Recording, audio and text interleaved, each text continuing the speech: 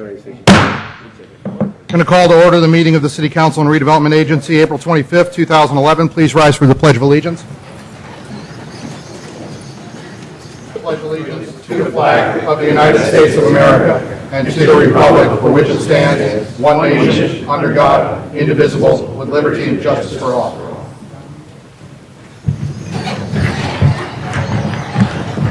Item number 2, changes to the order of the agenda. Mr. Maltby. No changes to the order of the agenda this evening, Mr. Item Mayor. number 3, reports from the closed session, which we didn't have. No report.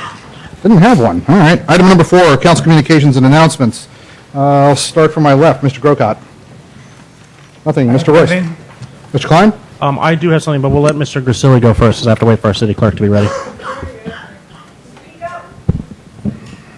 We can't hear you back here. We're not talking.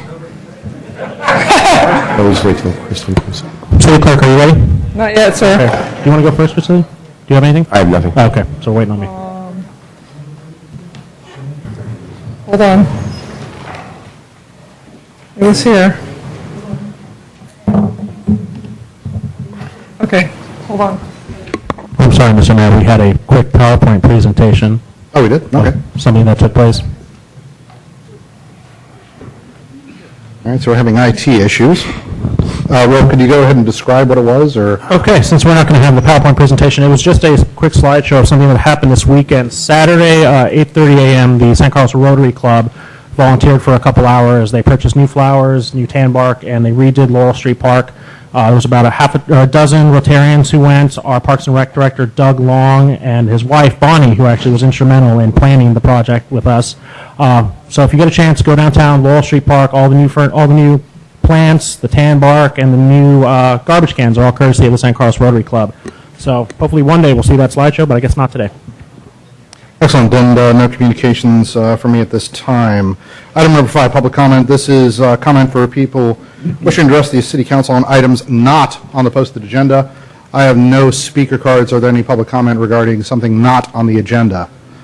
Seeing none, moving to item 6, approval of the consent calendar. Consent calendar items are considered to be routine, be enacted by one motion. There'll be no separate discussion on these items unless members of council, staff, or public request specific items to be removed for separate action. Gentlemen. Mr. Mayor, I'd like to make a motion to approve the consent calendar. Second. And we'll take that without objection. Reports to council. Mr. Maltby.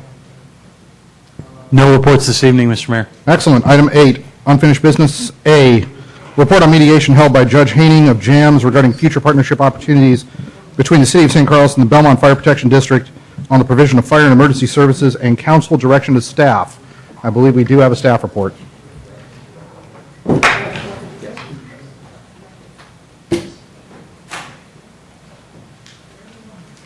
Okay. We can do it next time.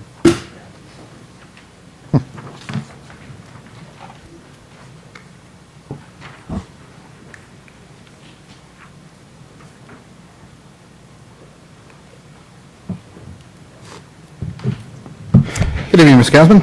Good evening, Your Honor, members of the council, members of the public. My name is Joan Castman. I serve as special counsel to the City of San Carlos with respect to some of the fire service issues that have been before you. You have asked for a report on the mediation, and I offer you the following. Representatives from the cities of San Carlos and Belmont met all day here in City Hall, Friday, April 22nd, 2011, in a mediation that was facilitated by retired Justice Zerny Haining. Justice Haining sat on both the San Mateo Superior Court benches and the Court of Appeal in California. His career as a justice has spanned over 20 years. He now serves JAMS as an expert in alternative dispute resolution. He is the person who was chosen and selected by the County of San Mateo and proposed to be used as a facilitator for this particular mediation. The purpose of the mediation was to explore with Belmont opportunities for future partnership in the provision of fire and emergency medical services. Justice Haining was very skillful in listening, questioning, and probing issues and concerns that were raised by both parties. The proceeding continued for over 9 hours. The City of San Carlos believes that the process was valuable in enhancing the communications between the parties, and we extend our appreciation to Justice Haining for his devotion of time and services, and to all those who participated for the City of Belmont. At the end of the mediation proceeding, the parties issued the following statement. The cities acknowledged they did not reach agreement today due to issues unique to each city. Each is now pursuing separate fire services effective October 12, 2011. Both cities remain open to regional cooperation with all of their neighbors to pursue cost-effective, high-quality life safety services for their communities. Each city wishes their neighbor the very best in the future. Thank you, Your Honor. That concludes my report. Thank you. Through the chair, could I ask Ms. Kasman any questions? Or Mr. Grisilli? So, Ms. Kasman, are you able to divulge if there were items that we agreed on or disagreed on? The mediation actually was conducted in a confidential setting, and I don't believe it would be appropriate to divulge what was discussed. And then what you're saying is both parties decided that no more mediation would be helpful? I believe that both parties came to the conclusion that is represented in the statement, that the mediation proceeding itself had reached its natural end. Okay. Thank you, Ms. Kasman. Any further questions for Ms. Kasman? Chair will entertain a motion. Mr. Mayor, I move that we accept this report from mediation and that we further reaffirm our previous commitment to the dissolution of the Belmont San Carlos Fire Department effective October 12th, 2011. I'll second that. Further discussion? Go ahead. You want to say anything, or You're reaching Okay. for the mic. Thank you. I'm sorry. I won't be voting for this motion. I appreciate, by the way, I want to make sure that I compliment the mayor. 9 hours, 9.5. I can only imagine how difficult that was, and I appreciate that. And I appreciate Belmont's participation in this mediation also. I won't be voting for this because, quite honestly, as you know, I'm trying to keep it together. So anyway, but I appreciate the effort that the mayor made. Further discussion? Seeing none, roll call, please. No. Sorry. Councilmember Grocott? No. Councilmember Klein? Yes. Councilmember Royce? Yes. Mayor Amon? Yes. Item 8B, consideration of a report on fire and emergency services in San Carlos from Tridata and city staff, and direction from City Council on selection of a fire and emergency services provider for the City of San Carlos for the services starting later this year. Before we move forward, I know Mr. Mora is going to be giving a report, as will Tridata. Let me outline how we are going to be conducting this evening. I'll be giving more direction as we move forward, but the anticipation right now is that we will take the staff report. We will take public comment. After that, I will speak about how we will conduct public comment at that time. When public comment is concluded, I expect that there will be staff questions that will be directed to Tridata and to staff. So with that, Mr. Mora. Thank you, Mayor and members of Council. Brian Mora, Assistant City Manager and Project Manager for this item. Tonight we come to you after a year or more at this process. The Council will recall that this process began in March of last year when you had 2 study sessions during your 2010-11 budget to discuss ways to address the city's $3.5 million structural budget deficit. As the Mayor indicated tonight, I'll make some introductory comments. We're giving Council copies of the slide deck. You'll see some of the material from last meeting. This is there. Most of it is there for your reference. We'll go through some new information tonight, and then I have both Steve Bresler and John Montanaro from Tridata, as well as Joan Kassman, who you just heard from, our special counsel on fire, to go through the items. So let's talk about the city's budget challenges, where we've been since last March and where we are. As you undoubtedly remember, a year ago, the city had a $3.5 million structural deficit, and the City Council was given 2 paths or 2 choices: to have further reductions in services, which the police chief and others advised you would significantly impact services to your community, or B, to pursue some contract and employee concessions, and you chose the latter. Since that time, excuse me, 3 of the 4 items in that path have been completed. City employees have given 5 to 8% of their salary and benefits back. That includes the managers, that includes all the employees, and it even includes 2 of the council members who have gone this year without any salary and benefits. Next, you contracted out park and landscape maintenance. The target was to save $500,000 a year. The city achieved that target and actually received even better service than it had before under city forces. Next, you looked at police, and you contracted out police with the county sheriff's office. That contract started last November. And once again, you were able to not only achieve the $2 million a year target you set, but you were able to actually improve service and reduce costs. Now we come tonight to the final of the 4 steps, which is to look at opportunities for fire services that are effective on October 13th of this year. And your schedule shows for you potentially to make a decision on a new service provider starting on that date. The target amount is $1 million a year savings. As you will notice, the challenges that we had in the fire area is that of all the city functions, fire over the last 5 years had the largest increase. It increased over 30%. At a time when city revenues are flat or falling, it was clearly not sustainable to continue down this path. We also saw salary increases of 18% over the last 3 years for the firefighters, and the unionized fire employees far outstrip any of the salary increases for any city employees or any other individuals working for the city. As council well knows, the 2 fire commissioners, Mr. Klein and Mr. Ahmad, last year asked for salary concessions by the fire union, and they were rejected. In terms of the fire JPA, this year, neither San Carlos or Belmont decided to pay the full cost of fire. The city's full cost would have been $7.1 million. You paid $6.3 million and got an $800,000 subsidy this year out of the fund balance. Belmont did the same.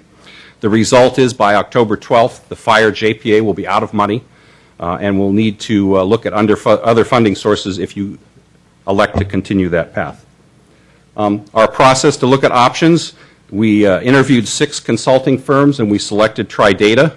The Tridata folks are represented here tonight. Each of them has over 40 years of experience in the fire profession. They issued a report to you on October 18th of last year. You had a study session and discussed your options for current and future fire services. Later that week, we issued a request for proposal. That RFP, as they call it in the profession, was extended 3 times at the requests of the City of San Mateo, CAL FIRE, and the county. And there was some benefit in those extensions because it provided time both for the city staff to cooperate with Redwood City on a so-called hybrid option, which is one of your preferred alternatives tonight, and also the extension that the county asked for to consider whether or not to give you a CAL FIRE proposal also provided an opportunity for Wackenhut Services to give you a proposal, and that is the other recommended finalist by Tridata tonight. As you see, the RFP deadline was April 1st, and the copies of all the proposals are in your packet tonight. Last week, you heard presentations from the 4 proposers. You heard the Griselli Bridge proposal from one of your colleagues, which would keep you in the JPA for 2 years and then revisit this process a 3rd time at that time. You heard a standalone city fire department option from the city staff, which would save you $1 million a year and meet your target. You heard the Redwood City folks both talk about an original proposal, which, because it excluded a number of costs, was not clear whether or not there would be appropriate cost savings. Could you hold? Is there some device in here? Oh, your speaker's going on.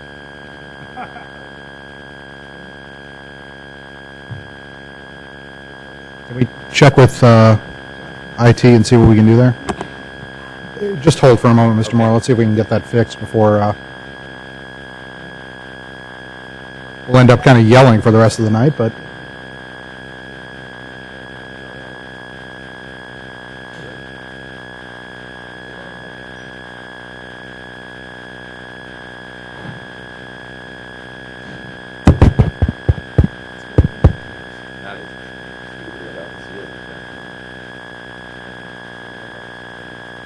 We may have to deal with the...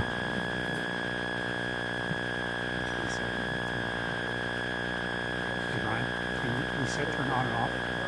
Beg your pardon? On and off. I think she's doing that in the back. Just going to check it. Reboot.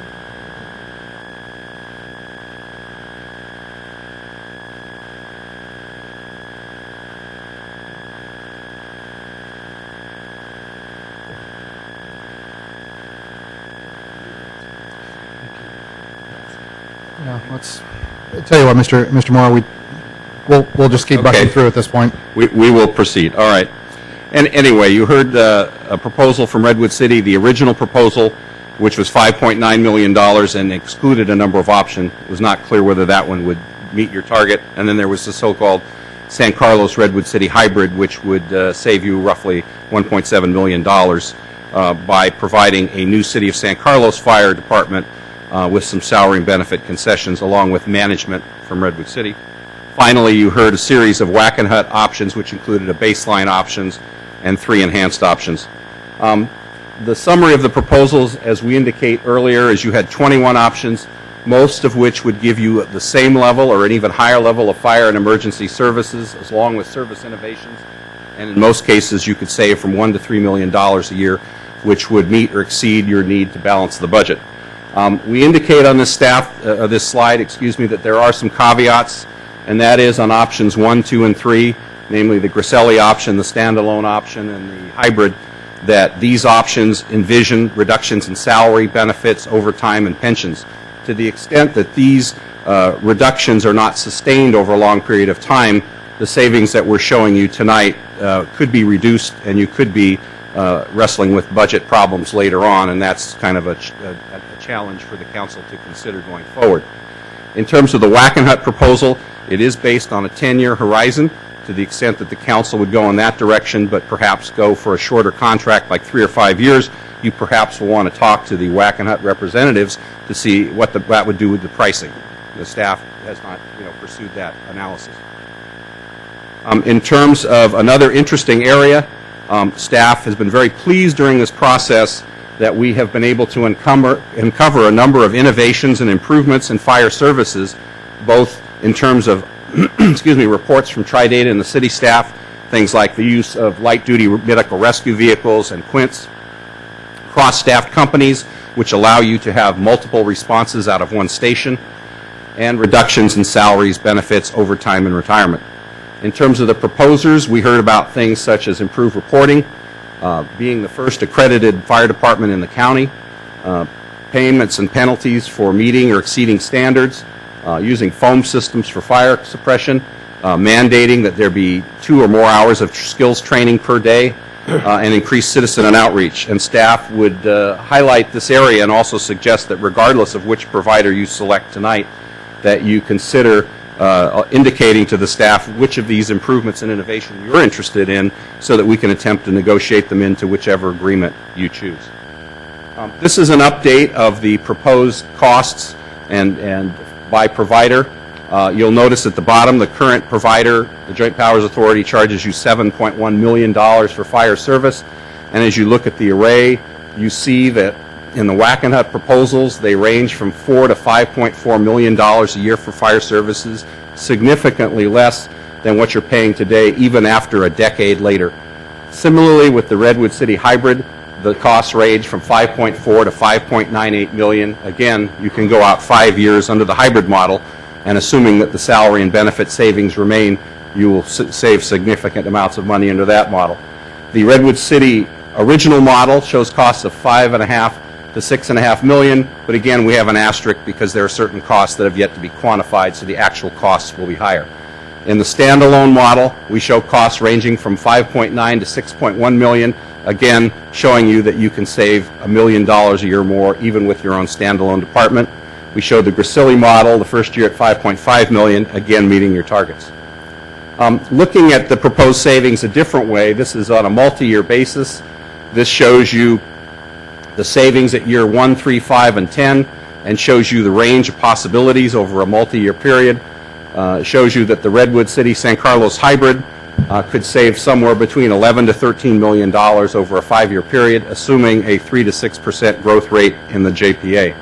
Similarly, using the Wackenhut Deluxe option, which is the most expensive option, you could save anywhere from $14 to $16 million over a 5-year period and $32 to $44 million over a 10-year period. We've also added tonight a so-called apples-to-apples comparison at the request of Tridata. They point out quite accurately that the Wackenhut proposal compared to the staff report is the most expensive one. It is not the one that's comparable to the hybrid.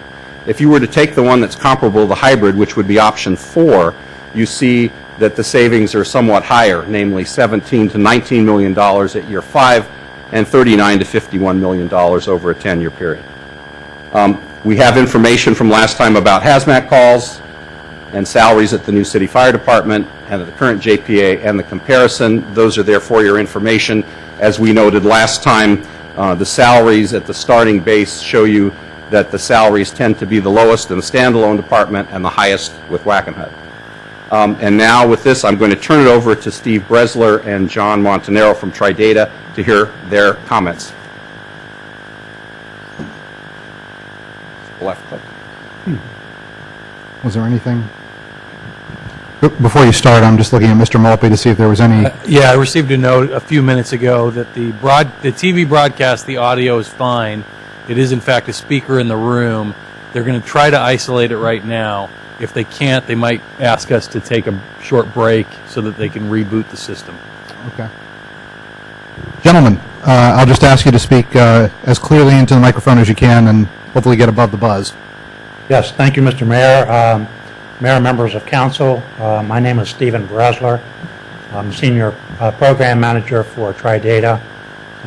We're a consulting firm specializing in fire and EMS consulting based in Arlington, Virginia. And with me is John Montanaro. John is a senior consultant for Tridata based in the Bay Area. We have just several slides to go through for you tonight, but I did want to kind of open by saying that we want to thank the city for entrusting to us, the possibility of conducting this study. We have been in the business of providing independent reviews just like this for 29 years.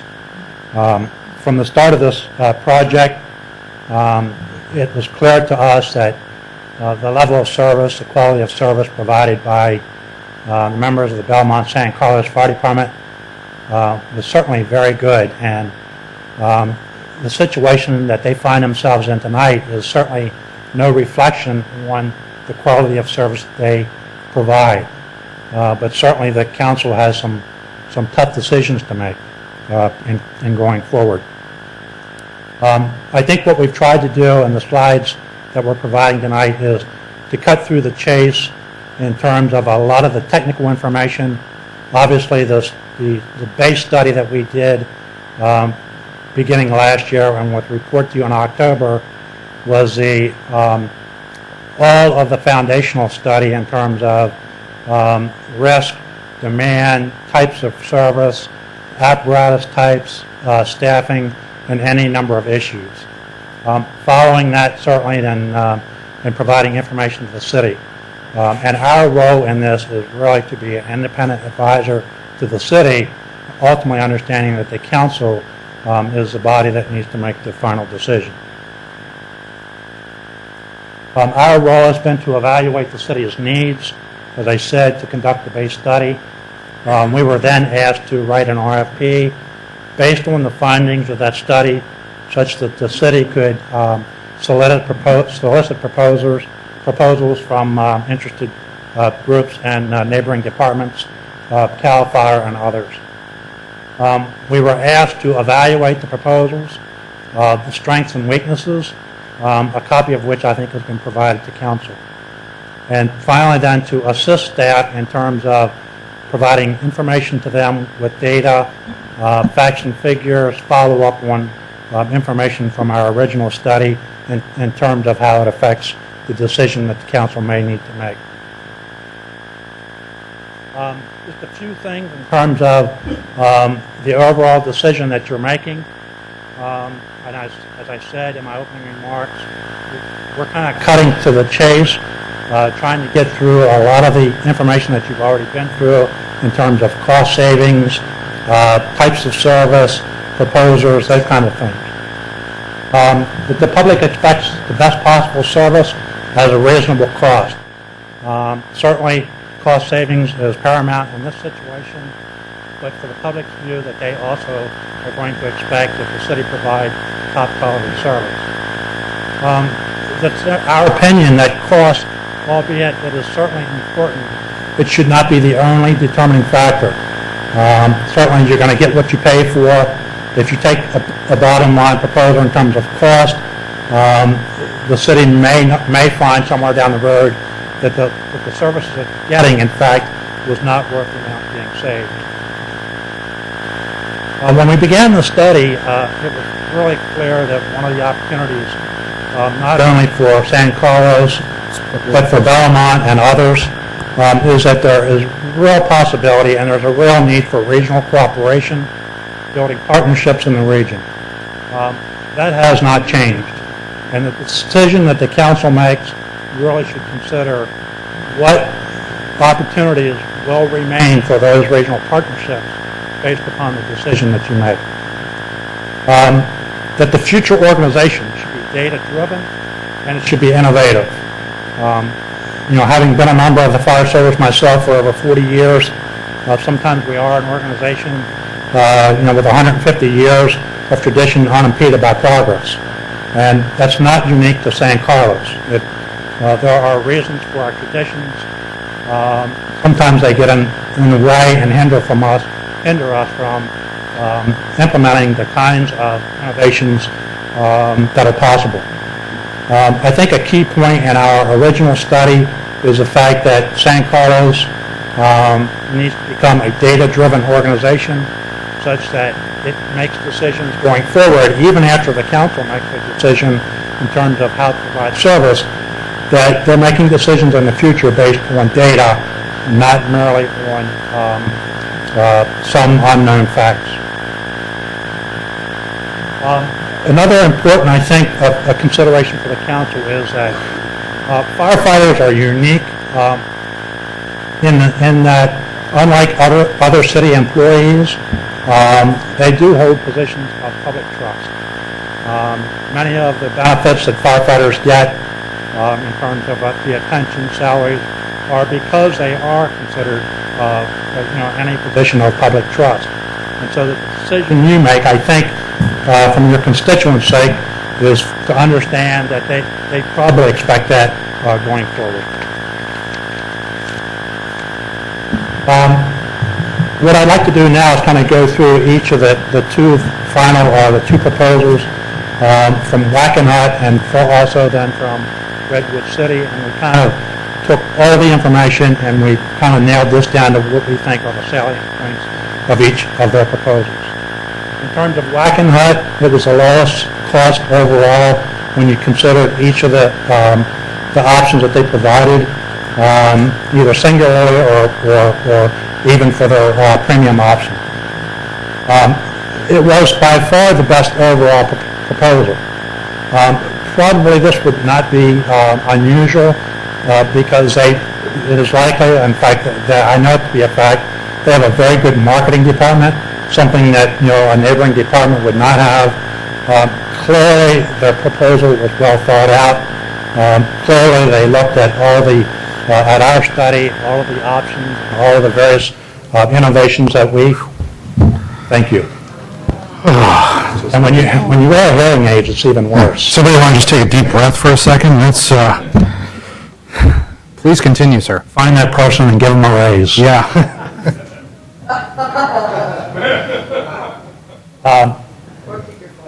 But also, I would ask if you would step a little closer to the microphone. But clearly, it was the best overall proposal.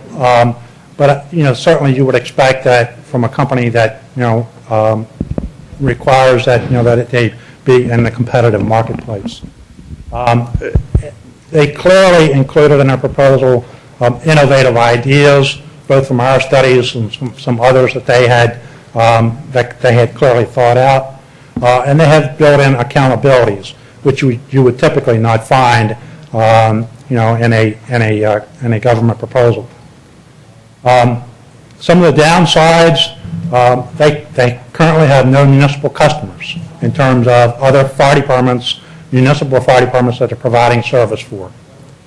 That the business model that they use is really conducive to public facilities, airports, military installations, government facilities. And if we thought about this, we think that this is important because, as I mentioned from the first slide, in looking at a municipal fire department, you're looking at the situation in terms of firefighters having a position of public trust. If you were to go to a military facility, an airport, another installation like that, you are not assuming that it's your property, that you are entering another domain. So their business model kind of reflects that. In terms of if a decision were made to contract with Wackenhut, there are, as of now, unclear legal questions. And if the choice were made for Wackenhut, the city is assuming the risk for for those potential legal questions, and ultimately the cost to resolve those could exceed or certainly reduce some of the savings that you had anticipated. It is doubtful. I can't say that it's certainly not possible, but it's highly doubtful when you consider Wackenhut being a private entity. Even Cal Fire, which is a state entity, there's no other service provider like that in the Bay Area. So it's doubtful that it's going to lead to other regional partnerships. And clearly, from the beginning of this study, looking at the overall situation in San Mateo County, the issues, with looking at Redwood City and others that have revenue issues and cost increases that they're dealing with. Benefit to the city at this point in time is looking how to possibly capitalize on additional opportunities for regional cooperation. That's a downside. For the city, their proposal, is a 10-year proposal.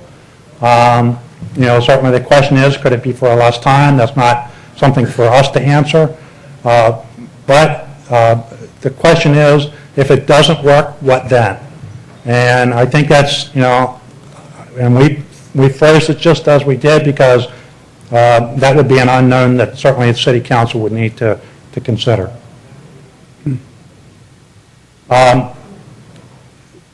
Nationally, I will tell you that private contracting for fire services has not been overly successful. Rural Metro is probably the best known firm that's provided fire services contract in the Arizona area mostly. They are certainly well known for their ambulance transports, very successful in that market. But overall, in terms of local fire services, private contracts have not been particularly successful. For Redwood City, for the hybrid proposal, it is really the next lowest cost. They provided a good overall proposal, and with some prodding and some meetings, they kind of come back and offered different ideas, which makes sense for San Carlos and for them. It's a known entity, and it's certainly your neighbor, which has similar kinds of issues dealing with revenue and cost issues. It is the same type of operation that you're operating now under your JPA. And Redwood City is also a partner that desires to certainly reduce cost. The downside is that it may not be totally up and running in 6 months. The clock is ticking. Wackenhut says that they can be up and running in 6 months. Redwood City, not so sure. So some contingencies would have to be worked out to make that to make that possible. Also, to be fair, up and running can be in phases. Everything doesn't have to be up and running right from the onset. So there is a way to phase it in. First, you want to get your emergency response and then look at all the other issues like data collection.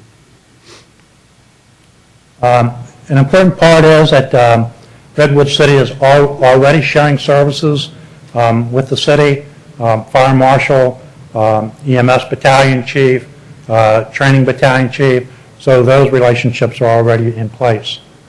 The future costs are higher, and the future costs, there are some unknowns in terms of salary increases, changes in bargaining unit agreements that could impact the city further. On the plus side, one of the benefits for Redwood City is the fact that that model in terms of a federation is already being used in the county and North County. Highly successful, folks working together, so it's not a model that, it's kind of like, let's try it and see what happens.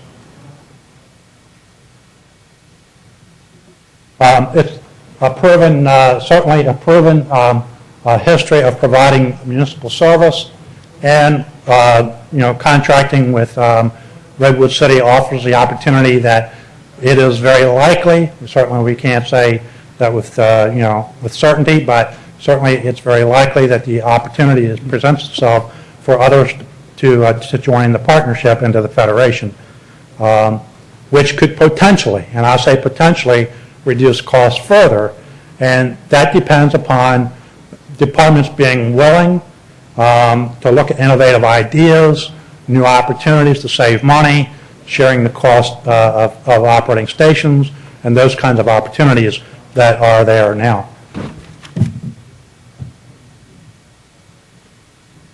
Thank you, Mr. Mayor. Anything further with your report? No. Great. At this point, we will take public comment. Let me explain how we will do this. We've got a number of speaker slips. If folks do want to speak, please get your speaker slips here as quickly as possible. What I will do, there is tape outside of that door and tape outside of that door.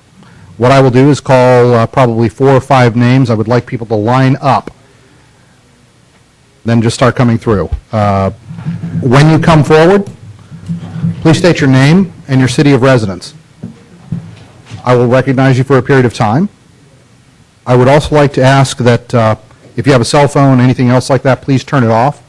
A number of folks have come from a long distance, and part of our job on City Council is to make certain that we can hear your comments and hear them clearly. We want to respect the fact that you are coming here to give us your opinion. We want to ask you to respect the fact that people are coming up and we want to hear them. I would also state that, again, please let's conduct ourselves with the appropriate decorum. If there are any issues, I will not have any hesitation to have people ejected.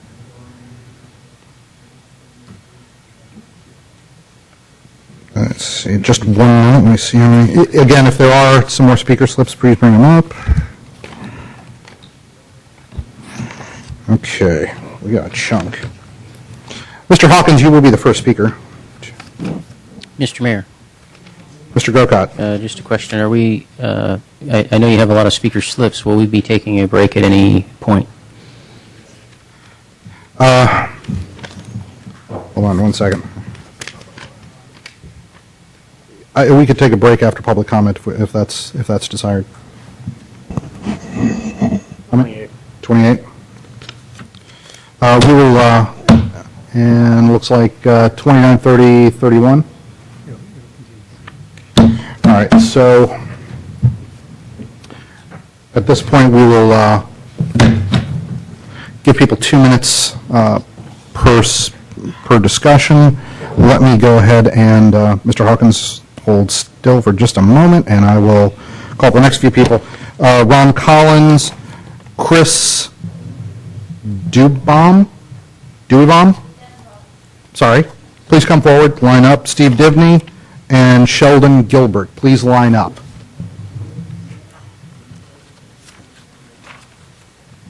Are you ready? Good evening, Mr. Hawkins. Please state your name and city of residence. Thank you. I'm Ed Hawkins. I live in El Dorado County. I'm the president of the San Mateo County Firefighters Union. Before I begin my comments, I want to clear up one misrepresentation that's been repeated year month after month after month in these meetings about the firefighters and their unwillingness to take contract concessions. For the record, I wrote to Randy Royce a year ago and suggested the idea. I've talked to many of you privately and suggested a 10% cut in total compensation. I've then put the proposal on the record, and the city manager has the letter. So it's difficult for us to sit by while he sits here and tells you that we asked the firefighters for concessions and they refused. That's flat out not true. For those of you who had not done the math, I'll tell you that a 10% total compensation reduction that would have been workable for both the cities together would have represented around $20,000 per year per employee. One of you has said in one of the blogs recently that that's peanuts. For us, in our reality, that's a lot of money. Perhaps in a city government of this size, it's not, but it is a lot to us. So I hate to see that concession proposal, those ideas we presented, go by unnoticed and misrepresented by your staff in their reports to you. Now you look at these proposals, I want to make a couple comments about Redwood City's hybrid proposal. It will work. We will help you make it work. It can be up and running. However, it is wrought with problems of inefficiency and poor morale. We've seen it in the North County model.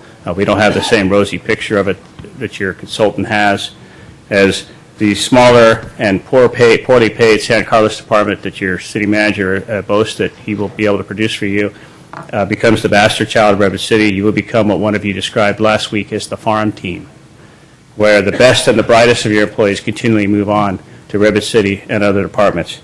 However, it can work, it can be operationally workable, and maintain that public trust that your consultant spoke about. The full contract with Redwood City avoids all these problems. The full contract with Redwood City has a 16% overtime factor that a small standalone department cannot guarantee. I'll ask you to conclude. I will. If I'm finished with my 2 minutes, I'll pass my notes to our next member. I understand you want 2 minutes at a time. We'll have our members come up one at a time to give Perfect. you Thank you very much. 2 minutes. Mr. Collins, the next speaker will also be Joe Capriani.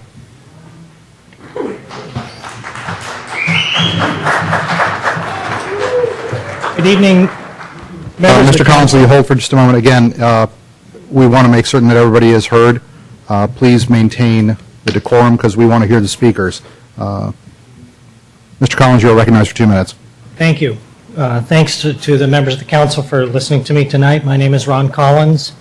I'd like to start by saying that my father and my uncle were members of retail clerks and butchers unions for decades, and my wife is a member of the CTA. So any comments I make are not meant to be anti-union. In fact, I would expect that if WSI hires our local firefighters, that they are union members, as they have indicated that they plan to do. Having said that, I'm here to express my general support for the WSI proposal. They offer fire protection services at a significant savings to the city of San Carlos. There's nothing illegal about a city contracting with a private entity to provide fire services, as has been suggested. I looked at Section 38611 of the California Code, and it says, in part, the legislative body of a city organized under general law shall establish a fire department for the city. Additionally, there's nothing else in any other section that I've seen that says anything about a city being required to use a public fire authority. It says they may, not have to. The other arguments against WSI's proposal have taken events out of context and assigned the incidents to WSI that are actually attributable to a company owned by another corporation. As far as the city being sued and losing, as I saw in an article in the paper, does anyone think a legal counsel to a city would even recommend the consideration of an illegal proposal? Now, I understand political realities, and WSI may represent too much of a change for San Carlos to handle at this time. I also realize that their lack of experience at managing a municipal fire department is a big issue. But San Carlos is not a large federal agency. It's not a large U.S. city with decentralized oversight. We can monitor any agreement we enter into and terminate their services if they do not perform satisfactorily. Recognizing that, if the council decides to go with the Redwood City proposal, I encourage you to make sure we get a strong agreement that represents significant savings to our city. Thank you. Excellent. And right on the 2 minutes. Chris Dubaum, followed by Steve Divney, followed by Sheldon Gilbert, followed by Joe Capriani, followed by Michael King. Sir, state your name and city residence. Good evening, council members. My name is Chris Denenbaum. I'm a resident here of San Carlos. Thank you. You're recognized for 2 minutes. Thank you. So I'm here to ask you to seriously reconsider contracting our fire services through Wackenhut. I believe that any of the other options on the table would be a better fit for our community than a private for-profit agency. I think it's important to keep our public agencies public. And what's our next step? Blackwater for police services, Halliburton to handle our public works. I mean, who should we contract our public school teaching to? And you know, I wrote this little speech, and I don't know. I don't think I'm just not going to read it, but I'll just say that I have all these. I did a little research on one of the members who's at the core of this proposal, Rick Ty, who was supposedly formerly a fire chief here in the county, and I have some serious misgivings at his involvement here in the county. All these different. So I found a lot of information that that was just kind of troubling to me as a member of this community. That he would once again be kind of operating in our county again, and it's. I guess the bottom line is that I can't speak about Mr. Ty's character. I don't know the man, but I can say that some research shows that he's had a pretty checkered past, and that he would not be my choice to lead an organization that protects my family. And I'd like this council to consider any other option than Wackenhut for our fire department. Thank you very much for your time. I appreciate it. Thank you. Steve Divney, followed by Sheldon Gilbert, Joe Capriani, Michael King, Davis Perkins. Mr. Divney. Good evening. Steve Divney, San Carlos. Thank you. You're recognized for 2 minutes. Thank you. Difficult decision, and I'm going to take kind of a 50,000-foot view. I hope that in your deliberations you are concentrating on what's right for the city and not who's right. Some of the materials we've seen out there, you've definitely peeved some people, which means you're probably doing a good job in the process as far as getting to the bottom line. So some of the criteria that I hope you're considering are sustainability of whatever that solution is. We need to be able to, as taxpayers, know what we're going to be paying over what period of time. Accountability is another one that I think is a very important factor. Accountability to the taxpayers, accountability to the firefighters, and accountability for those services that we contract for, irrespective of whether it's a private entity or some hybrid model or some other public model that's considered. And the last one is predictability. We have that in the current process and the current structure. We know that it's not sustainable. It's predictable in that way. But any new structure we have, we need that predictability. So what's down the line, 5 years, 10 years, et cetera, and be able to be flexible and know what's in that scope of work. So I hope those criteria are considered when you're deliberating. In my personal opinion, I think Wackenhut probably is the best trade-off for not an easy situation. So thank you. Thank you. Gentleman yields the balance of his time. Sheldon Gilbert, followed by Joe Capriani, Michael King, Davis Perkins, and Jim Kobe. Mr. Gilbert, your name and city Mayor and residence, Council, please. my name is Sheldon Gilbert, Fire Chief for the Alameda County Fire Department, but here in the capacity as the President of the California Fire Chiefs Association for the state of California. And I commend you for looking for ways to do things more efficiently and more effectively, because certainly as a fire service, as a statewide entity, we are doing that up and down the state. But I would like to say that everything that's been discussed here, and I've heard a lot about innovation and new things, aren't innovative and aren't new. They are, in fact, being done up and down the state. There are municipalities working together in regional cooperative models that use light-duty vehicles, that use foam. When I came in a few decades ago, we used to use high-pressure hose lines and stopped using them because they were, in some instances, a safety issue for firefighters. So all these things have been looked at, and nothing that has been introduced in the Wackenhut proposal is new to this industry. As far as the services that are being offered, I would say, and this is coming from an individual who oversees 4 municipalities, 5 unincorporated communities, and 2 national laboratories. And as the consultant said, there's a difference between industrial fire protection and municipal fire protection. There's a difference in how it is monitored, how it is regulated, and operationally how it is handled.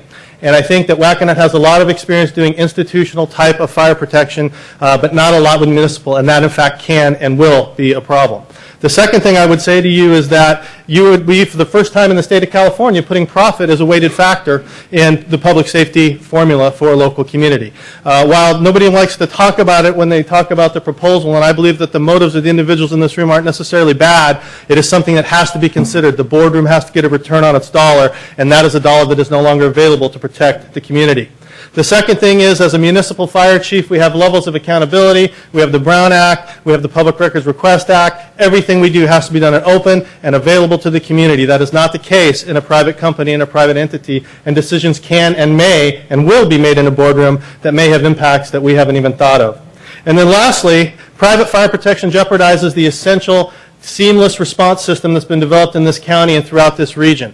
I did some research in Arizona where private fire protection did exist for a number of years in Scottsdale, and talked to the San Jose fire chief, who was the fire chief of Scottsdale, when they went back to municipality. And in fact, those automatic aid agreements happened around that fire protection, and they had very limited mutual aid coming in and out. I'm afraid that would repeat itself here and send your system backwards to where it is. Finally, I would simply say that this municipal option is something that can work as a hybrid and can ultimately move into a full regionalized product. And we took over a national laboratory that's Thank you. The nuclear in gentleman's nature time has in expired. 90 days. Joe to do it. Capriani, followed by Michael King.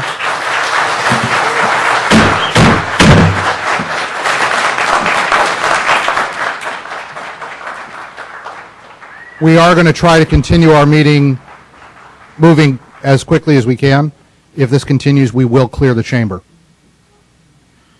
Joe Capriani, followed by Michael King, followed by Davis Perkins, followed by Jim Corby, followed by Tony Slimick.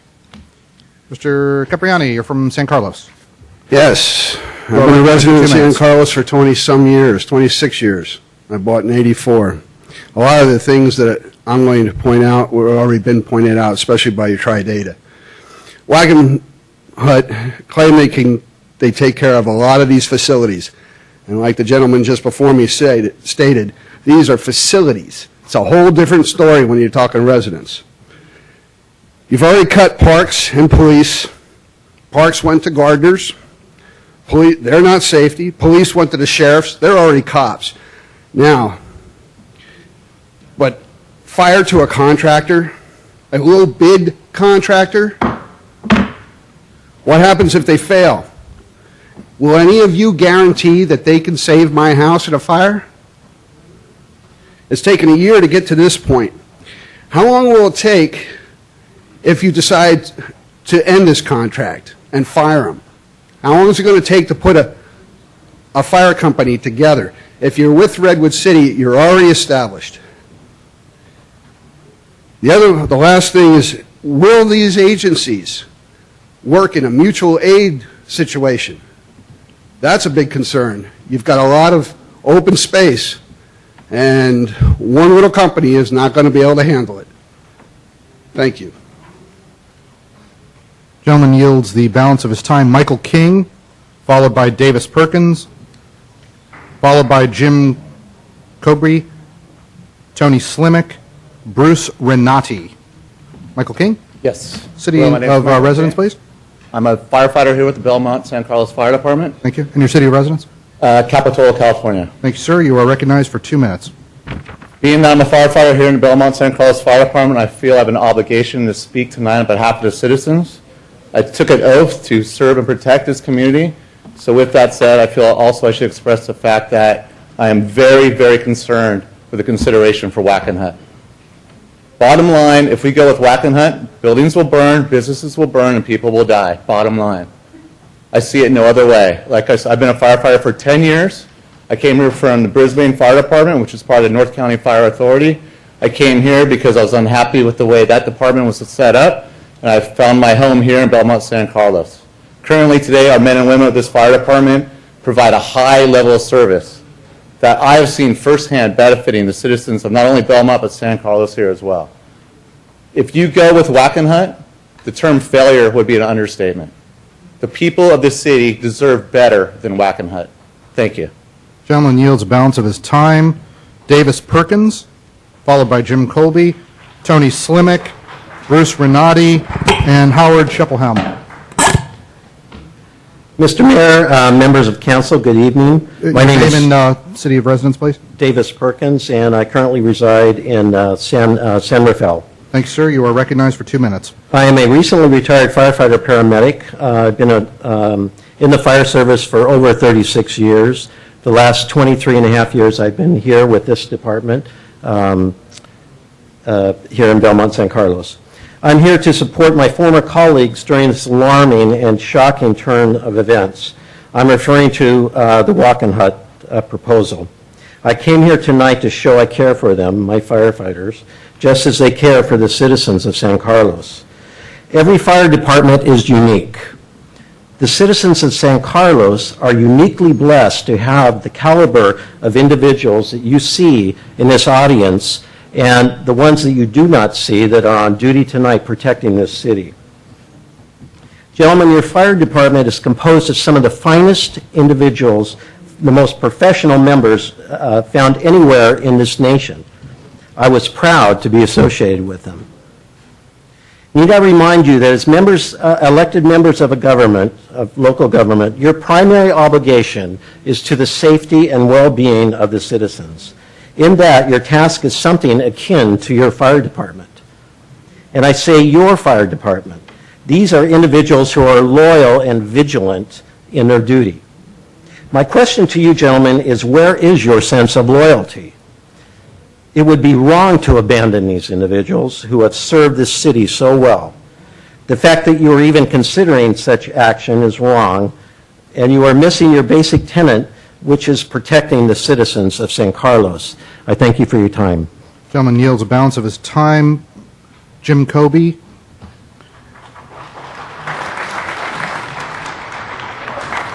Followed by Tony Slimek, Bruce Renati, Harold Scheppelbaum, and Chuck, looks like Lax. Mr. Kobe, could you spell your last name, please? Coby. C-O-B-Y? C-O-B-R-O-I. I'm sorry. That's all right. I don't write too good, I guess. No problem. I just And want you're a to resident of San Carlos? Yeah. I've Thank you, lived in sir. this city since 1962, and I was very proud of it all these years. Now, I can't understand how a for-profit business can make a profit over a non-profit. There must be something behind this. They may want to have started a track record of municipal fire things. Even if they lose money, they'll eat it.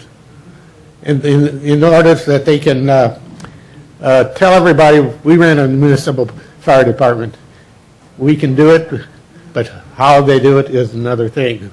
I really don't trust them to take care of me if I have an emergency, get there in time, or if the house catches on fire and 10 seconds later and I'm trapped inside, well, you know what happens. So I was hoping your Tri-Data did a background, I guess they did do a background check on their municipal fire department that they supposedly ran, and then apparently they did. And it didn't sound good. There's also another thing. There's a thing called bait and switch. They're baiting us with a low price. And maybe 2 or 3 down the road, they're going to have to come back to you and say, well, we're losing money. You've got to pay us more. So who knows what their motives are. Thank you. Thank you. Gentleman yields balance of his time. Tony Slimek, followed by Bruce Renati, followed by Howard Scheppelbaum, Chuck Lax, and Stephen, I believe it looks like Melt. Mr. Slimek? Good evening. And city of residence, please. Tony Slimek. I'm from Pleasanton, California, former firefighter here in the city of San Carlos. Mr. Slimek, you are recognized for 2 minutes. Thank you. Honorable Mayor, Council, and staff, thank you very much for allowing us to speak tonight. You know, about a year ago, I sat in front of this council, and I made a statement, and I think, Matt, you remember my statement quite clearly. And I said that if we want to walk far, let's walk together. If we want to walk fast, then walk alone. This union is still prepared to walk together. Our firefighters are committed. But in the recent months, and with this Wackenhut on the table, this is a direct threat. Wackenhut has no experience in firefighting, as you all well know, and they have several atrocities that are well documented throughout the internet. They have a dismal pattern of submitting false invoices, abusing public employees, and performance incompetence. And now they're hoping to convince you to sign a 10-year contract. And I think that's a bad business move. As businessmen, I think that you would understand that this should be factual based. And as our general president and the president of the International Association of Fire Chiefs has pointed out, if you vote for Wackenhut, you'll be doing so knowing that they have made false claims already in their first bid of contract.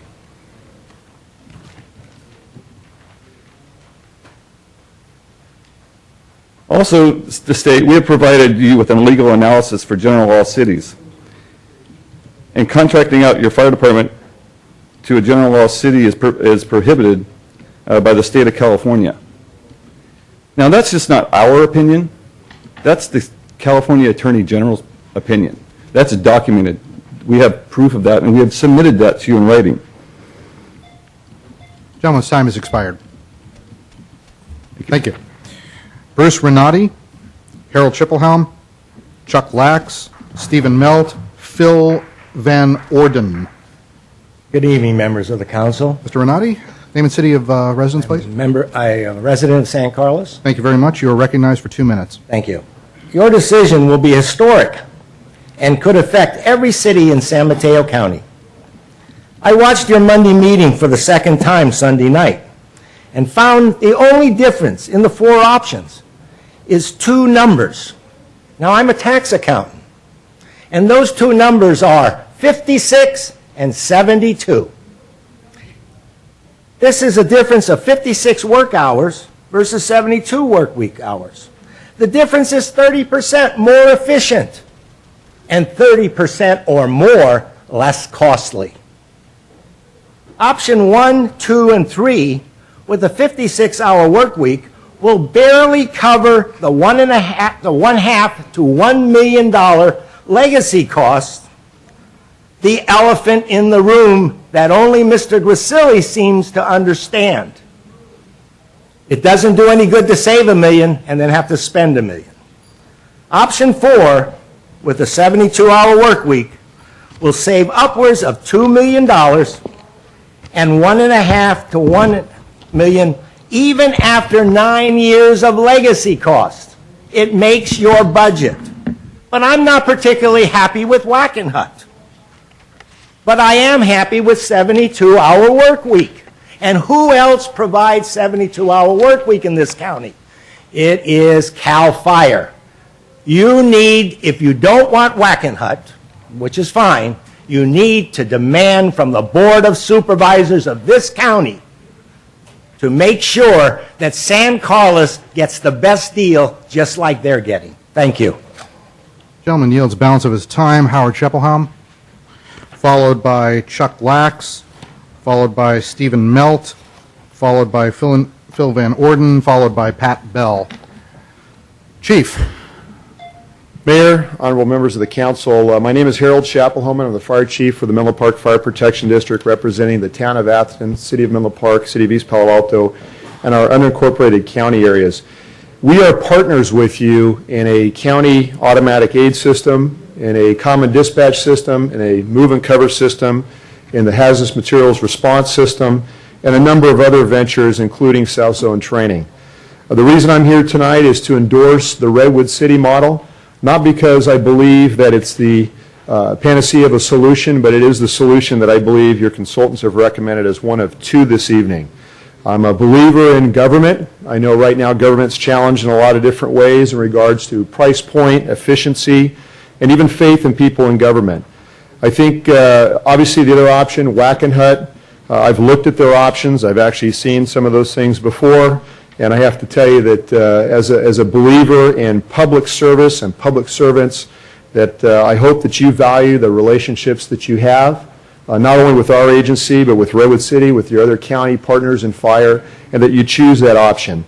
Even if you choose the Redwood City option, I would encourage you, your consultant has mentioned that there needs to be a broader look at fire services in San Mateo County. I would hope that you would continue this beyond this meeting, beyond your decision, because we need the 40,000-foot look at what's going on in San Mateo County. You may net out benefit for your own needs today, and I understand that, but there's a bigger look that we have to take a look at. And finally, there was nothing wrong with the Belmont San Carlos Fire Department.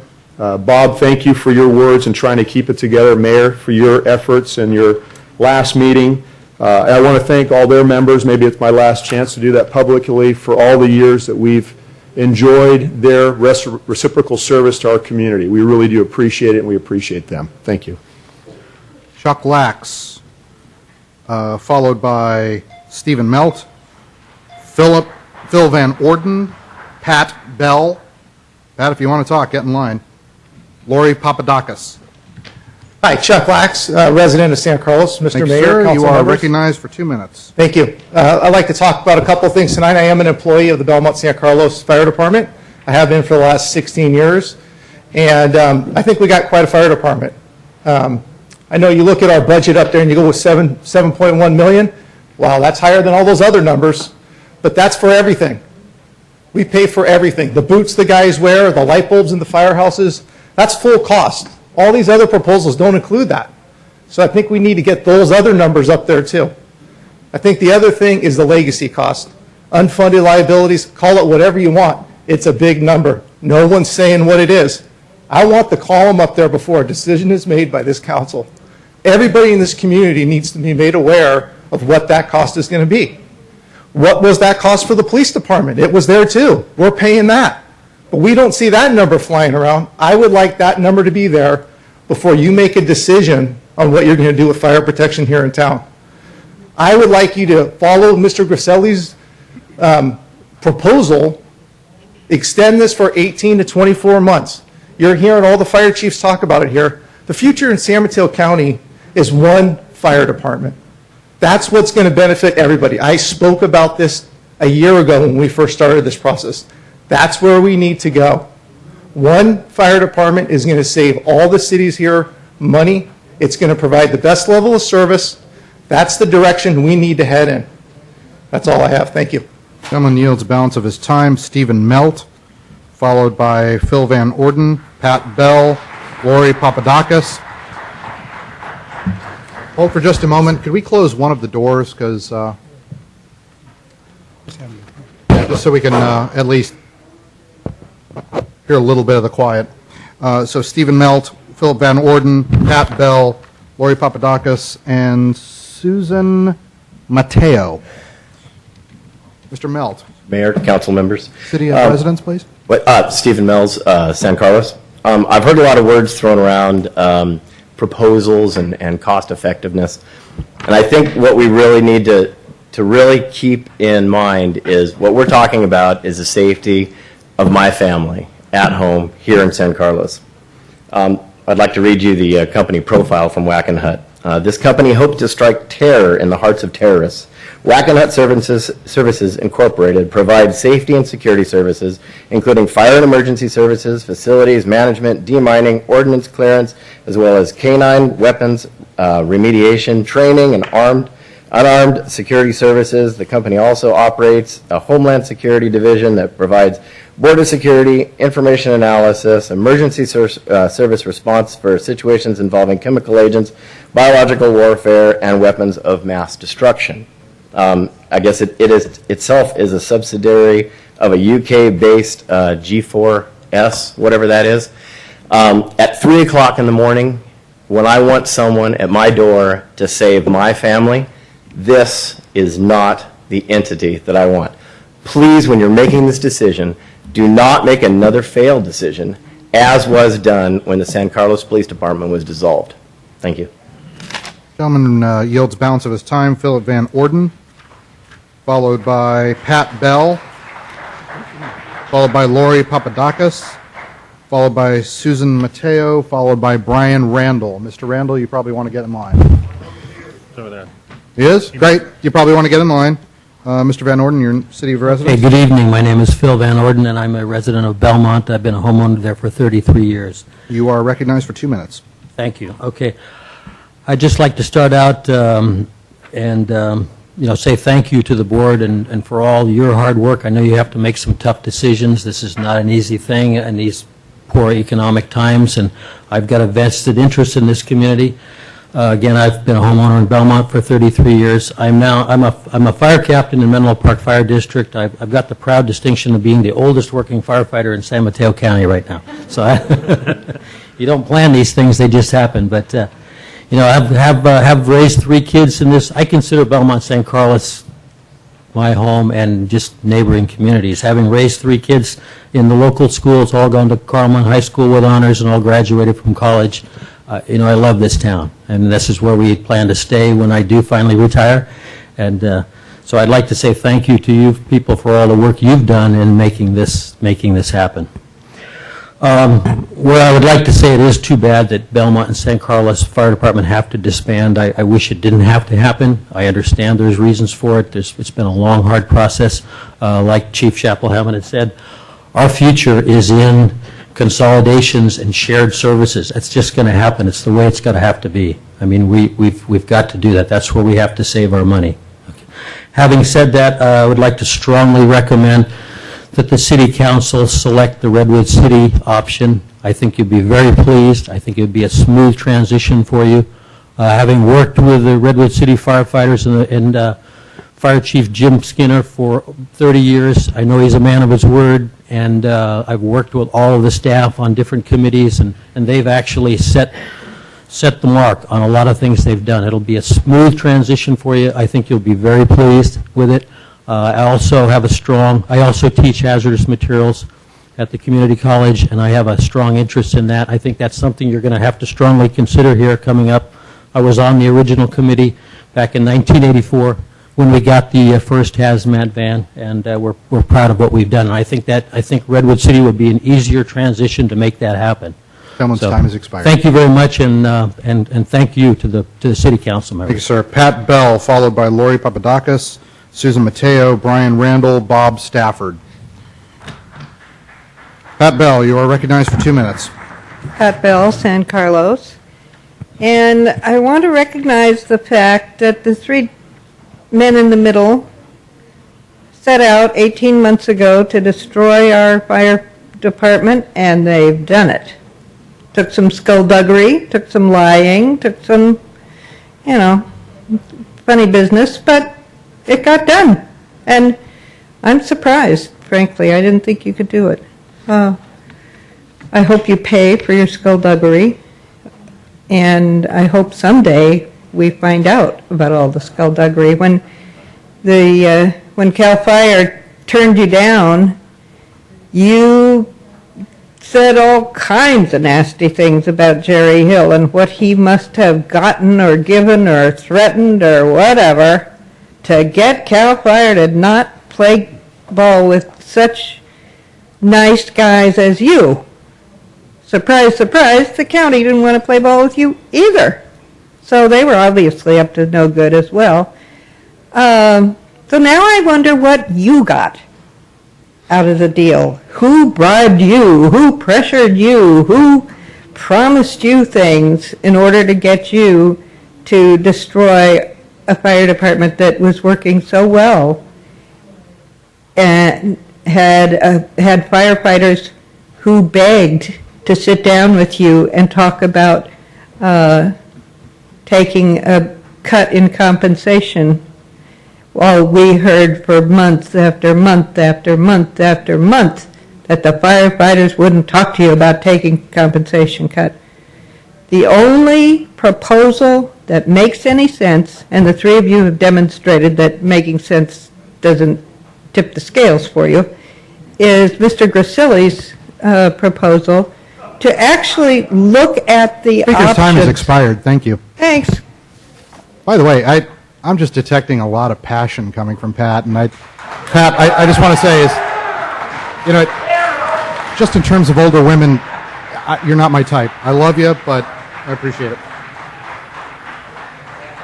Lori Papadakis. Hold on just a moment.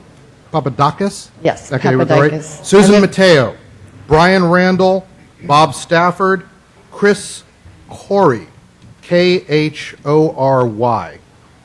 Please get in line. Madam, your name and city of residence, please. Lori Papadakis, San Carlos. Thank you. You are recognized for 2 minutes. In 1995, I left my house for 20 minutes. When returning, I found 2 fire trucks at my house here on Cedar Street, putting out a fire that started in my bathroom from a towel covering the light fixture. Thankfully, my daughter was next door. The San Carlos Fire Department saved my house, less a few minor renovations. I have a personal loyalty for the City of San Carlos firefighters and hope you can find a way to save these important men and women and keep San Carlos a wonderful, safe town that I've enjoyed for 31 years. I hope the same quick response time that we had will be there for others. Against Wackenhut. Thank you, Speaker. Yields balance over time. Susan Mateo, Brian Randall, Bob Stafford, Chris Corey, Shelley Kessler. Come on up, Shelley. Susan Mateo? Susan Mateo, last call. She might be in 207, so. All right, we'll call her back later. Brian Randall, you're up next. Bob Stafford, you will follow Brian Randall. Mr. Randall, you are recognized for 2 minutes. Mr. Mayor, City Councilman, my name is Brian Randall. I'm a resident of San Carlos, lived here 40 years and love it, except for what's going on now. Pat Bell and I have been coming to all the meetings, council meetings, and all the fire board meetings, and I agree with every word she's said. Now, you get what you pay for. When it comes to life or death of my family, I want the best, not the cheapest. Belmont San Carlos Fire Department is the best, and we have them now, but we've lost them. And we've lost them. The reason Belmont and San Carlos divorced was the hatred generated by the Harbour Industrial annexation 30 years ago. And that elephant should have come out a long time ago, but it's only just coming out now. My fire commissioners, Klein and Ahmed, with ex-Mayor Royce, assisted our Assistant City Manager, Brian Mora, and Assistant City Manager Brian Mora have consistently gone for the cheapest and only the cheapest. They wanted CAL FIRE and CAL FIRE only. They failed. Meanwhile, several offers were withdrawn. Now time is running out for our council. We now have Redwood City with a very good offer, but our 3-man council majority insists on scraping the bottom of the barrel, and they have found Wackenhut. The following is directed to Mayor Ahmed, Councilman Klein and Royce. You asked for and received the offer from our good neighbor Redwood City. Their firefighters and ours have worked together very well over the past 40 years plus. It's a perfect match. Go for it. Wackenhut is an unknown which does not have one city fire department in all of California. Are they going to practice on us? Wackenhut comes with so many red flags and warning bells ringing, I do not believe all 3 of you with a majority vote are crazy enough to sell us out. I hear its head office is in Denmark. Do not outsource. I want my tax money to stay in California.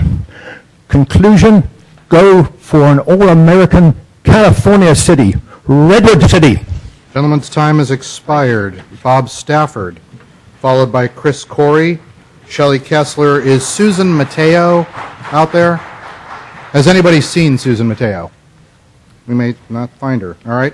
Bob Stafford. Good evening, Mayor Ahmad. Policy shift, paradigm shift is prickly. And we've experienced that over the last few years, and I think former Mayor Royce has been absolutely visionary in his quest, in his movement towards outsourcing. This is the future. What's missing from tonight's conversation, it's not the great people of the fire department. It's the systemic structure of unions today. When you have $400,000 going out in sick leave, accrued sick leave. I mean, if George Carlin was here today, that would be one of his 7 dirty words, accrued sick leave. This is not a sustainable model. If you look back in time, we started out as a volunteer fire department. Great people. We have great people today. The question is, what structure can we afford to house these great people in? Randy Camisar wrote a seminal book about 10 years ago called The Monk and the Riddle. And at the end of the book, there was a point where he said we cannot turn back towards progress. Silicon Valley has been made on full steps. A hybrid model is a hydra head. Chief Hawkins himself, an expert, has articulated that it won't work. Mayor Ira has his own opinion on this. So the question becomes, WSI has the structure in place that can bring us into the future. In 1984, the feds got rid of accrued sick days. They reduced a lot of payments. We still haven't done it locally. When you look at our city today, we have nothing for the youth. They're turning the lights off at 8:30. There's no mention of young people in this room tonight. What we need to look at is a future with a structure we can afford with great people. Thank you, Mr. Stafford. Chris Corey, Shelley Kessler, Susan Mateo, hope you're here. Last call, Jason Mansfield, Tommy Mota. Thank you. Ms. Corey? Chris Corey from Belmont since 1975. I'm also a retired South City Police and Fire dispatcher after 24 years of service. You're recognized for 2 minutes. Thank you. I do have a question that I haven't had answered yet. It may have on a prior meeting. I'm sorry. Will this new company be taking their own calls, or will County Communications continue to take the phone calls, the 911, the cell phone, the landline calls? We'll take questions at the end. After, okay, because that makes a big difference on what I was going to say.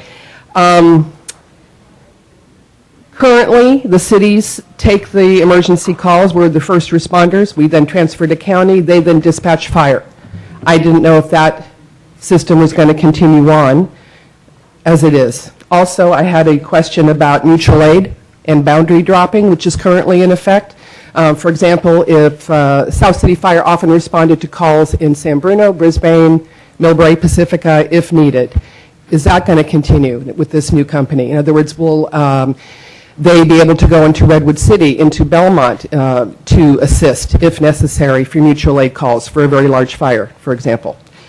Also, what about, I guess I'm mostly questions instead of comment, I'm sorry. What about the response time? Is it going to be as good as, or worse or better than it is currently? I'm mostly concerned about, I know that the guys and girls in the fire department love their city. They know the streets intimately. They know the businesses intimately, and even some of the residents very, very well. They know that elderly Mrs. O'Brien needs blah, blah, And I find it hard to believe that a for-profit business would have the same care that the citizens expect from their fire and paramedics. Thank you. Okay, thank you, and we'll try to get to those questions during the Q&A period. Shelley Kessler, hold on just a moment. Susan Mateo, this is your last call. Jason Mansfield, Tommy Mota, Michael Shaw. Shelley, great to see you. I'm so glad about that last speaker. She was perfect lead-in for my comments. My Senior name is Shelley Resident Kessler. I live in San Mateo. You are recognized for 2 minutes, Shelley. Thank you, and I'm so glad people gave back their time because I'm going to use that. So I'm the head of the San Mateo Central Labor Council with 110 unions representing working people throughout this county, including in this city, and people who live here as well, part of our community, and I want to thank all of you for the opportunity to speak here this evening. As you all know, San Mateo County is one of the most expensive counties in the country. Now, while we're talking about salaries and benefits, it's not just about what's currently here, but also what recruits and retains a qualified, competent, committed, and dedicated workforce to provide the services here in your city.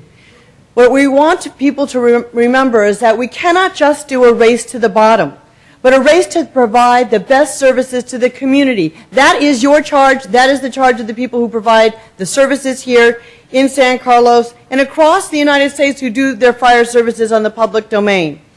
Current employees, as you know, average somewhere around 13 years, and you have people here with 25 to 30 years of dedicated public service. Their institutional knowledge, as was just mentioned, serves this community. These people know the geography, they know the population, they know the nooks and crannies, they know the elders, they know people who need help, and they're willing and able to respond in a moment's notice, including putting out a fire to save somebody's house.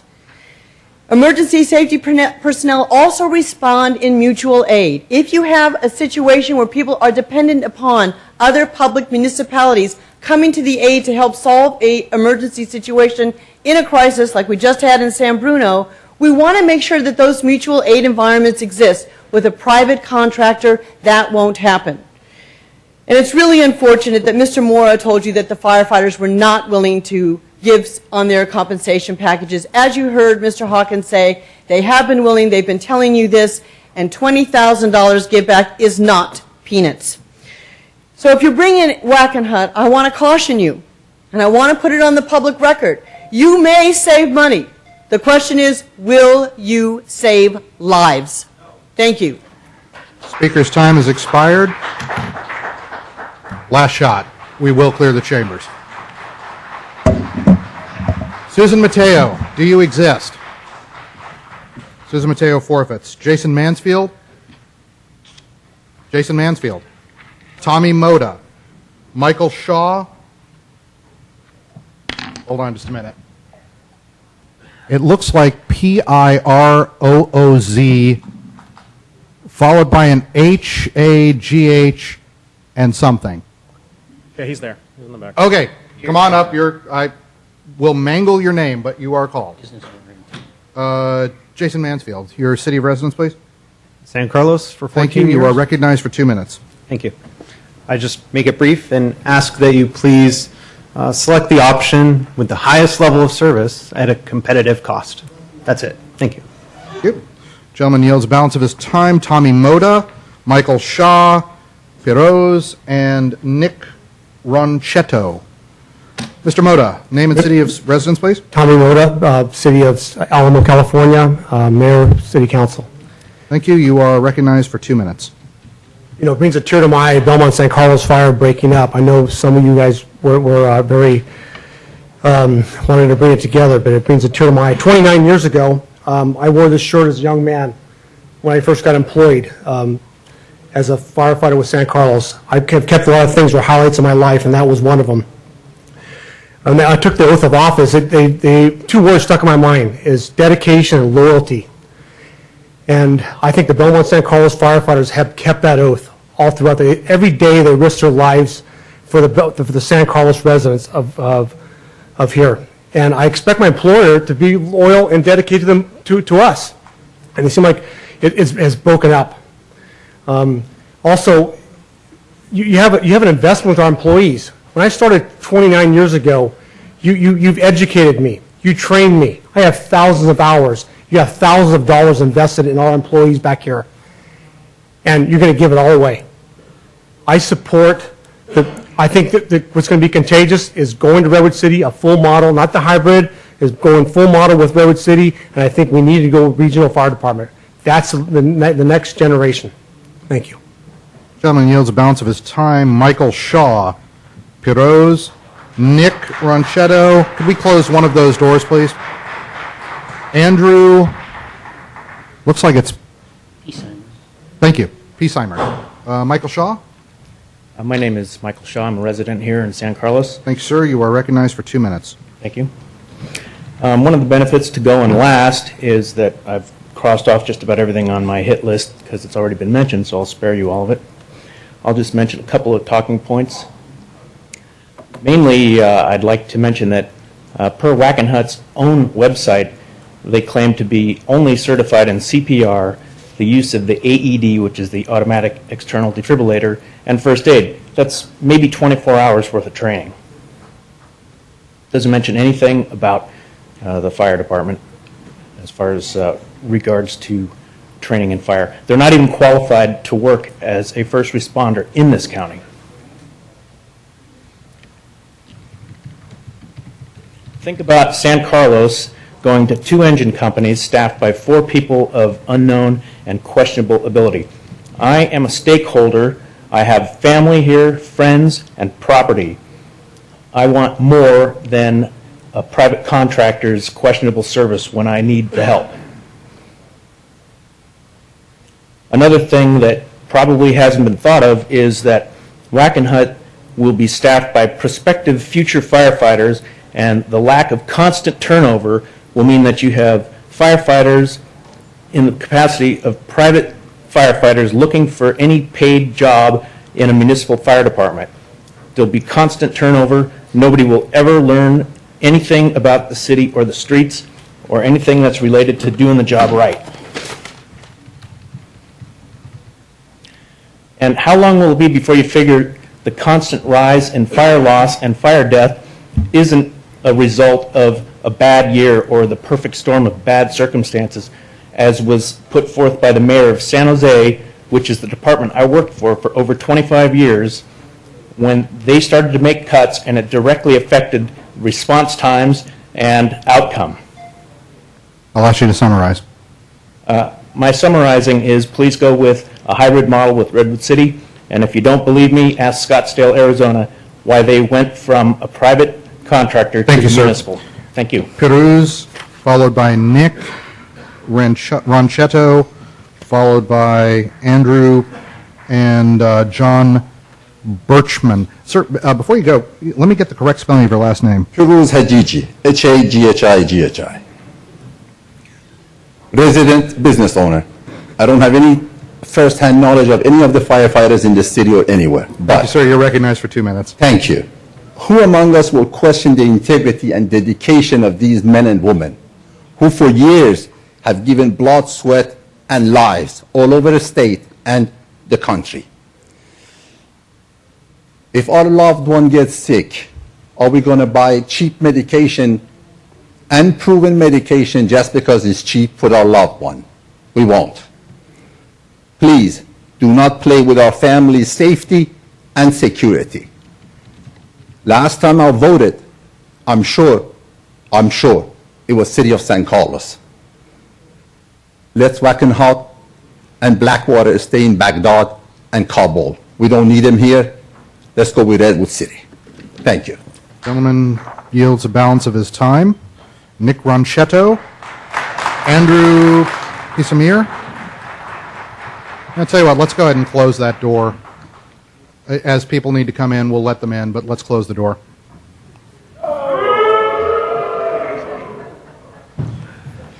Nick Ronchetto, Andrew Pisamir, John Birchman, Lori Papananglin. Thank you.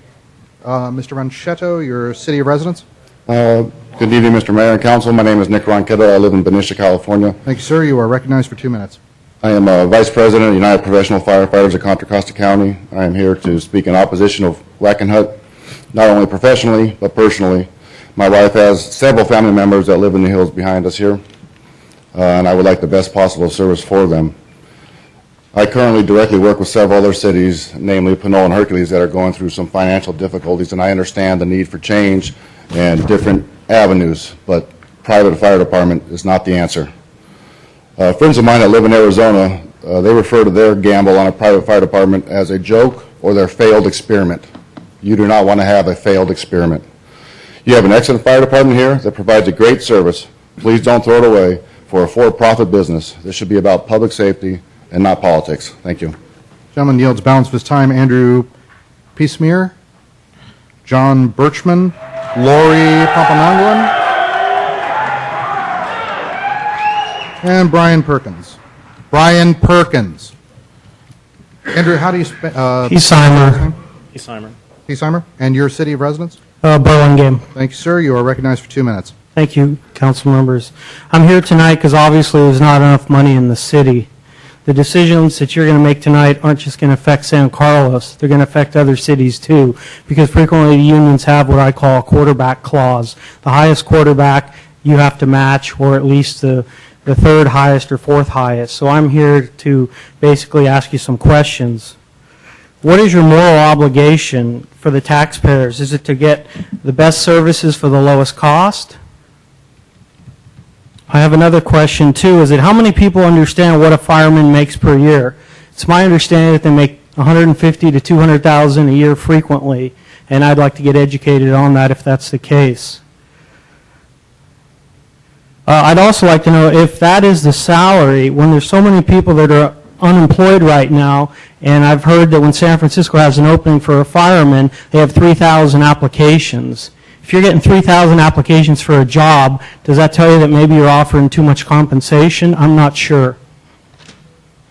The city's in a bad financial situation from what I understand. What about the pensions that are coming up and your decision today? How's that going to affect the future pensions with costs? This is a zero-sum game. If you give money to one party, it's going to be taken from somebody else.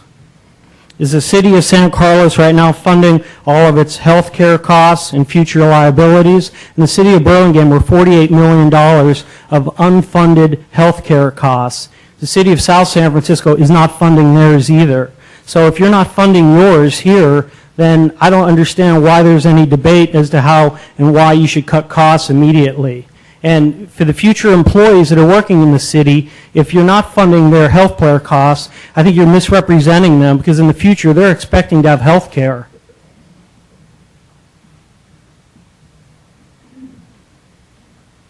That's all I have to say. Thank you. Thank you. And right on 2 minutes. John Birchman, Lori, John Buchanan, sorry. John Buchanan. Hold on just a moment. Lori Papagallon coming up. Brian Perkins, Alex Bangs. And let me give one more. Peggy Enzig.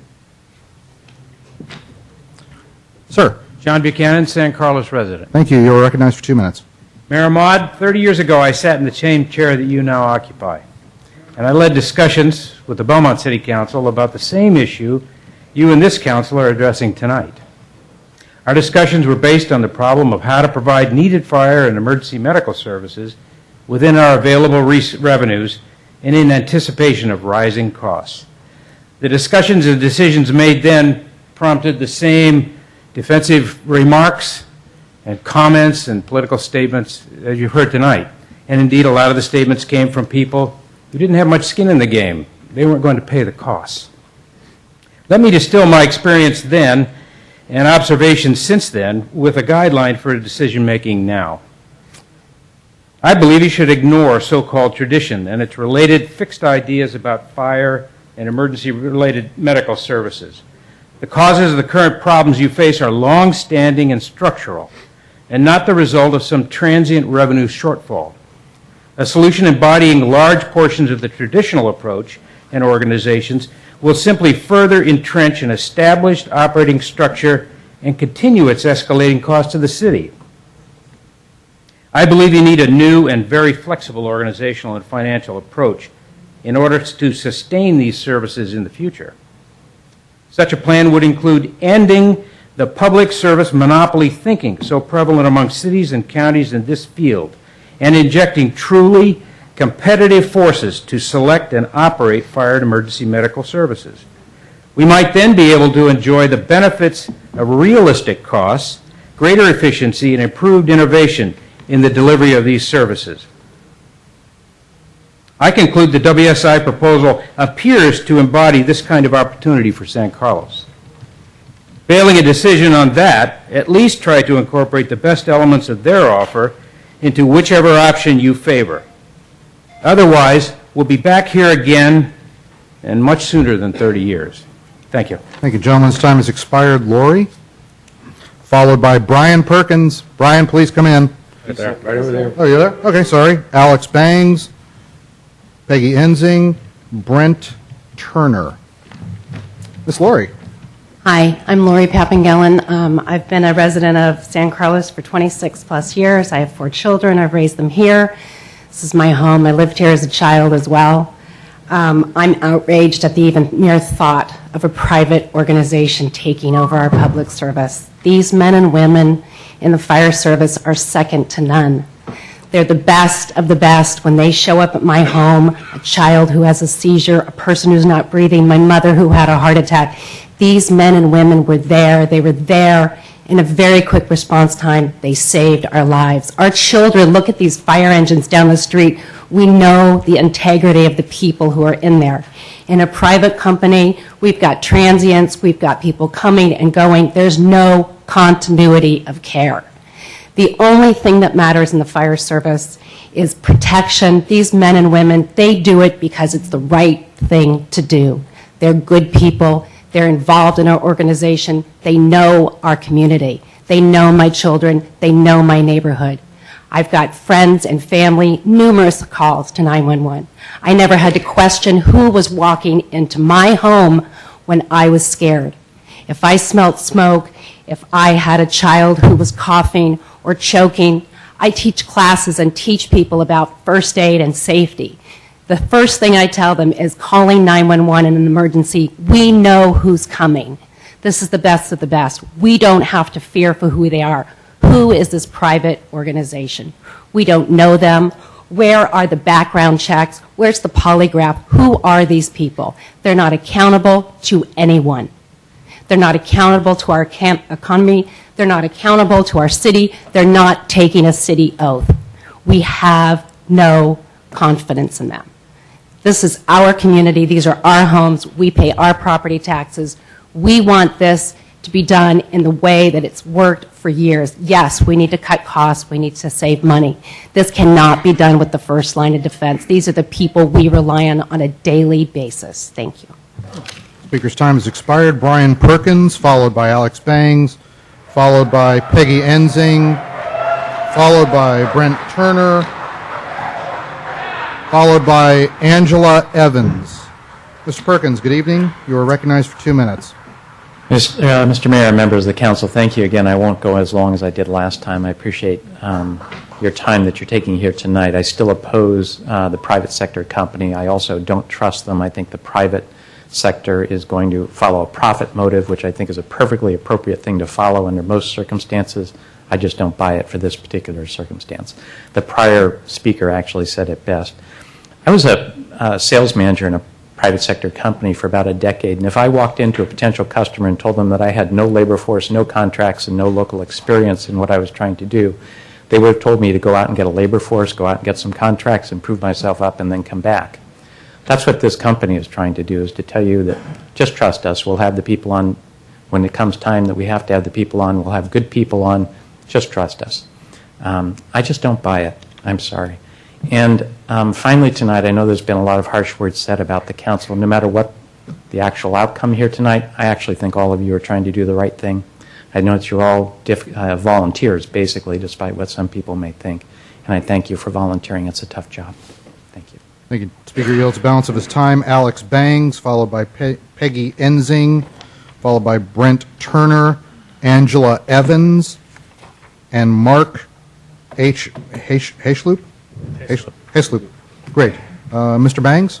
Hi, I'm Alex Bangs. I'm a resident of San Carlos. I was home washing my dishes and watching the live stream and felt compelled to come down and make a few comments. So thank you for streaming. I have family and friends here in the community. I've lived in San Carlos for 6 years. I'm an executive in small and startup companies for 15 years. I don't know people in the fire department. I'd like to commend the city for looking at alternatives. I think there are certain services that are amenable to privatization, sanitation being one, but I think others are more questionable. I think, for example, when you think about the private military, people don't think that's such a good idea, and in fact, when it's been done, it's caused a lot of problems, and I think maybe that's an apt comparison for this evening. There are certain specifics about the proposal. I was reading those also at home this evening. I think company, and listening to other comments from other people, a company with little or no municipal fire experience, fire protection experience, it's not an experiment that I want my family to be part of. It's a company with a headquarters outside the area, outside the state, about as far away from us as we can get while still being in the 48 states. I think, again, is something that we really should consider as wise. I know that you probably want to be able to go down the street and have a conversation with the people in charge. I know I certainly would want to, and you won't be able to do that. I think it's a proposal that impede future fire consolidation that long-term may make a lot of sense. I'm kind of taking a wait-and-see approach to what's happening with the police department and the sheriffs, but I think trying to be able to say over time, is that something that makes sense to do as a county? I could see trying to do that with fire, but trying to do if we become the one island of commercial fire support in the city, I think that may not, in the county, that may be a long-term problem for us. So I'd ask that you consider a municipal solution. I think that's the right solution, and the private company solution is really not the right way to go for San Carlos. Thank you.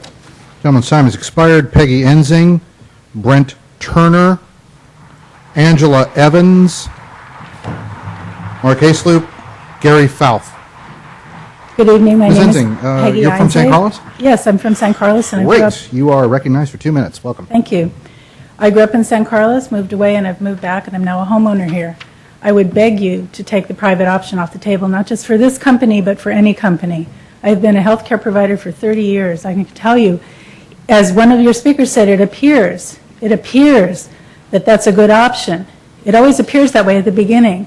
When you bring in people that are not locally related and that don't have a stake in the game and don't have consequences and are far away, if you think that's cheap, wait till someone sues you for when their child dies, when their mother dies, when they're not responded to appropriately.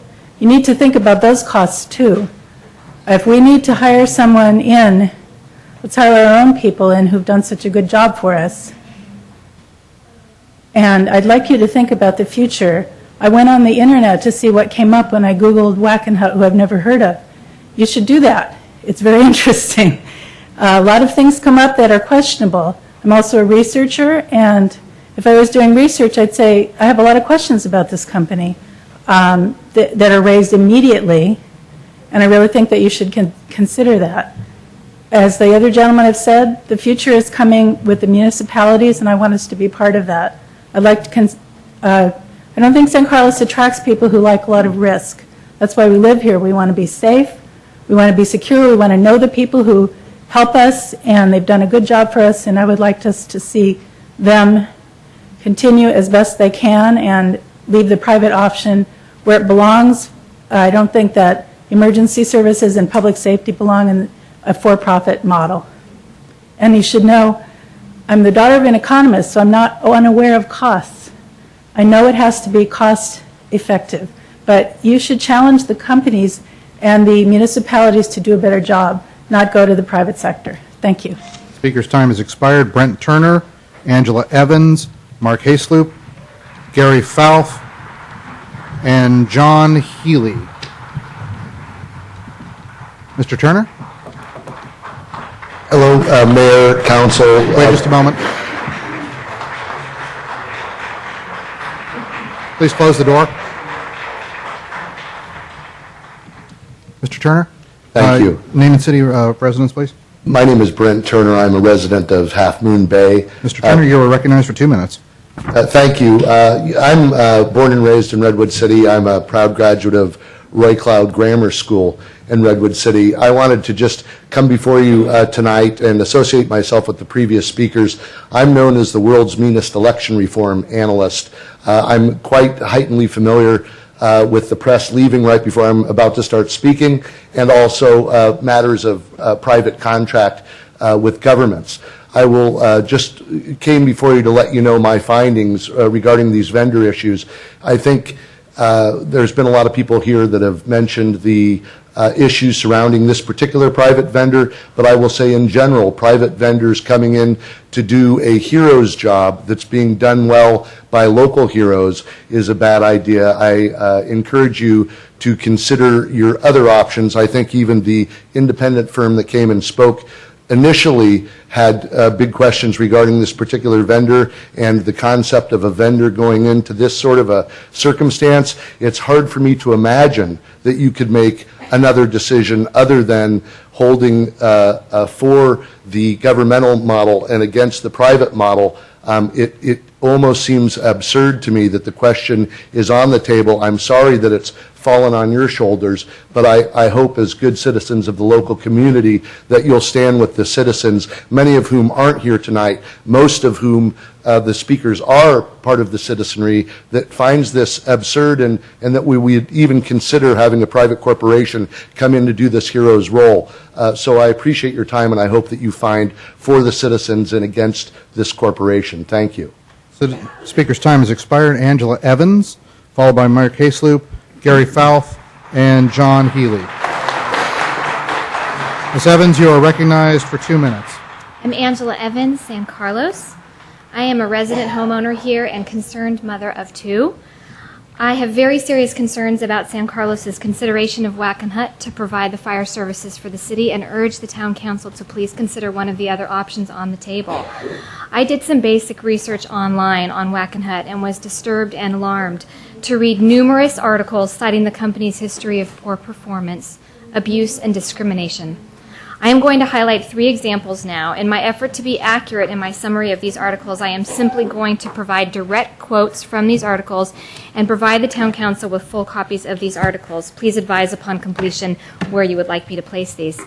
Number 1, CBS News, May 2000, quote, "The U.S. Department of Justice investigated Jenna," unquote, a Wackenhut Juvenile Justice Center, quote, "and found that the youths were subjected to cruel and humiliating punishments and guards routinely used excessive force," unquote. The article later goes on to describe a different juvenile justice center and says, quote, "2 Wackenhut employees pled guilty to criminal charges of sexual assault," unquote. Number 2, the Denver Post, June 2010, quote, "Wackenhut Corporation doing business as G4S Wackenhut at its Aurora facility, quote, engaged in hiring discrimination against 446 African American applicants for the position of traditional security officer for a 2-year period, according to the media release from the U.S. Department of Labor's Office of Federal Contract Compliance Programs," unquote. And the third and final, CBS News, March 2011, quote, "The State Department has fired the contractor it hired to guard the U.S. Embassy in Kabul. In late 2009, the State Department said it was cutting ties with Armor Group after Armor Group guards were caught engaging in lewd behavior and drinking excessively at their living quarters a few miles from the embassy," unquote. It appears that Wackenhut owns Armor Group. Based on just these examples above, I think that it is deeply inappropriate for the city of San Carlos to consider using Wackenhut to provide this essential service to our people of San Carlos. Thank you. Thank Speaker's you. time has expired. Please, if you've got the printouts, Yes. give them to the city clerk. Mark Hasloop, followed by Gary Fouth, followed by John Healy. Thank you, Mr. Mayor. I think I've been out of this chamber way too long when the mayor can't pronounce my name. I am a San Carlos resident. I served 9.5 years. You are recognized for 2 minutes. Thank you. I served 9.5 years on the Planning Commission. I've served 17 years on the Board of Directors of the San Carlos Development Corporation, which owns and operates the Elms. And I'm the guy that lost by 244 votes to Matt. I'm here tonight because I believe that there is a very, very severe problem with the delivery of life safety in San Carlos. I'm a guy who voted for every bond initiative, every proposal that came forward to raise taxes, parcel taxes, or whatever, to support police and fire in this town. Unfortunately, the vast majority of those, in fact, I think all of them, failed at the ballot box. And some of you on this dais opposed those motions, those bond issues. At the Elms, we have between 10 and 30 911 calls a month, okay? Anyone who drives down Cherry Street, it's not an unusual sight to see the fire engine in front of the Elms. I am shocked that when we have a 911 call, which is almost always a medical emergency, a fire truck with 4 people and many times a second vehicle shows up. There's something wrong with that delivery system. The other thing that I think is wrong is when you see accrued sick leave of almost $500,000 being paid out. The people of San Carlos have time and time again spoken about the cost benefit of life services. Our firefighters have been caught in the middle of a political battle. And the problem is that the unions and city councils throughout the state have got to realize that the economic model, mainly dealing with public employee pensions, is broken and it needs to be fixed. And what you have to decide tonight is, are you going to be in the forefront of the first domino starting to fall? Because 10 years from now, I don't think you're going to find the type of pension programs we have now. Governor Brown is going to have to deliver on his promise, although he backed off this week with the prison guards. And we're going to see time and time again where there's a new paradigm coming, and whether or not you are involved in it, in hiring Wackenhut and being in the forefront of that movement, I don't know. But 10, 15 years from now, it's going to be a very, very different world for public employees. The day of the entitled public employee is rapidly coming to an end. And this has happened to us in our lives all over the place. Look at what's going on with managed care and healthcare now. I mean, we don't have the doctor that we knew like we did when we were growing up. I think that you have to decide tonight how you're going to solve the problem that the voters of San Carlos have presented you with by time and time again voting down additional money for fire protection. Thank you. Gary Fouth, followed by John Healy.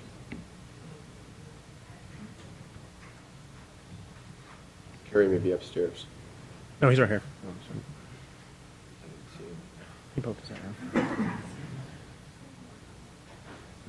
Hello, my name is Gary Foth. I'm a resident of the city of Campbell. Thanks, sir. You are recognized for 2 minutes. Thank you. My name is Gary Foth. I've worked for the Belmont San Carlos Fire Department, currently South County Fire, for 28 and a half years. The majority of that time has been spent in the city of San Carlos, so I consider myself a San Carlos employee for the past 26 years or so. One of the things I want to talk about is the firefighters and the fire service in general. For the public's education, a lot of them already know, a lot of the people whose homes we have responded to know that firefighters are the best of the best. We hire only the top people. I'm involved with hiring of people now. I'm in a management position, and I know that you guys are all managers, and you know that when people come up for interviews, you want to hire the best of the best. Getting a job in the fire service is the equivalent of getting a job with a professional sports team. That is the level and the dedication and the commitment that these people make to this profession. They are professional firefighters. Thousands of people apply. Most of them can't cut it. They couldn't do the job. They couldn't save you. They couldn't save you. They couldn't save your mother. You cannot sell this and be short-sighted because there isn't enough money. You have to look at that. People don't understand that, the value of these people and the job they do. They are the best of the best. We interview 25 or 30 people. We might pick one. We might pick two. Why? The rest aren't qualified. We send them through an academy that's 5 months long. If they don't cut it, if they are not the best of the best, we let them go. Why? Because they're there to save people's lives. Does it happen all the time? No. But I've seen people die because we didn't get there in time, and I've seen us save people's lives because we have the best firefighters in the world. And in the United States of America, we have the best fire service, and we should keep it that way. Thank you. Gentleman's time has expired. John Healy.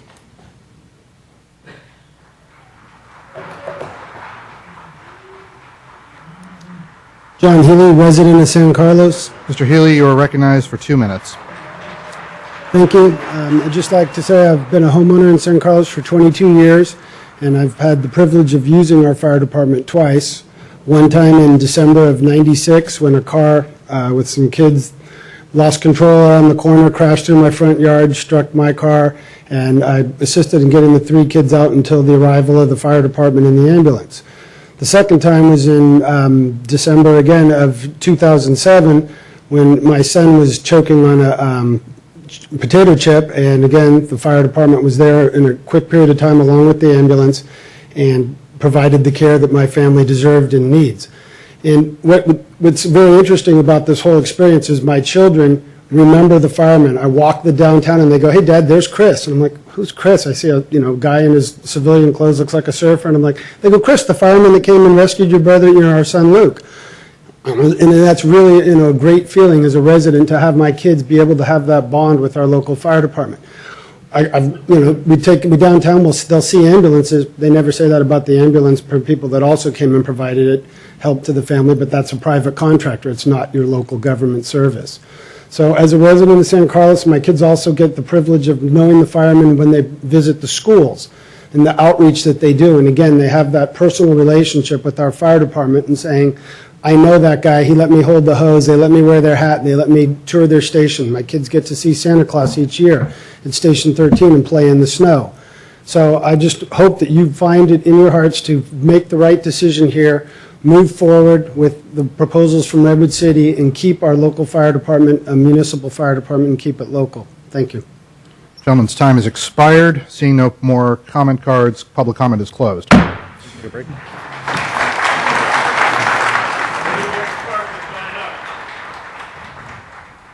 Gentlemen, it's the top of the hour. Should we take... We have another speaker. I couldn't find any cards to sign up for speaking. we'll, Put it out the door that I come in the back door. we'll let one final speaker come.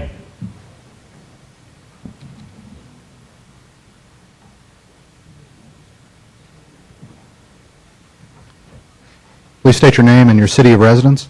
San Carlos, Rosewood Avenue. And your name, sir? John, Crest Lake. Thank you, sir. You are recognized for 2 minutes.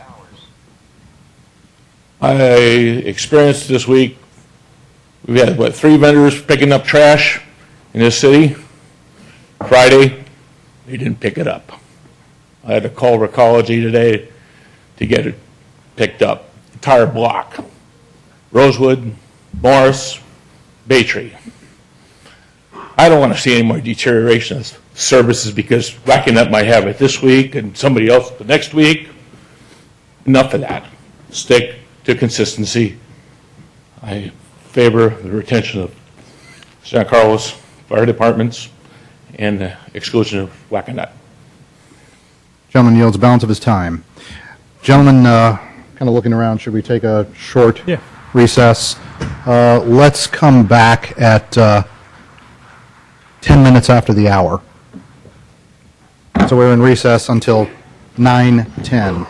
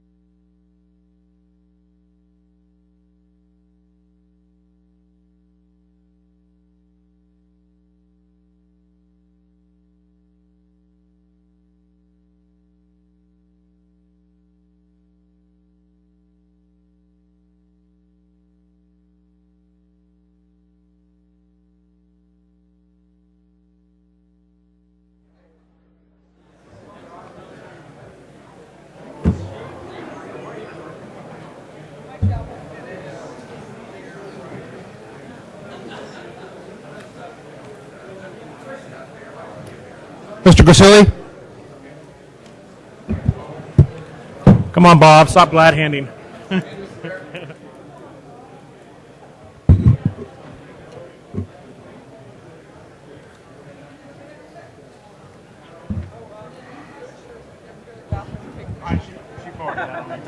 Do what?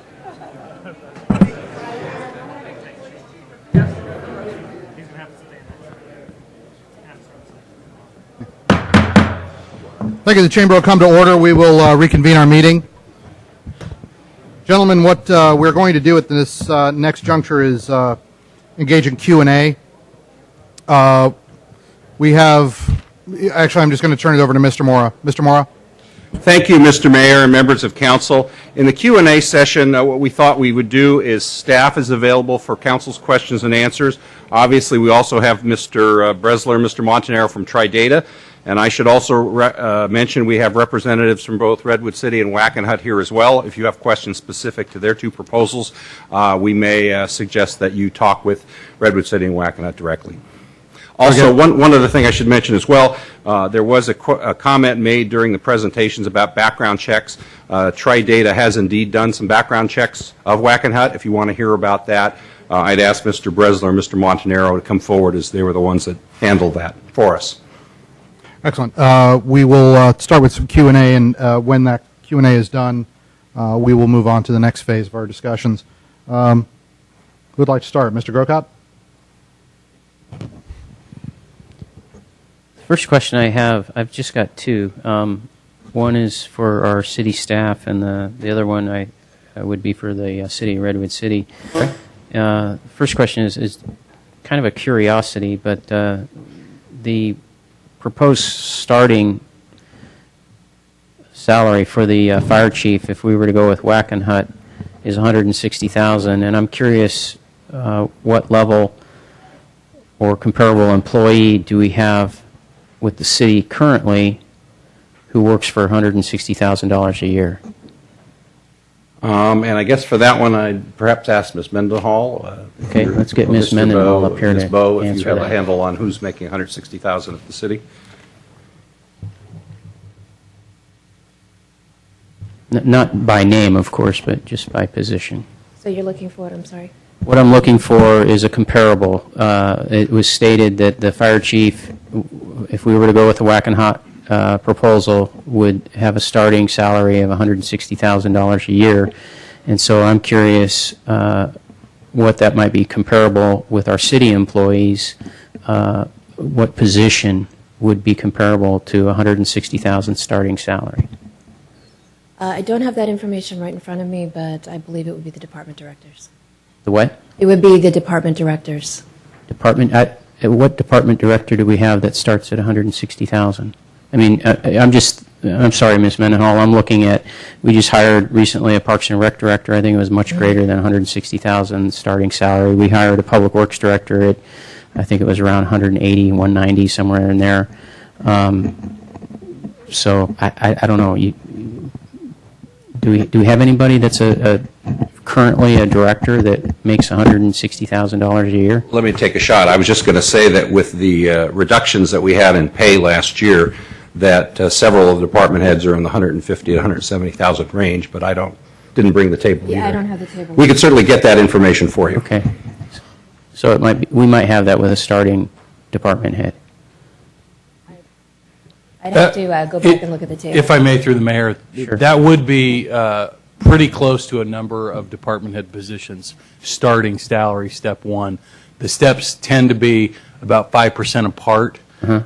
So the upper steps for some of the highest paid department heads, and I believe the highest paid department head currently is the Public Works Director, that tops out at about $190,000, so you can knock about 25% off that, gets you down to around the $150,000, $60,000 range for starting salary. For starters, okay.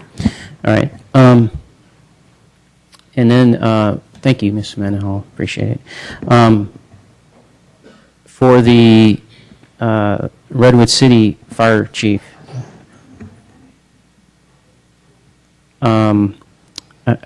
I'm looking, I don't know if you have this, but we have this. It's I'll just tell you what it is, Chief. It talks about Proposal 14 and 17.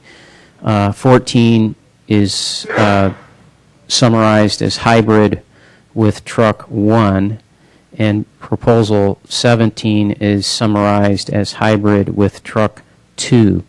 Hybrid with truck 1 is 5.41 starting, and hybrid with truck 2 is 5.65. And when I read through the proposals, I'm sorry, I didn't understand what's the difference between truck 1 and truck 2. Well, I think the way that Mr. Mora represented it was the, and correct me if I'm wrong, is the range of truck costs from $262,000 to $500,000. I see. That's how it's calculated. Yeah, and I remember you having that in your proposal, that you did give a range, so it's simply the range. Correct. Correct. That's correct. Okay. All right. Thank you very much. I appreciate it. Thank you, Mr. Grocott. Mr. Royce. Maybe one, maybe two here. So the first question is, and probably almost everybody in this room understands this more than I. Redwood City, where we have a certain level of standard for certification, be a qualified firefighter and maybe a qualified paramedic. So qualified fire, qualified EMS. We go with Wackenhut, there's company certification. They're also going to qualify people. So when we make this change to one option or the other, I would assume that Redwood City, it's established.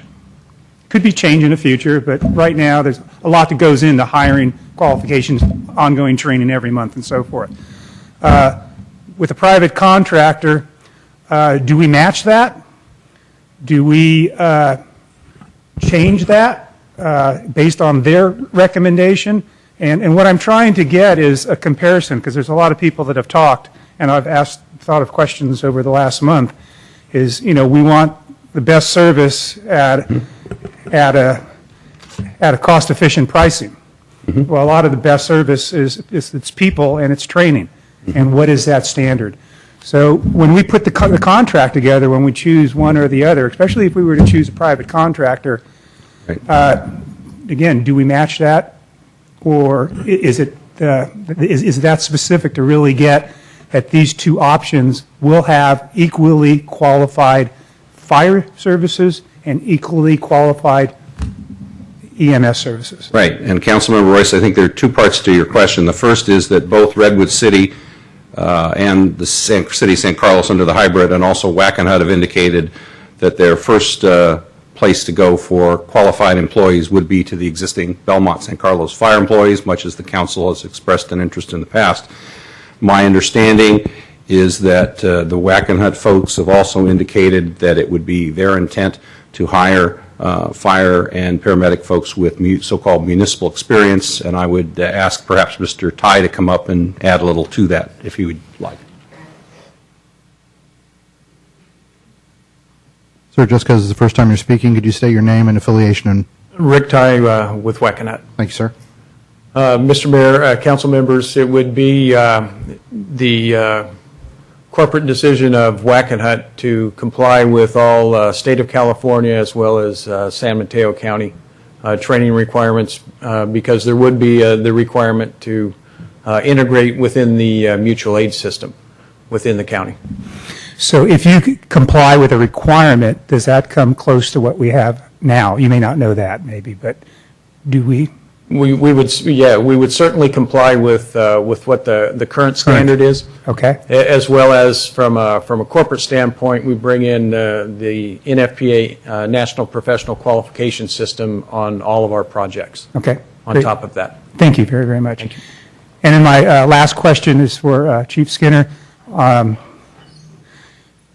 How do you see managing an organization with two, I won't use the word tier, that means something else, two levels of employee pay, benefits, and so forth, since our San Carlos employees will be on one set of pay structure, benefits, pension, and your Redwood City will be others, even though they work in separate stations, they'll be working together. They'll be training together. They'll be doing everything together. How do you see managing that type of environment? Well, it will be a struggle, it will be a challenge, but I think that we'll establish a common rules and regulations, that the rules outside of the labor contract or the MOU will be one agreement, one rule book, and rules and regs for the entire department, both San Carlos and Redwood City, and work under those, but also honor and enforce the labor laws or the labor contracts on either Redwood City or San Carlos. It will be a challenge, but we'll do our best to integrate the two organizations, two labor groups together, working closely together. These are professional firefighters that will work hand in hand on the street. We do that today. We do that with our neighbors now. We work under different contracts, different labor agreements, different salary structures. When they go out and do their job, they do it professionally, and they'll continue to do that. And I don't see any difference in the future with this. Although with one management group, it will be a challenge for the command staff and ourselves. But we're up to the task.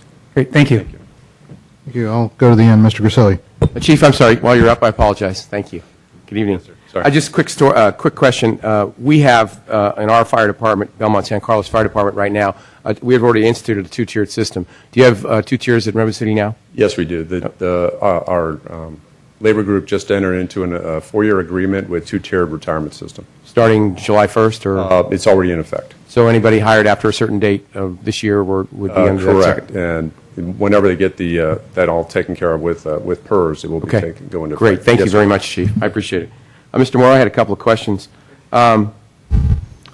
We have, Redwood City has given us a full, I'll sell it a full setup or whatever, versus a hybrid. I know everyone's concentrating on the hybrid. Right. If it's a full setup, we dissolve, if we go this way, we dissolve the Belmont San Carlos Fire Department.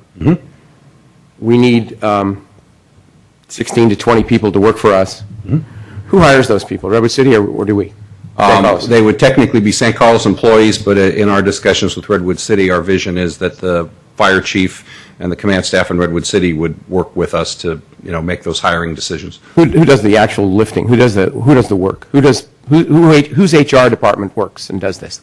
That's something that we're currently talking to Redwood City about. It could be our department, could be theirs. Same is true with payroll. Okay. And it would work under both the full system and the hybrid system? It wouldn't be a difference? The full system, what do you mean? As I understand it, I guess the only difference between the full and the hybrid is the command staff. Is that right? Are you talking about the city standalone, perhaps? No, he's talking about the contract model. The contract model with Redwood City? Oh, the contract model with Redwood City. Thank you, Mr. Klein. Wrong terms. Okay, that's a different proposal. The so-called, we're calling it Redwood City Original. Sorry. In that case, the employees would get a significant pay increase, an increase in benefits, and they would become Redwood City employees. So in the hybrid, they would be City of St. Carlos employees. So again, I go back to my original question. If it's the original, Redwood City original, who hires those people? Redwood City would. Okay, so they're going to do all the heavy lifting then. We're not going to hire any of those people. That's right. In the original proposal, it's a straight contract. Right. And everybody works for Redwood City. Everybody works for Redwood City and they get a higher pay rate. Absolutely. Okay. Under the hybrid model, like you said, we might work with Redwood City to see who's going to do the work. Correct. Now, as I understand it, you indicated that the plan that we've set out here in some of our reports would be that the pay would be about 5% less. That's correct. Under the hybrid model. That's correct. Would the benefits also be 5% less? The benefits would be, it depends on the benefits. For example, in PERS, we're proposing 2% at age 50, highest 3 years, which would be a third-tier benefit. Right. Other benefits would be comparable to what the current firefighters have in some areas, and other areas they would be reduced. So we really, and again, I don't mean to put you on the spot, but we never did the mathematics to what kind of benefit cut. Oh, we did. We have a complete salary and benefit resolution, and we're scheduled to bring that to you at one of your May meetings if you head in that direction. So if we headed in that direction, yes. This is tough. I'm not asking the right questions. What's the percentage of the benefit cut? Let me turn to Janet and Yulia since they worked on the benefit and the budget. I don't know that we necessarily calculated a number, did we? I didn't see it, so that's why I was asking. Yeah, I don't know that we did it the way that you're describing. Would you assume there would be a cut? Absolutely. Okay, there would be less than what they're getting now. Absolutely. Okay, again, thank you. We can't change the legacy costs. They're out there. True. They're out there. We can't change them. But we can't amortize them, as we are now, amortizing them over a period of time. Correct. But if we dissolve the Belmont San Carlos Fire Department, we could have upwards, and again, this is a broad number, but it's in our budget for the next discussion after this discussion, of upwards of $1.5 million. I think that's a one-time number, is that right? One-time number. Yes, That one-time we will number. have to pay. We can't amortize that. And again, that's the high end. Well, I don't know, let me ask Rebecca, could we amortize that? It seems like we probably could if we wanted to. Pay it off We all could the time. finance it. The We million could and a half. finance Yes, it, but- go ahead. Yes, the $1.5 million it includes dissolution costs as well as startup costs, one-time costs. Right. But I mean, I'm looking at cash flow. Mm-hmm. So wouldn't it go out within the first year? Yes, Okay, so it's not amortized over time. Although you could. although we could finance You it. could finance it. But right now, we're not financing the legacy costs, are we? No, Okay. Right now, we're just amortizing over a period of time and paying so much in to PERS and all the rest. yes. Okay, thank you. Which is far less than $1.5 million a year. And the last question, Mr. Mora, if we dissolve the Belmont San Carlos Fire Department, no matter what we do on any of these other options, we will not have a hazmat in this county. The only proposal you have in front of you that offers hazmat is Wackenhut. Right. The others do not. Okay, and if we did not go with Wackenhut, let's just say we went with one of the others, the county would be without hazmat. The county would be speaking with another agency. So far, both Belmont and South San Francisco have indicated they'd like to be the new provider. Okay, so there are options, but the county's well aware of what's Oh, going yes. on, and they're working on Oh, it. yes. Okay. Oh, yes. Thank you, appreciate it. Thank you, Mr. Mayor. Mr. Klein. Mr. Moore, while you're up here, the $1.5 million that we're talking about that Mr. Grisilli pointed out inaccurately as ongoing costs, that's one-time costs, correctly? Just one time? Right, and that's how we're currently budgeting them. Again, if you want to finance some or all of it, you could. Okay, so that won't happen every year. It's only going to happen once. That's correct. Okay. Then I have a question for Tri-Data. There you go. And then after that, I have a question for Chief Skinner. My question is, you talked about our future organization should be data-driven and innovative. Working forward, depending on who we go to, whether it's Wackenhut or Redwood City, will you be working with our staff to show how we can get a more data-driven department? We would love to. Okay, because my question comes up, we've asked many times how many structure fires do we have a year, and we can't get an answer for that. I mean, something as basic as how many fires did we have that were in a home or a building last year? We get a ballpark. Are we going to be able to actually get hard numbers on that from here on out if we go with Redwood City or if we go with Wackenhut? Absolutely. It's not rocket science. It's a matter of setting up the queries, being able to set up to get the information out of the NFIRS reports, and we would love to work with you to do it. Okay, and we've been told that the reason we don't have that, it's a cultural thing. Data collection is a cultural change that would have to happen. Are there other fire departments in the United States who actually collect data on the fires that they attend? Yes, there are. There are some excellent examples. Albeit, I will tell you that they're very few and far between. Okay. And the reason is because fire protection basically has been set up by standards. Okay, so the standards kind of precipitated what we do and how we do it, not being data-driven. Okay. And that's kind of the opposite of how other city services are delivered. And really, police departments, even 20 years ago, began to do things with different staffing patterns to meet crime, situations in our community, and the fire service nationally is behind that. So there are some good examples out there of cities that do an excellent job of collecting data and using it. Arlington, Texas is one that comes to mind right away, but there are not many. And there's a cultural change with that issue because collecting data about emergency response is one thing, and then collecting data about the results of emergency response is another. And that requires some extra effort, and a lot of fire departments believe they're not designed with the staff to go out and do that work. Okay, thank you. I have a question now for Chief Skinner. Chief Skinner, you've answered this once before, but I would like to ask you once again because it's one of the things that comes up with the hybrid model is disunity and low morale. Redwood City is bordered by Woodside, Menlo Fire Protection Agency, and the Belmont St. Croix Fire Department, correct? Correct. All four fire departments work on different salary schedules and different benefit resolutions, That's correct. How often do you have firefighters from another town or another district show up in your town and refuse to work because they get paid at a different scale than the people they're working with? Never. Okay, that's my only question. Thank you.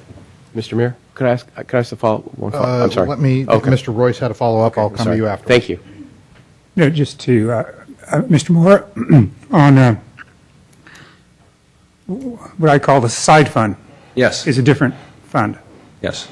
And so that's something, of course, when we change from 2 to 3% retro, we amortized it something like 13 years. We still owe, I think I know the number. What is it? Well, Just our organization? I think that when we set up the original side fund, when we went to 3 at 50, we owed, I think it's something on the order of, is it $1 million a year that we're paying Right, between the two something like cities, that. something to that effect. And you're right, when we would go and set up a new tier, 2% at 50, we might experience that. There's also another variation on a theme here in that because we have moved all the police employees to the sheriff, we currently have no safety employees on the PERS plan. One of the advantages of the hybrid model of having your own employees is you could then move those people back to your safety plan, your PERS safety, and it would be active again. And for the long haul, that would actually reduce your costs. And in fact, we've actually had some discussions with the Wackenhut folks about the potential of if the council were to go in that direction, that we would have some of those employees be city employees rather than Wackenhut employees, again, to keep that PERS plan active. Okay. For the That answers same my reason. question. If I may have some comments later, ideas that address the side fund. Okay. Thank you. Mr. Grisilli? Thank you, Mr. Mayor. I just wanted to piggyback on Mr. Klein's question to Tridata, and so I understand this. They would be happy to work with us to work with Redwood City to develop this process, but if Redwood City is not doing it, we don't have leverage. I mean, we can ask and we can negotiate, but there's no guarantee that that's going to be collected, at least in my mind. Are you asking me a question? Or No, I'm just asking these guys a question. They said they'd be happy to work on it. That's great. But, you know, Redwood City has to buy into this, otherwise it doesn't work that way. Well, let me take the first crack, and then I'll turn it over to my friends. Or does at it? Tridata. One of the things that we suggested to you in the staff report, and again, as you discussed tonight, is we're interested in what features the council's interested in. It sounds like improved reporting is one of them. Our thought at the staff level is this is the sort of thing that we would negotiate with both Redwood City or Wackenhut, depending on which one you select, to include that. And if enhanced reporting is a capability, obviously we would work with Chief Skinner and his staff on their reporting, which they have represented to us is at a higher level currently than our fire JPA. So there may be some improvement right out of the gate. And then if we want to go further, that's the sort of feature that we could pay for, as it were. I understand. And, I just wanna make- I suspect where you may be going, Councilmember Griselli, is to the extent that Tridata may help us, they may charge us for such Well, services. but I just as well. wanted to make sure that there's no slam dunk just because people are going to come up with ideas that they're going to necessarily, like you mentioned, just what you said, it has to be negotiated with Redwood Correct. City. That's Correct. the only point I wanted Correct. to make. It's not a guarantee. No, nothing's a guarantee, but we should try. I didn't say we shouldn't. Mr. Grocott? Maybe this is different terms or something, but I just heard said that our legacy costs are one time $1.5 million. Previously, we've talked about having for 10 years some kind of range between 500,000 to $1 million. 800K a year plus. What term do I put to that? And does that I will, still? let me take a stab at that, and I'll Actually, ask. Mr. Maltby, did you want to grab that one? I can take that one. All right. So I think the terms that are getting confused tonight really is wrap-up costs, what we would call wrap-up costs and startup costs are $1 million one time. Those would include functions such as vacation payoffs, sick leave payoffs for retirees, the purchase of new equipment such as a Quint. Those would add up to approximately $1.5 million one time. The ongoing, what we would call legacy costs, which are ongoing, have been estimated by the Belmont San Carlos Fire Department Finance Director, Thomas Phil, who also serves as the Finance Director for the City of Belmont, at between $500,000 and $1 million a year for San Carlos's share. And we have built that in to the savings that we're presenting you. So, you know, if you looked at the raw numbers, for example, the difference between 7.1 million, which the department costs now, and say 5 million would be 2 million, we're adding back $800,000 to $1 million a year to fund those ongoing legacy costs for such things as retirement from PERS for the side fund, as well as OPEB retiree medical benefits. So a follow-up on that, just again, I would just want to be clear on this. When we look at, Mr. Malty, this chart that you gave us that lists all the different options, and it has, for instance, year 1, 4.0, 4.05, et cetera, all the way down to 7.1, as you said, with the existing department. The legacy, that 1.5 to 1 million is in that number, the 4.0, for instance, or no? The legacy costs, which would be the ongoing $500,000 to $1 million, are not in that number. Not you in would it. We have to add add that them back in. That's what I to thought. that number, right? To come That's up. the way I understood it before. To come up with the savings. That's the way I understood it before. I just wanted to be clear because of the questions and the answers that went on here made it confusing. Thank you. I appreciate that. Mr. Moore, let me get a very quick question for you. There was a question that was related to how will dispatch be handled in this fashion. My assumption is that dispatch will be handled in the same fashion it always has. That's correct. It would be handled through the county. Thank you. Let me ask Chief Skinner a very quick question. Wackenhut's proposal shows that they want to have an accredited fire department in 3 years. Is there a goal for the Redwood City Department to become accredited, and when is that supposed to occur? Well, presently there is not. We we looked into accreditation about 4 or 5 years ago. It's extremely labor intensive, and at the time we didn't have the administrative staff to finish the accreditation. Although we are willing to look into it again, and or for the city of San Carlos, and see if it's feasible for just the one department. And if it is, we'll move it forward. But it's very, very labor intensive and very expensive. Understanding that, but as a very experienced fire professional, why would a department get accredited? Why would not? Why would you? Well, because of the time and the effort behind having to do it when you're cutting staff and really shorthanded, honestly. No, let me rephrase my question. I'm sorry. Why would you want an accredited department? What's the difference between an accredited department and a non-accredited department? Just bragging rights, and you're held to a different standard that you're just justifying what you're already doing. The training standards that we already have, the response model, and the standards that we already adhere to internally, performance standards is all that a third entity would look at and accredit you and just give you that shingle. I mean, it's something to strive for, but at the end of the day, I don't think it really makes a difference in the community other than, yeah, we're doing that, compared to ISO rating, which definitely makes a direct nexus to the insurance rates for the community. Terrific, thank you.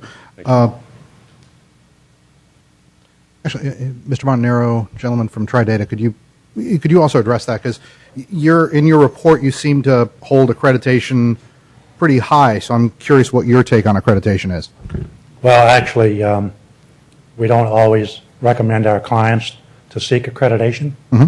And the reason is because for the reasons that we talked about, data collection earlier, the whole process of accreditation is driven by collecting and analyzing good data. So most departments have struggled with that capacity.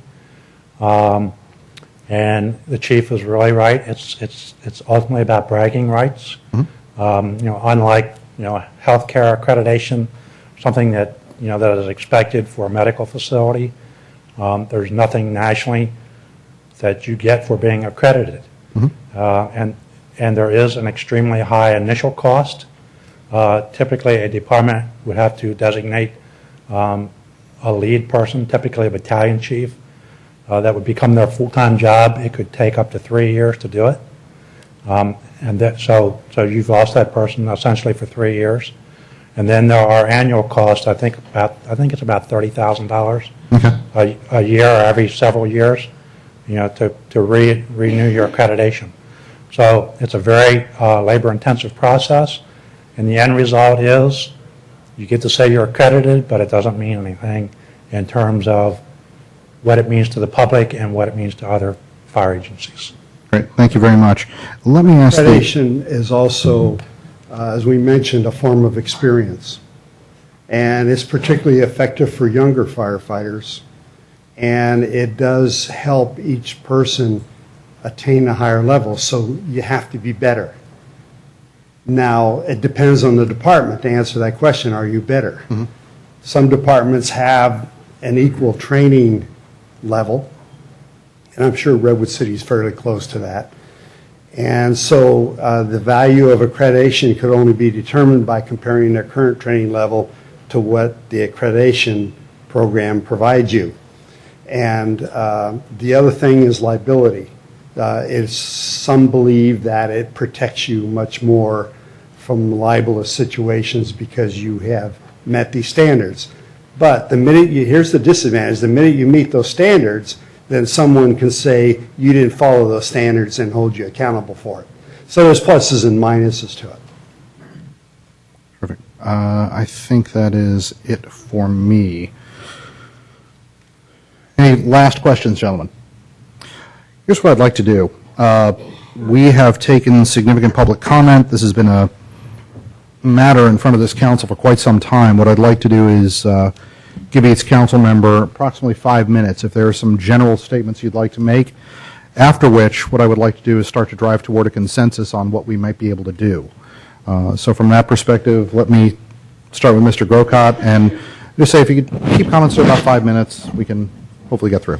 Well, I hope I can. I did 2 sets of notes. One is some things that I was thinking about before the meeting and that I wrote, and then things I wrote based on public comment and this question and answer period we just went through.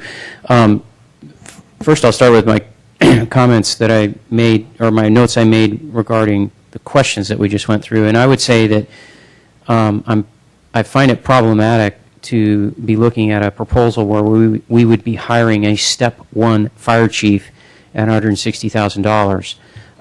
When we hired recently for Public Works Director and Parks and Rec Director, we didn't do that for reasons unknown to this council. Certainly our city staff knows why they did that. But as was mentioned, you know, we hired, like the Public Works Director is around $190,000. He's very good at what he does. And so that's why we hired it at that level, I suppose. When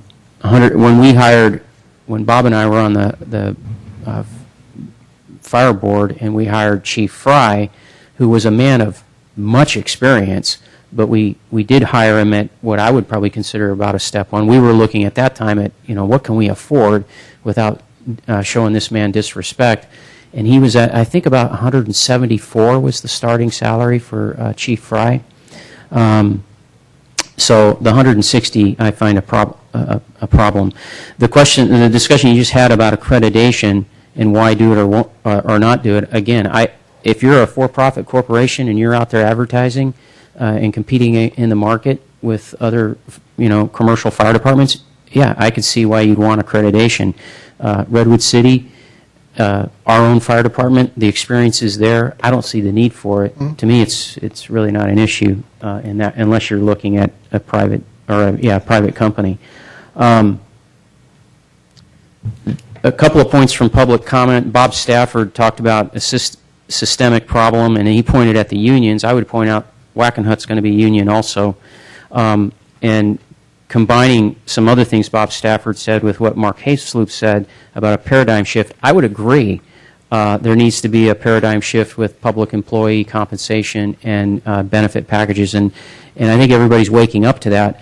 But I saw a lot of finger pointing, or I shouldn't say a lot. I saw some finger pointing at public employees and public employee unions. Don't fire your fire department if their salaries and benefits are too high. Fire us. Not just us, but, you know, across the board, elected officials from the federal government to the state government to local government.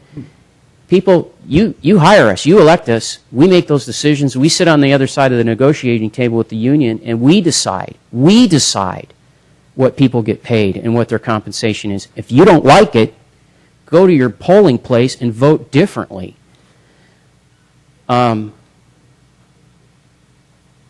Now on my own comments that I had already, my thing, this whole event has caused me to look very focused at defined principles and policies to guide me from this point forward. And what I'm pointing at is that the argument between public employee versus private, using a private institution. And number one, I do not want to be simply a purveyor of contracts. I was not elected to City Council to be a purveyor of contracts. There's a symbiotic relationship between the public and the public employee. We, the public, and I include myself, put our trust in these employees who do, by the way, take an oath, as they said. And then once we've done, when we put our trust in them, we also elect the public officials who oversee the policies and the procedures by which our employees conduct themselves.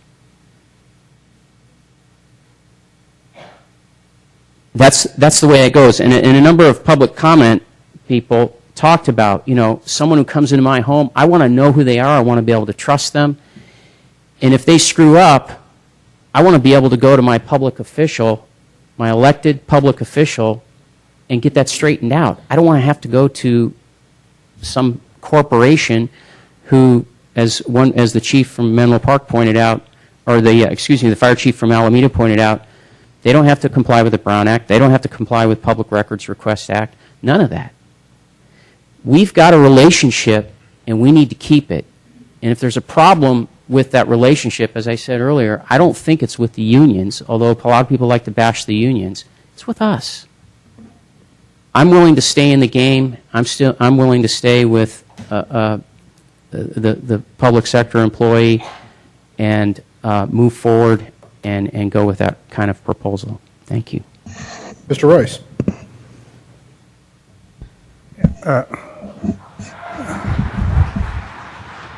Maybe a request for the mayor. Maybe I'd like about 5 or 10 minutes. I'd like to focus on 4 criteria that I'm thinking about to make the best choice here. And then I have about 3 or 4 other, about 3 items maybe after I hear from other councils, some data points that could help us all. Maybe after, just split it up a little bit from the time. Why don't you go and make your comments? Data points I would rather do when we're driving toward a consensus. Okay, that'll be good. Okay. And for everybody there, I'm not at a point of, we have an option A and option B. I'm at a point in getting there in an hour, but the way I think about this is looking at each. There's elements of each can be very, very, very attractive. And I want to be able to share some of my thoughts, and then I want to hear what other council members say. And I'm going to try to talk them into a few important points, but I also want to hear what their important points are, and a decision comes later.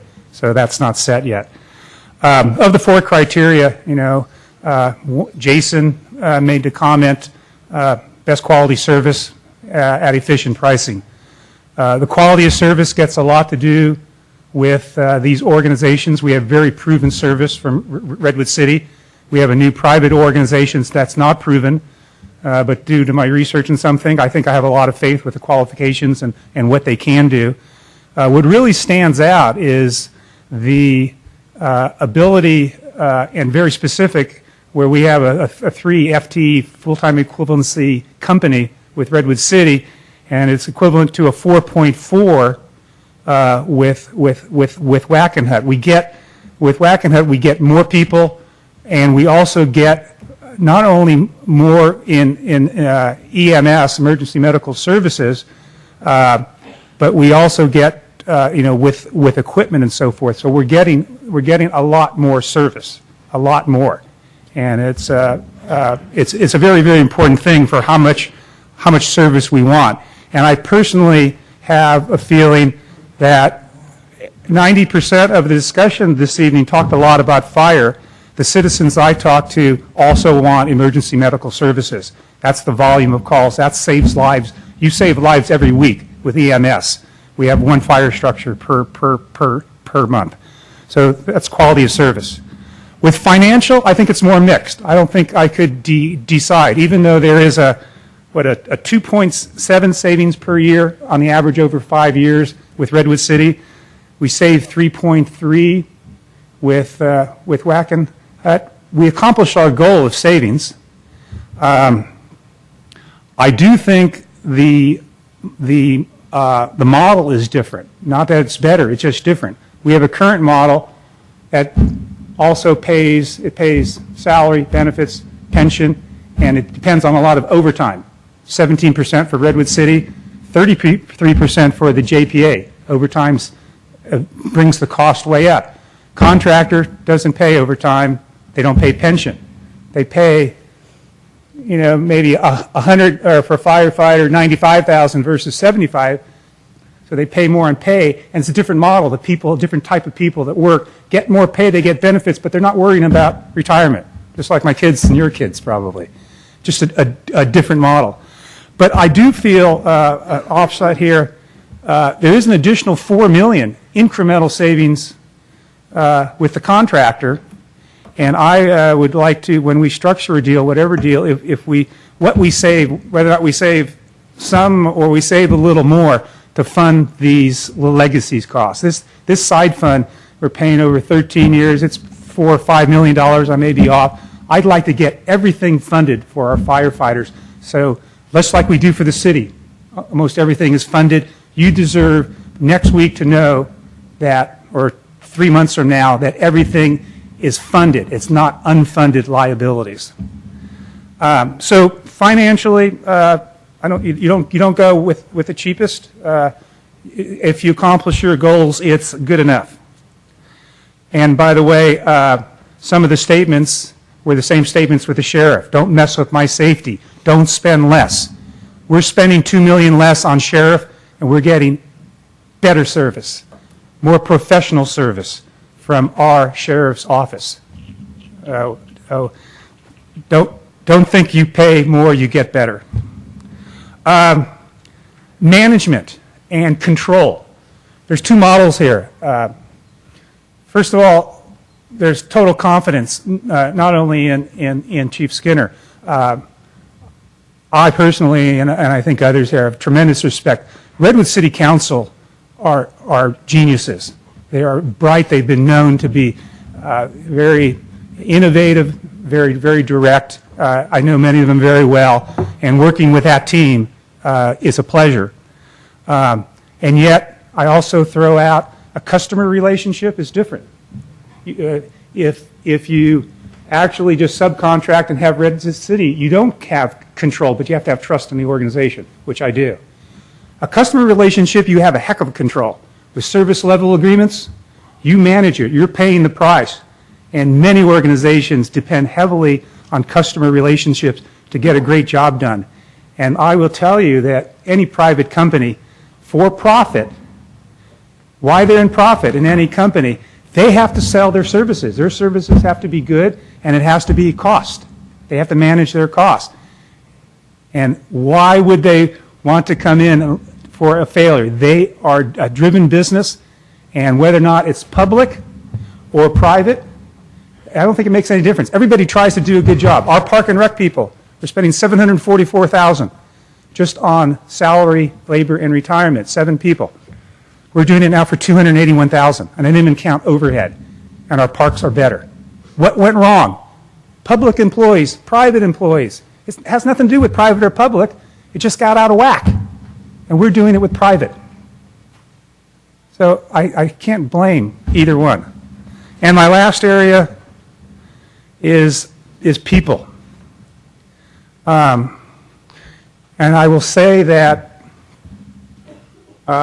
we are changing the rules in city government. We have had a system where you work for the city for your life. And now we're looking at contracting and fire, park and rec, whatever. Some places make sense, some places don't. But I've come from an environment of where I worked that when there's change, you have to take care of your people. So if there are significant changes, and I think in both of these, I asked the question last week, will people lose jobs? Yes and yes. Will you hire a few? A few.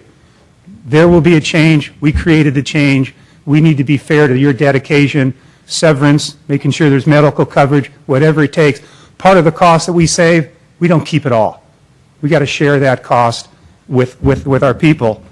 And we also, of course, I do have the concern, and maybe other council members could help me, even though Chief Skinner addressed it. I'm not comfortable in the morale and the people issues of dealing with two levels, pays, benefits, 401k versus pension, groups of employees in the same organization. So those are my criteria, and I would love to hear from other council members on how to push those left or right to make a decision here in an hour or whatever. Thank you. Mr. Grisilli. Thank you, Mr. Mayor.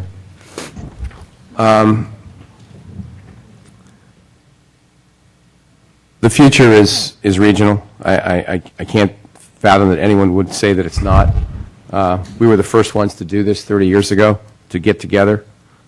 We'll now be the first ones to break up, which just seems crazy to me when everyone else is coming together, but that's the way it is. Of course, I have been called crazy, so I have to remember that. The contract is up, as I understand it, just Mr. Moore, the contract for the firefighters is up June 30th, is that correct? Actually, it's been extended through the service termination date of October 12th. Thank you for correcting me on that. But after October 12th, wherever we go, we're going to have folks, if we have our own fire department, we're going to have a union. Or when I say own fire department, if we had a standalone, we certainly would. If we go with a hybrid model, as Mr. Morris said, we would be hiring the firefighters. If not, then Redwood City would, if we went with Redwood City on the other, we would go for that, and of course Wackenhut has their own list. I'm struggling with, if we went with Redwood City, I'm struggling with the original versus hybrid, because the original are, the folks that went there would get a pay raise apparently. Correct. And if they stay, if we have the hybrid, they would take a 5% cut. However, they did offer so far to take a 10% cut, so I guess it could be said that they'd be getting 5% more than they would be if we kept Belmont San Carlos together in some twisted logic. That could be the situation. The details of, obviously, our service level need to be worked out. Some of what we want may not be quite fit with whomever we go with. Probably easier with Wackenhut to work it out. Maybe not so easy with Redwood City, although everything can be, I'm sure, put on a piece of paper and costed out. So I hesitate to lock in these numbers that we have on these pages to absolute dollars. I would think there would be perhaps even upwards of 5% one way or the other, probably on the upside, that might come into play. Any new organization has that. Public versus private. I've been struggling with this since we've had the option to go private. It's hard for me to understand in today's environment how, when we have the mutual drop boundaries and all our surrounding institutions are in a public mode, that we would go to a private mode. It could be done. Anything could be done.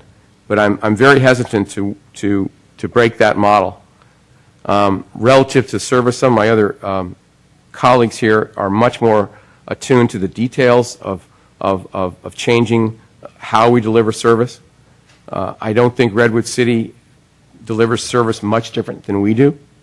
So if we go with them, we will have to, again, negotiate on what level of service we want. And again, cost-wise. I guess that's just about all the comments that I have, except that I want to say that I want to make sure that everyone understands that the people up here, and I truly believe the folks in Belmont, really want the best for their cities and for the future. It's just that we got into a tussle here that unfortunately we're apparently not able to get out of without breaking up. But I want to make sure that everyone understands that people are trying to do the right thing. And we'll have some votes tonight, and it'll go one way or it'll go the other way. And whichever way it goes, I live in San Carlos, and I'm going to do everything I can to support the fire service, whichever model we go to or whichever folks we go to in the future, because, as been mentioned by many speakers, public safety is one of the highest priorities that we have. When I ran 5 years ago the first time, I ran to try to put the fire department back together at that time Belmont had issued the dissolution. We were able to do that. Unfortunately, it looks like we may not be able to keep it going, but regardless of that fact, we want to make sure that public safety is one of the highest priorities we have, and for our employees to know that we appreciate the work that they've done, we will appreciate the work in the future that they do, and that we're going to try, as was mentioned earlier by some of the speakers, is that we have to be fair on all sides to them. So that's all I have, Mr. Mayor. Thank you. Thank you. Mr. Klein. Okay, thank you, Mr. Mayor. Thank you to all the speakers and everyone who came. I think a lot of questions came out and a lot of comments came out that need to be addressed. And I know we have a lot of people who aren't from San Carlos here tonight, so I'm going to go over a little bit of the history for all those people who just showed up tonight for the first night. The key question is to why are we doing this? San Carlos, unfortunately, due to Prop 13, we have a very low tax rate. Our neighbors in Redwood City receive far more on the dollar than we do. Our neighbors in Belmont receive far more because they have a fire protection district. We have no special taxes, and we receive one of the lowest rates in the county. Yes, we're an affluent community, but the state gets most of that money, and our neighboring communities get that most of that money reimbursed to them. So while the other communities around us are able to afford higher pay, part of that is because your dollar doesn't go back to you in San Carlos. It goes to everyone else. And that's just a reality. We can't change it. There's not a politician in Sacramento who will touch Prop 13 or look to change it. But we've been paying salaries and pensions like we were the rich kids, and we're not. We have to come to reality, and we have to come to a decision that we are going to pay what we can afford. We're no longer going to pass the buck on to the future generations and the future employees like we've done. In an attempt to fix this, San Carlos has put together 3 revenue measures, 2 on fire alone, to fund these departments and to fund these salaries, and all 3 have failed. 4 council members up here ran in favor of the last one, 1 council member ran against. The fire union put up $5,000 to try to get us passed. It didn't work. The city of San Carlos said, no more money, you do what you can with what you've got. It's great to hear people come out and say, don't mess with my public safety, don't touch my public safety, but those are the same people who said no more money. So it's pretty bipolar.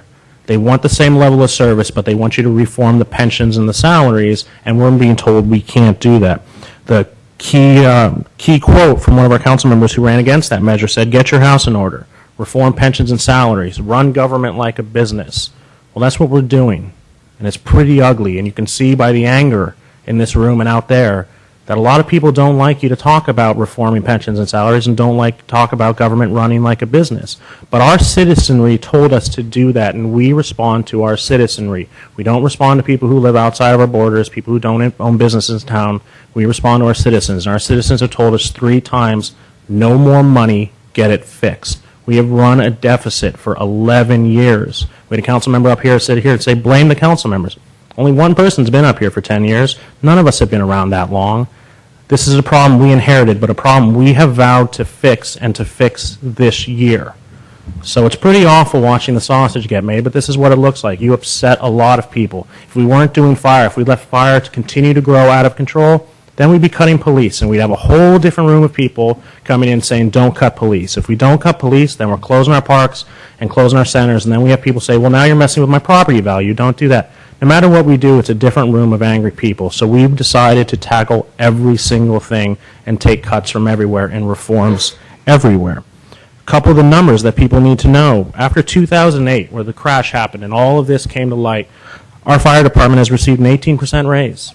It was told that $20,000 isn't peanuts. And that's correct. $20,000 isn't peanuts. Your average firefighter makes over $20,000 more this year than they did prior to the crash. Not many people in the private sector have been able to do that. But that's a real number, and that's a lot of money. For pensions, for every dollar we pay a firefighter, we have to put 60 cents away to afford the pension. That's an incredible amount of money. 60 cents on the dollar. And now the justification for the pensions were it's a dangerous job, which is true. It's a very dangerous job. But the justification was also firefighters don't live that long after retirement. The new actuarial studies, and unfortunately no one bothered to do when these were granted, say that your average firefighter lives into his 80s. 30-plus years after retirement. That's the actuarial studies from CalPERS. They said into their mid-80s, your average firefighter will be alive 30 years after retirement at 90% of their final pay. That's unsustainable. That is what's breaking our back. The economy helped, but we were going to get there anyways, with or without an economy collapse. It's told we're playing politics with public safety. And Councilman Grocot's correct. You can't just blame the unions. You have to blame the council members. You have to blame the boards. You have to blame Sacramento. There's a lot of blame on the politicians. The politicians have let unions tell them what how they're going to vote and why they should vote, and that's the only way they're going to get reelected. Why are we taking out multiple bids? It's for transparency. If we were taking a contract on anything else in government and we only took one bid from the guy we knew, people would scream foul. That's not transparent. You have to have competition. You have to have multiple bids. It keeps corruption out of government. We're taking multiple bids on fire service. It's a little different when it's public safety, but it still leads to transparency. We had a speaker talk about get a CAL FIRE bid. We tried. Politics were played. We had union leaders from this local union in Sacramento brag about how they had the Board of Supervisors in their pocket and how they taught those San Carlos politicians who's the boss. We had another speaker come up here and say, well, we offered 10%, but it was hidden. That Brian Moore, our assistant city manager, was lying when he said we were told we could give no concessions. The person who told us, the person who told our city staff that we were told no concessions was the chief of the Belmont San Carlos Fire Department. So if you're going to sit up here and call our staff a liar, you are calling the chief of the Belmont San Carlos Fire Department a liar. And he's not here to defend himself, but I doubt very highly that Chief Fry is a liar. And it may not have been you in that room, but it was the people who work for you, and they told him, and this is a quote he said at a public meeting, to pound sand when they were asked for concessions. That's a fact. It was said that the Attorney General has already weighed in on whether cities can privatize their fire department. That's not true. The Attorney General weighed in on whether cities could give out parking tickets through a private provider. And the reason I know that's not true is because our local union leadership has gone shopping for an assembly member to get a hold of the Attorney General and make a clarification. They asked the local assembly members, turned them down. They went to, you're all going to learn this name pretty soon, Doss Williams of the 35th Assembly District down in Santa Barbara. He's going to be the one who sends the letter to clarify what the Attorney General meant. So there's no clarification. If there was, you wouldn't be asking for clarification. This isn't about the firefighters. The firefighters do their job, and they do it well. This is a fight between politics and being broke. And we as a town can no longer afford to be broke, because if we go bankrupt or we keep bleeding, the first thing that we're going to lose is public safety. The only way to afford public safety is to make it affordable. We can't keep spending money that we don't have. And while I'd love to pay everyone as much as we can't do that. Your average firefighter in full comp costs this city $250,000 a year. We get the numbers every year. $250,000 a year for your average firefighter. That is 1% of our general fund per firefighter. We have 3 management staff who will be retiring, and upon their retirement, they will be handed altogether $1 million in vacation accrual and sick accrual. We can't work in a system like that. That kind of system breaks cities. That kind of system costs us not be able to hire new firefighters and to lay off current firefighters. There's a change that has to come. And a change, unfortunately, for our town, because we are one of the poor kids on the block because of Prop 13, the change is coming today. And I'm sorry, the gravy train, it was great. We were able to pay as much as we could then. But today it's got to change. And the only 2 models that change it are Wackenhut and the Redwood City Hybrid. And they're philosophically different from each other. And we have to decide as a council, do we go with the hybrid function? Do we become part of a system where we're a bureau of a larger department like we are with the sheriff? Or do we go private? Those are the only 2 choices we have to remain fiscally solvent. Those are the choices we're going to have to make here as a council. But to act like no one's at fault, there's a lot of blame to go around. A lot of it belongs on your politicians. And a lot of it belongs on the leadership of your union.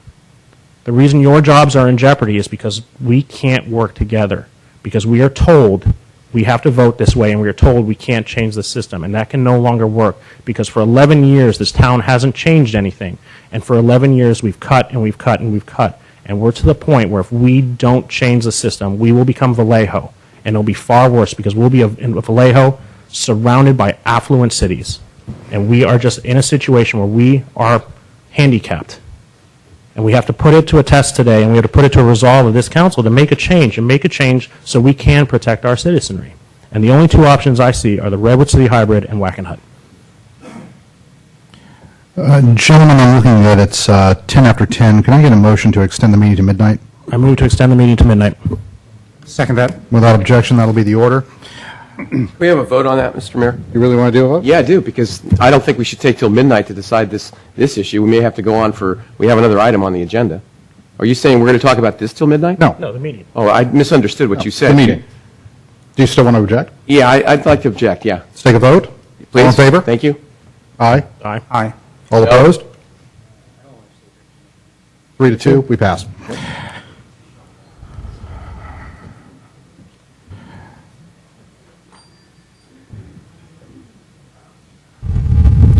So the question now is, there have been a number of things that have been going on. I think I'm an engineer and I do startups, and one of my challenges has been, I will admit a couple of mistakes. Hard to believe. City council member, there have been any mistakes, but I'll admit one right now. I honestly thought that we were going to look at data and be able to make a decision. And I think if we just look at data, there are some pretty stark differences in the proposals and what we can do. What I didn't expect, and this was my mistake, was that we were actually going to be arguing about theology. There is a belief, a deeply held belief, like religion, that you do things this way, and to the extent that we want to talk religiously, this is the path of all things good and virtuous, this is the path of evil and villainy. Don't go to the path of evil and villainy. That's theology. It is closely held, and I have no problem saying I need to honor that theology. But we're going to challenge it. One of the things that this council wanted to do was find options. Now, we put out an open RFP process. Candidly, until the proposal hit our desk, I had never heard of Wackenhut. They saw the proposal, apparently read the press, and decided to make a bid. In some sense, I got to go, congratulations. That is cool. I appreciate that a private company would try this. Definitely, they have faced some significant fire from this, and we have taken fire for even letting them answer the question. But I appreciate what they've put forward. There is some very unique thinking. They put some things in front of us that should make everybody scratch their head and go, well, why aren't we doing this? Why can't we do this? A couple of general comments. There's a question about public versus private. This debate will go to Sacramento and probably to the federal government. We're not going to be the end of the discussion, but I was recalling how many times we put our hands in the life of the private industry. I was thinking, how many people flew today? They got into an airplane that was maintained by a mechanic who works for a private company. There's a pilot in the front who is working for a private company. Candidly, the only people that are falling asleep right now are the government air traffic controllers. So if you want to say that there is a mandated quality statement because you are working for a public entity, no. Is there a mandated statement that says you're a cretinous goon because you work for a private entity? Let me remind you of something else. Yes, today you have a public firefighter who shows up when you dial 911. But then you go into a private ambulance. You may be going to a private hospital where you're now dealing with private nurses. You are not dealing with government doctors who are giving you medicines made by private industry, dispensed by pharmacists who are doing this for a profit. So again, to say private industry is going to kill you is a question.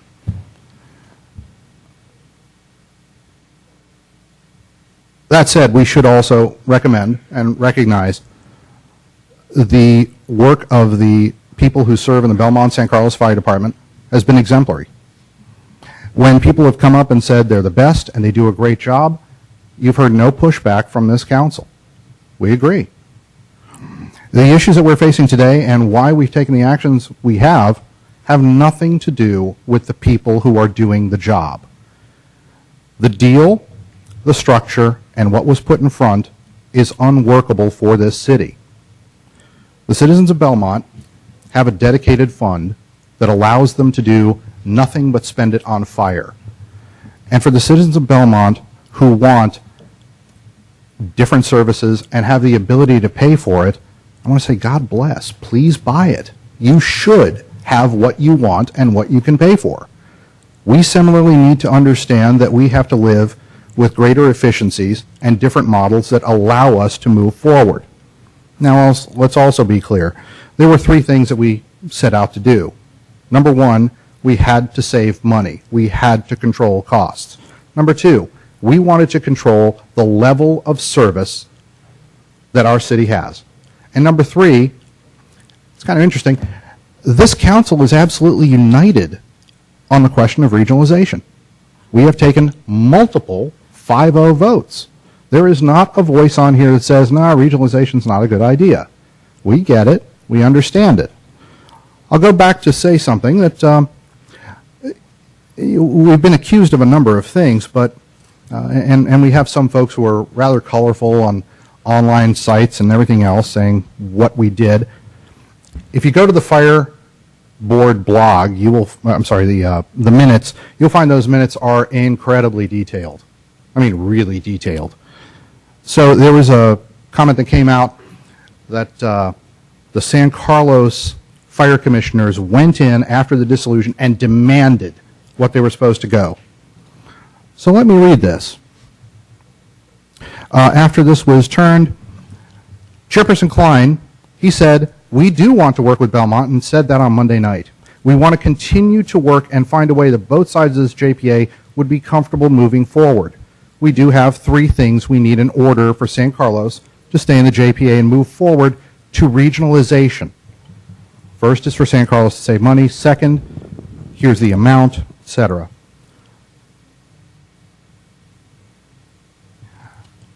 I went on to respond. One thing we want to state not only to our colleagues in Belmont, but to everyone else. First, we are committed and charged with ensuring public safety. So that is job number one. To ensure safety is continued and done at a quality level, that is number two. All of us are stewards of the public trust, and in terms of the monies here, we need to be accountable for them. Now, there have been some other claims that are made. I want to, we get called on what we say. And I'm going to put a few challenges out. I hope that union leadership will respond in kind. One challenge is the discussion of we've got to keep local. Let me brag on the people who work in San Carlos City Hall. Each group in City Hall, every single employee has given back between 5 and 8%. They are taking home smaller checks today than they did last year. They did it pragmatically and they did it cooperatively. It's also interesting to note that of all of our employees, 43% of the people who work and call San Carlos their employer live in San Carlos. Total, 86% of all of our employees live in San Mateo County. It was interesting to note our chief does not live in the county. One battalion chief lives in the county, but only 7 of the firefighters and captains, 71% live outside of our county. Now, I'm not going to tell you where to live, and yes, you are serving our towns well, but when it comes to investing in homes, raising your families, and educating your children, apparently you don't like our home.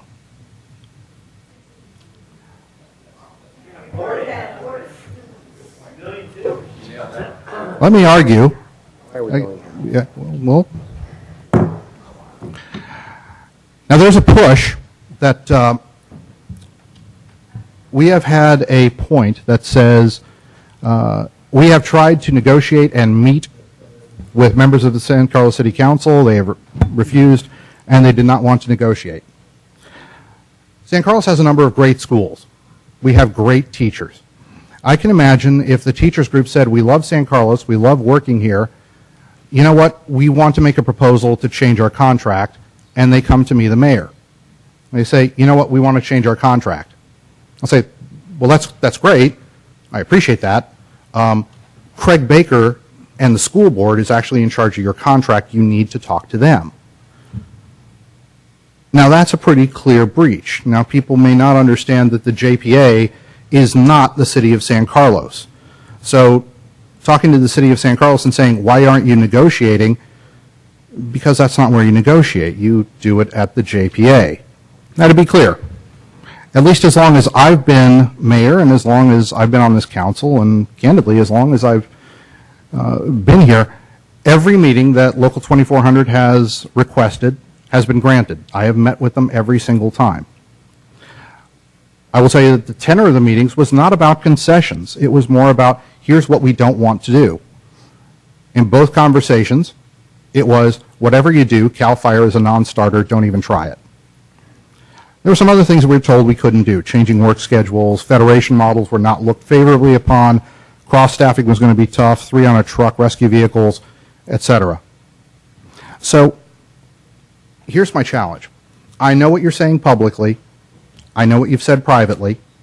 So, here's my challenge. If you want to negotiate, I know that you are sitting at the table right now with the Belmont San Carlos GPA dealing with the meet and confer. At this point, I am not aware of any concessions coming forward. Would love to see some.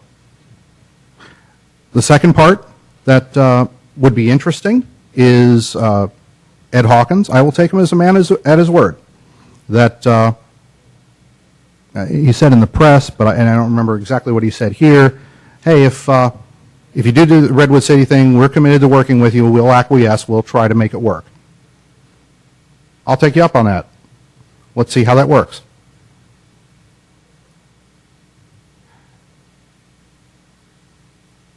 I will summarize it with this. There are some very good points with Wackenhut. There are some extremely good points with Redwood City. And I'm looking forward to going through those points and driving toward a decision at this point. So, gentlemen, we have our consultant giving us really 2 options. A Wackenhut proposal and essentially a hybrid proposal with Redwood City. What I'd like to do is find some consensus and start to drive toward a motion.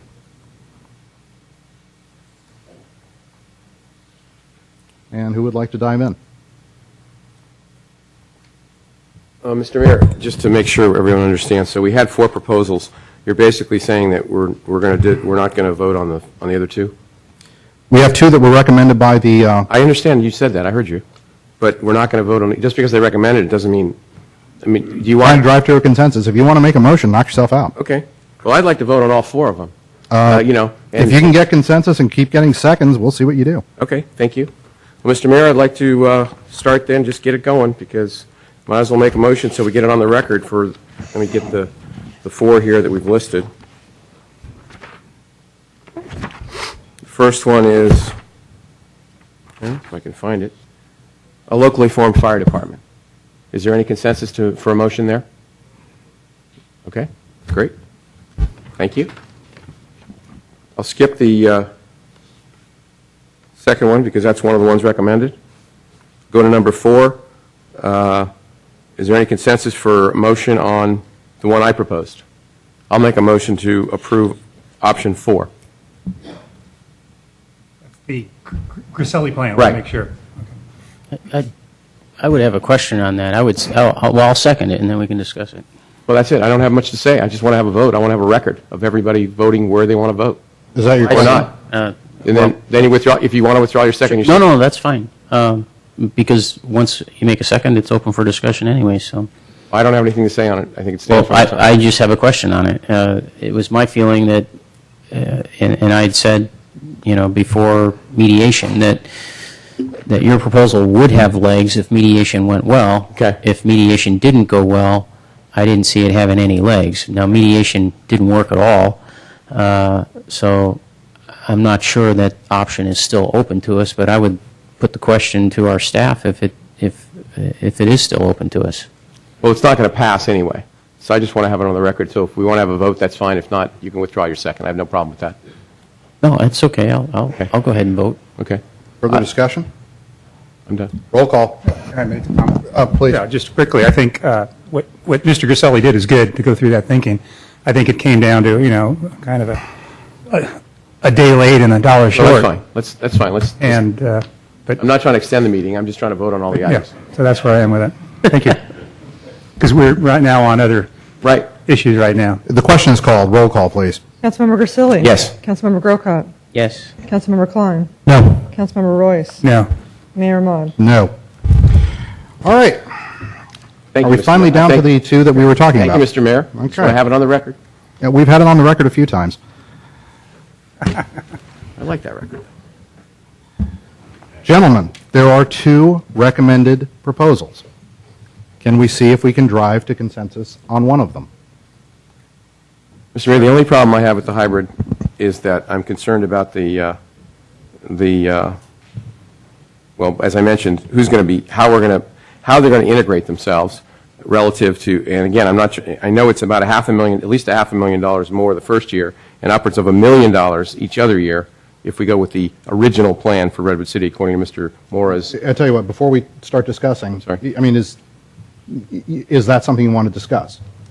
Well, that's my problem with making a motion on the hybrid one. I just have a difficulty with it. Because but that's a point that you're interested in exploring the hybrid. Yeah. Is there more questions about the hybrid? I don't have any questions about it. That's the direction that I would be driving, and I have some comments about why I don't want to go to the private. Okay, fine, but you are inclined to look at the hybrid. I am. Okay. Would you be inclined to look at the hybrid versus Wackenhut? No, I don't necessarily have any motion to make on Wackenhut. No motion, okay. Do you have a question to ask regarding that work, or how else would you Which like work? it? I'm sorry. You were asking how things would work? Well, I'm just, as Mr. Mora I think on his schedule indicates, the first year it's about $500,000 more on the original plan, and it looks like about $1 million more in the year 2 and 3. True, although again, I would caution you on the original plan, there are a number of items that were not costed, so the numbers shown for the original plan are likely understating the real cost of the original plan. But you feel that the hybrid plan isn't understated? No, I think the hybrid plan is correctly costed because what we've essentially done is the standalone option, which the city staff had costed, has everything in it. Use the expression of one of the speakers. And all we've done with the hybrid working with Redwood City, we've pulled out the management of the standalone, plugged in their management. So Okay, I'm comfortable saying, I guess, to answer your question, Councilmember Griselli, all the costs are in the hybrid. Okay, thank you. Well, that being said, then I'll like to listen to if anybody has any other ideas. Do we have any further questions? What else are we feeling here? Mr. Klein? Well, if we're going to talk about the two, I think we need to come to a philosophical decision on where we sit. Mr. Grocott said he wouldn't look at Wackenhut, correct? Yeah, I'm just going to go ahead and dive in. I mean, I think that's where we're at now. Yeah. I was making notes while council members were talking and making some points to their quotes. And Mr. Royce talked about quality of service on medical and the add-in of EMS that Wackenhut was proposing. And I agree with you, being that a majority of our calls are medical, it's important. However, I immediately had a problem when I read about two people going out on a light-duty vehicle. I can appreciate the thinking and the forward thinking. I'm not necessarily against that entirely in the future. And, if we move towards a regional model, that we might be able to work something out with that kind of system. However, what they proposed was two people go out on a medical call and leave one person in the station to drive the engine if a fire call comes in afterwards. Now, that kind of thinking I can appreciate. That's corporate thinking. That's save $1. And that's fine in the corporate world. but it's not fine in public safety. That's why I asked these gentlemen the question about, tell me what happens on an engine on the way to a call. And Bill here said, when you go to a call, you've got the driver, his eyes are on the road, obviously. The other two fellows, their eyes are on the road. One guy's acting as a navigator with a map, also looking at plans of a building if they have them. Getting in his ear is dispatch, giving an update on what's going on at that location. The fellow in the back, the nose of the hose, if you will, he's going to be the first guy out of that engine, and he's going to be going into that fire. He's putting on whatever equipment he needs for those conditions. You know, some of their equipment is a little different based on what kind of situation they're going into, but he's getting ready. Now put one guy on an engine. Take those other two guys away. Good luck on when that engine gets there, if it gets there with one guy driving. And when it gets there, what does it do? Nothing until the other two guys show up that were out on the medical call. Now let's look at the medical call. I asked about that too. What happens at a medical call now with three guys? Well, I can tell you what happens. One guy is the paramedic, and he's working on the patient. The second guy is acting, if you will, as a nurse, helping the paramedic with the patient by bringing him the drugs, bringing him the IV bag if he needs it, or whatever. I mean, he's a second pair of hands. The third fella is checking out the scene. He's asking family members, what kind of medication is this person on, etc.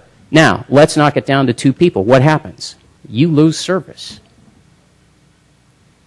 That's fine, you know, for corporate America or whatever. It's not fine with my fire service. And any outfit that would propose that to me, if I didn't know any better as a policymaker and I accept it, that's a real problem. So just the fact that that was done, they didn't recommend it, but they proposed it, and they put it in front of us and expected us as blind, if you will, policymakers to choose this piece of candy, or that piece of candy. And I have real problems with that.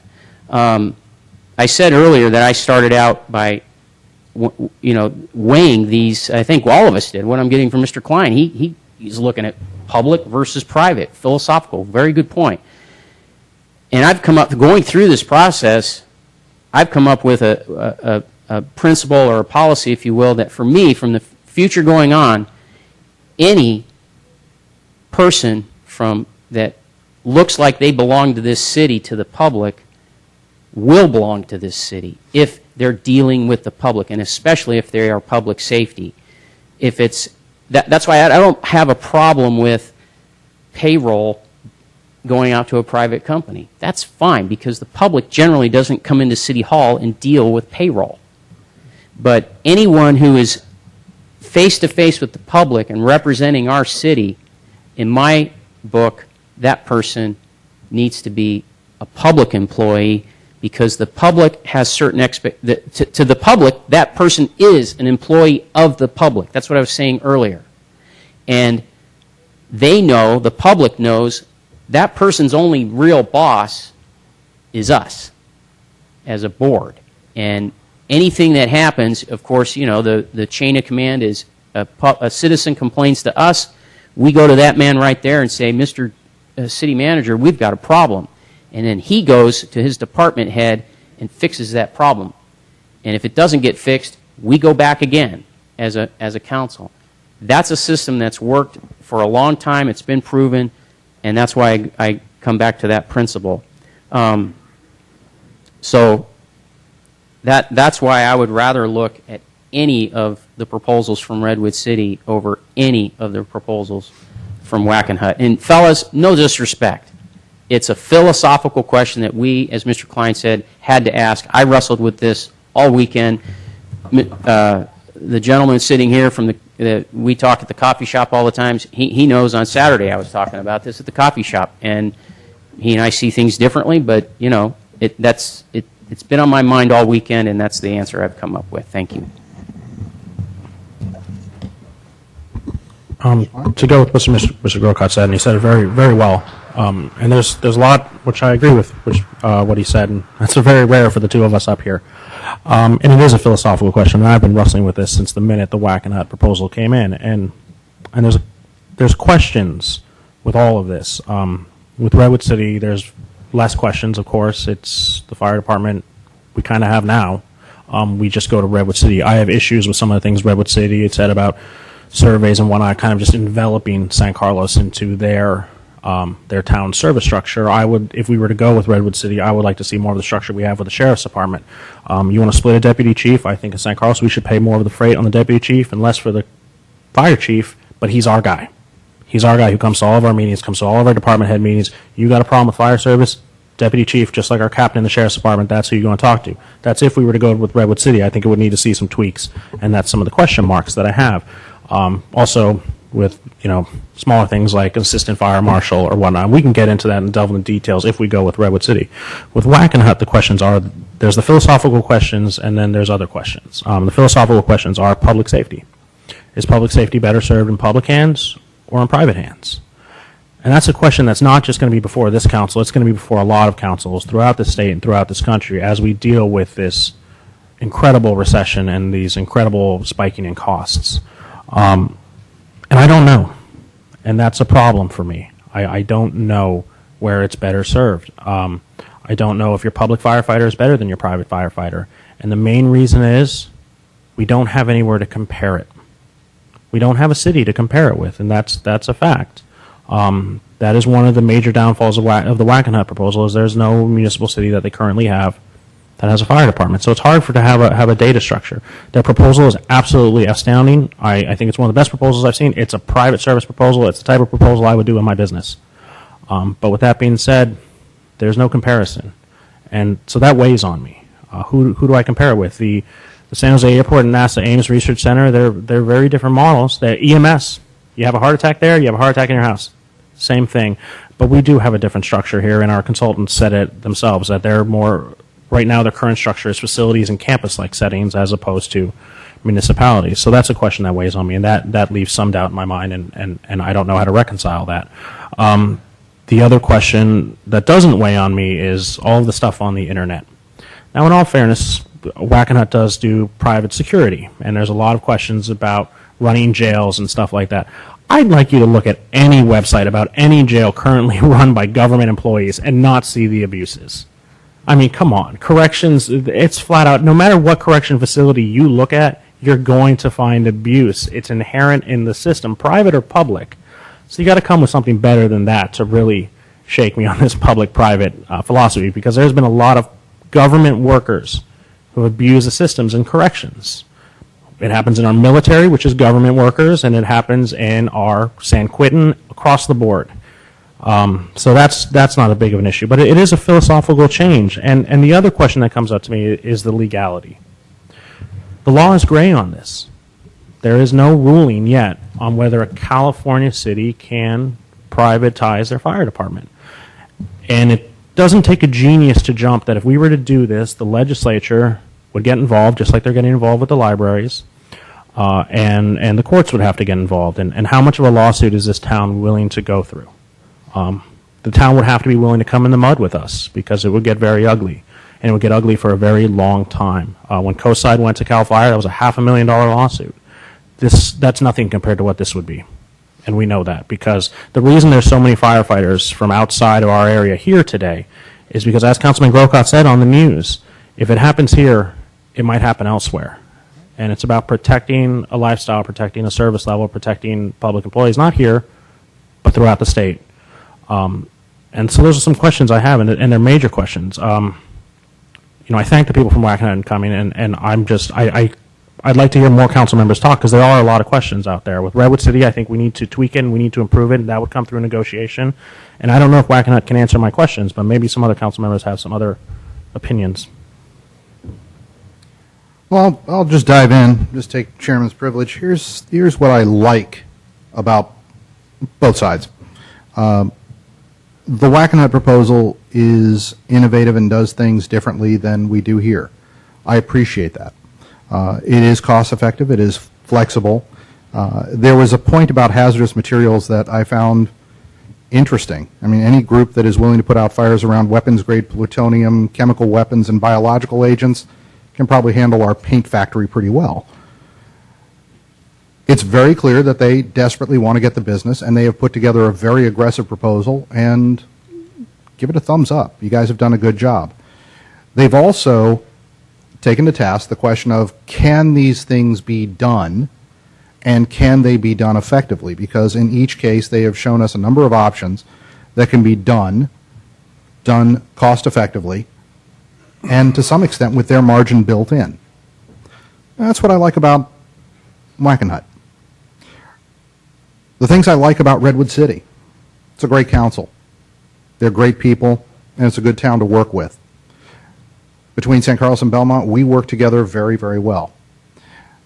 The fact that they have an experienced chief and an experienced management staff is a very good thing to have.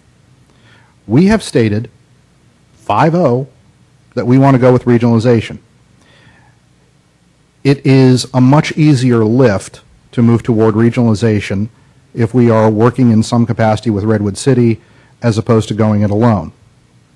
I think there is a reality of looking at the labor groups who support fire services in San Mateo County.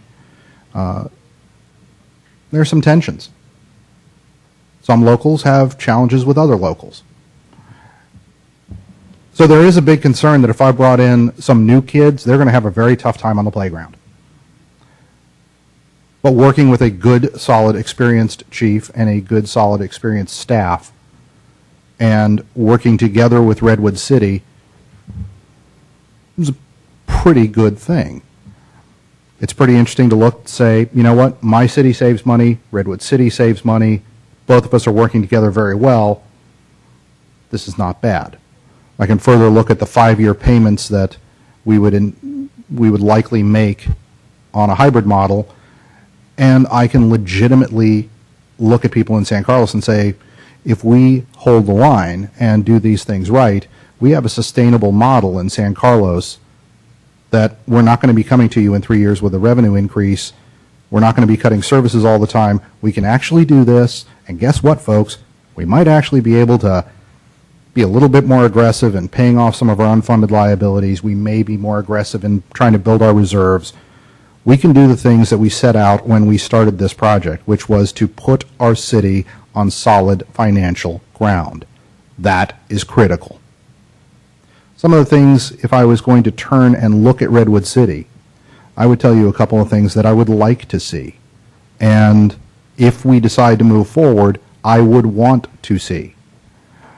I realize there's challenges with the 2-man rescue vehicles. I got to tell you, as a former EMT who used to do that type of material, I want to see that proposal, and I want to see light rescue vehicles. I want to see a proposal that says, how can we address it? Maybe more men, maybe too expensive, but I want to see how we can do it. That is important. I also want to see, how can you do better reporting? I think I will look obliquely at our Tri-Data folks and say, chances are, no matter what we do, I would look for help there to really develop solid, good metrics, because at this point, there needs to be transparency in exactly what is our department doing, what are we paying for it, and what service are we really getting, and be able to make a data-driven decision. So I would like those things in place. All those things together, yeah, I'd probably be pushing towards saying, the hybrid approach is a good one. Either way, either proposal, the city of San Carlos will become a place that is on solid financial ground. So those are sort of where my thoughts are. Mr. Royce. This is a different evening for me. I'm trying to sit back, not talk, and listen, and there's a reason for that. Other 4 members of our council have been on the fire board, so they know the business a lot more than I do, so I'm trying to, because they're all different, they all have different thoughts, but I have a lot of respect and trust, and I'm trying to learn, and I've learned a lot here. Couple comments, though, on research I've done. With Wackenhut, I'm not going to go into details, but I did spend a lot of time talking to an employee that worked for them, and they have a lot of respect. I'm not going to spend more time in that, but overall how they treat their people, and sensitive to personal needs and their communication. they're a first-notch organization. They've never done a city. There's risk with that and so forth. But you have a very compelling, strong proposal, and you're going to be doing business in California. Redwood City, you're kind of like us, which, sorry. But what I mean by that is we're both similar. We're poor. We don't have the money. You talked last month or last week about, well, why don't you do this? Well, that's because you don't have the funding. Councilmember Klein covered an area that was one of those data points I wanted to cover.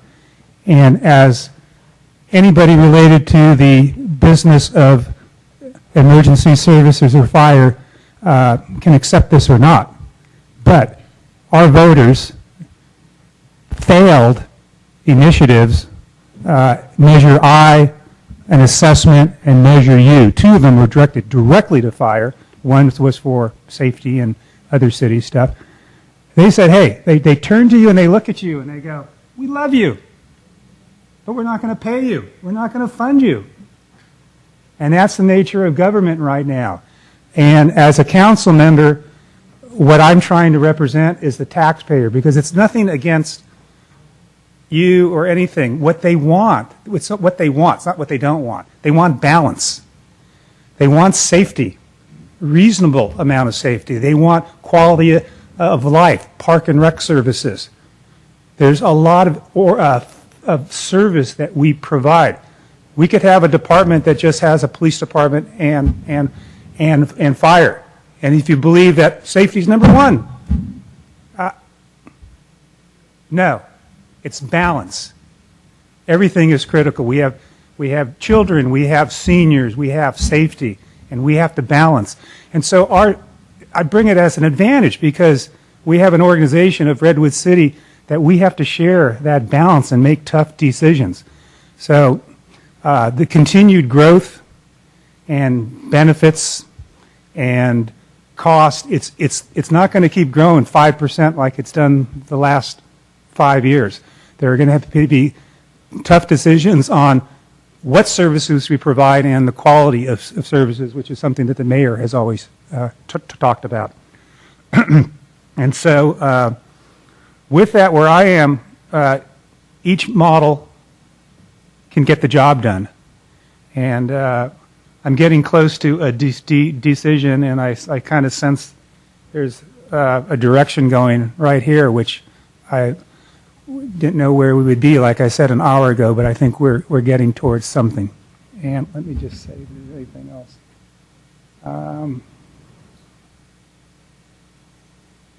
So I think that's the situation.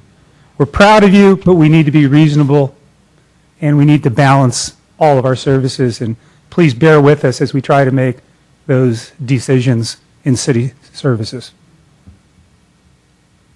Mr. Mayor, I'm ready to call the question. We haven't made a motion. I'm trying to get a consensus to see if we can make a motion. If anyone is interested in the Redwood City original plan. Is that your motion? What is the original plan? It was The contract. The contract. We just basically. They do everything. They do everything. Yeah. Right. So if there's any interest? Don't see any interest? Okay. I'd be happy to make a motion, Mr. Mayor. Please do. There's only one item left on the agenda, or one option left. Well, there's two. Okay, well, I'm sorry. I thought we already, that's fine. Well, do you mind, can I cut in front of you for the Sure, motion? go, absolutely. I would like to move that the city council direct city staff to work with Redwood City on the hybrid model, on the caveat that if negotiations do not go well, and this is a challenge to the union and to Redwood City, we will bring Wackenhut back to bid if the negotiations fail.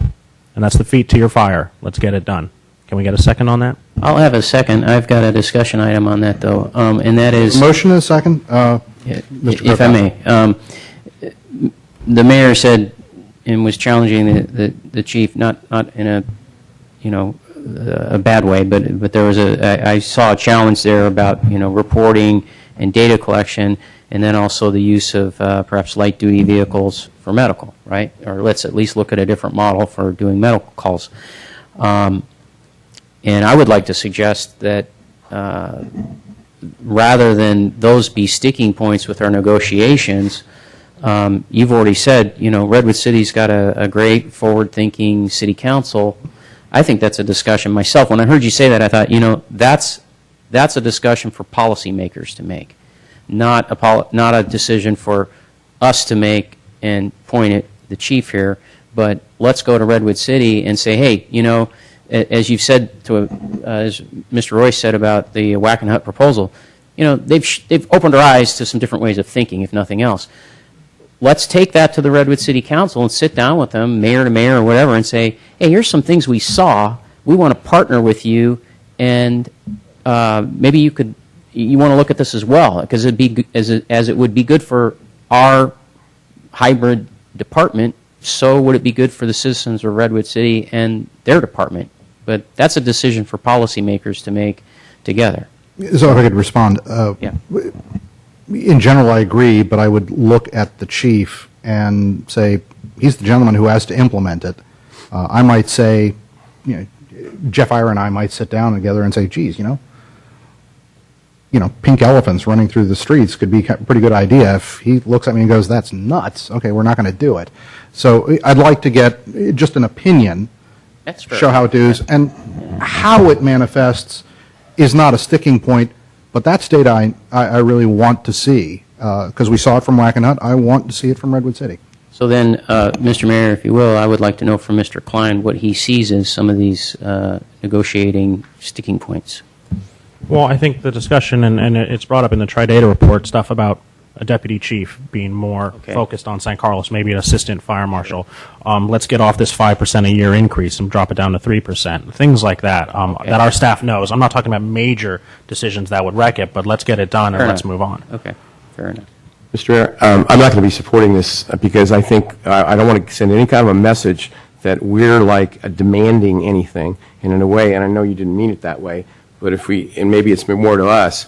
I mean, Redwood City was gracious enough to make an offer. I have no problem with negotiation. I have no problem with sitting down and working out the details.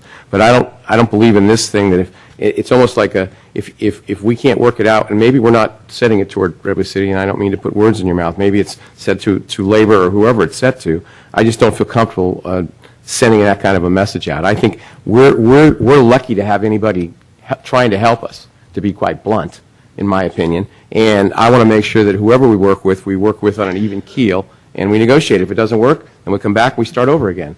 But not necessarily to do it this way. I mean, just my Well, opinion. let's be clear, Mr. Grisilli, Redwood City is going to make money off this as well. It's not just us who's getting something out of this. Redwood City is going to find savings. I'm not saying they are or they aren't. I'm just talking about philosophy. Okay. I can't support this one, so. Mr. Mayor, so I would, in agreement to some extent with what Mr. Grisilli is saying, I'll just give a clean motion, see if I get a second.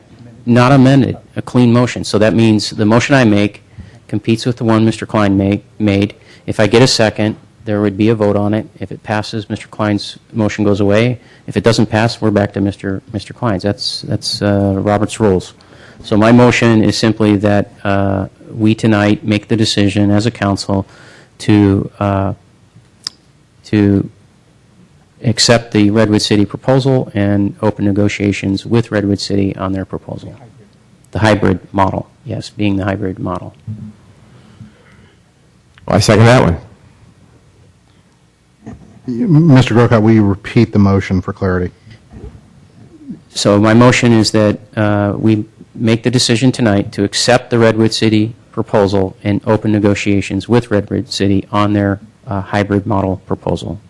Well, let me back up, because I don't think that's the motion that we were trying to do. It's not accept. The idea is that we want to give direction to staff to negotiate. That's fine, so yes. I will ask that motion be so I'll reword it. Retracted with unanimous consent. Do you want to reword? I'll reword it. So help me out here, staff, if you will, is that the council tonight would direct staff to negotiate with Redwood City on the hybrid proposal. That's appropriate. Very good. If I may offer a suggestion through the chair. Mr. Mulvey.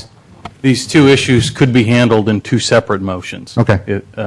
If the council would like to vote on this particular motion, and then Councilmember Klein were to make a second motion to provide the additional direction that you were talking about a few moments ago, that might work for the purposes of the council. So the question at hand is providing direction to staff to negotiate a contract with the city of Redwood City Vis-a-vis for the hybrid model. option. And just for clarification, Mr. Maltby, approximately when would we expect to see a contract in front of us?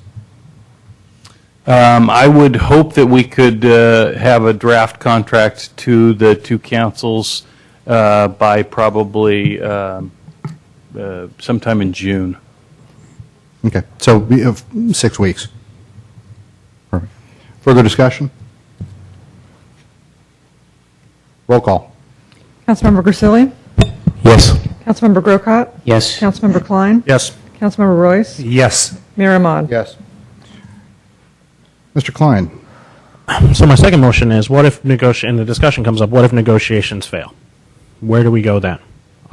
There's no guarantee that Redwood City, that these costs are locked in or Redwood City is going to come to the table, and we kind of have to have a what if, and that's why I thought it was smart to say that we would have the second recommended, which was Wackenhut. They were the second recommended proposal, be the back burner in case this doesn't work out, and it puts the feet to the fire. It puts the labor, they said they'd acquiesce to a hybrid, prove it. Redwood City said they would negotiate, let's do it. But it does put the feet to the fire, and in negotiation, it's all about having a backup plan, and I just don't think we have one right now. And I see a no Wackenhut sign, good. Push them to work with Redwood City. So is that your motion? Yeah, I would like to see that if and this really is putting everyone's feet to the fire, if the negotiations with Redwood City fail on the hybrid, we would invite Wackenhut back to propose to us for fire service. Is there a second? I'll second that. All right. Just as a point of discussion, just to be clear for everybody in the room, there's been a unanimous vote to work with Redwood City. Is there further discussion about this point? If I may clarify, I think what I hear you saying, Councilmember, is that you would, in the event that negotiations broke down and an agreement could not be reached with Redwood City, would direct staff to begin working on a contract with Wackenhut as opposed to asking them to submit another proposal? I think we would have to come back to the council. Well, okay, they come back to the council, represent their existing proposal as opposed to an alternate proposal is where I'm going. Would have to come back to the council. As a matter of discussion, I have a question on that because one of the things that I was kind of feeling when I was looking over the material and everything is that, in a way, we've got proposals. We did an RFP, and we've got a multiple number of proposals. One of the things I was having trouble with, though, is that when it comes to going to, if we're going to make this leap, and it is a leap to go to private, there are other outfits out there. Now, they didn't respond, but I think they didn't respond because they didn't see it as probably an option. And these guys, to their credit, took the gamble, rolled the dice, and said, we're going to put in a proposal. But there are other outfits out there that do this, and I would be curious to, if we're going to end up in that position, I would like to see proposals from other private firms.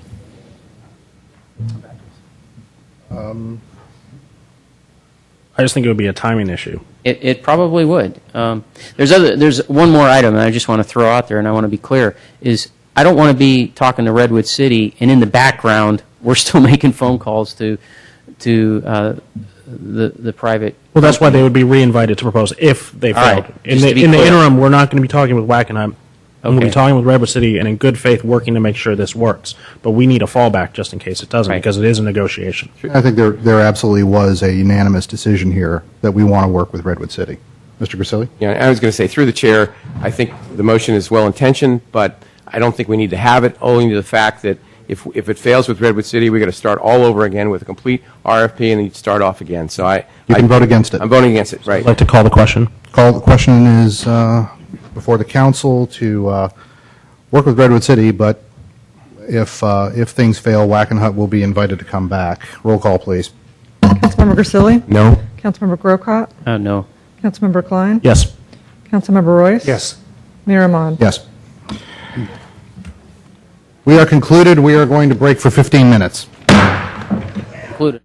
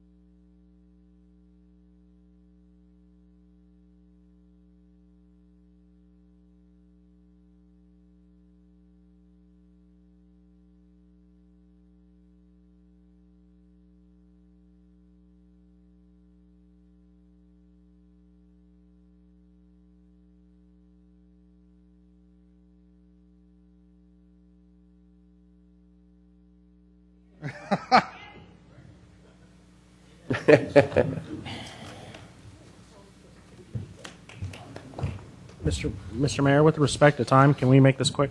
I think we can. I'll look at, let's come back. Anything. Mr. Maltby, if we could do an abbreviated discussion, that would be lovely. I think and we I'll can turn it to you. I think we could probably manage that for you, Mr. Mayor. Well, good evening. I'll try not to feel offended by the turnout for the budget. They're going to miss the real exciting part now. Now it's going to get good. Jeff Maltby, City Manager. We had planned originally, actually almost 2 hours worth of presentation for the council on the budget.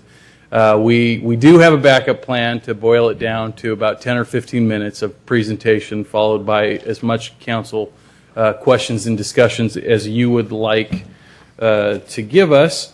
I am going to talk just briefly about a quick look back. I'm sure people, while they may not be watching at home any longer tonight, at some point they'll watch a rerun and catch this.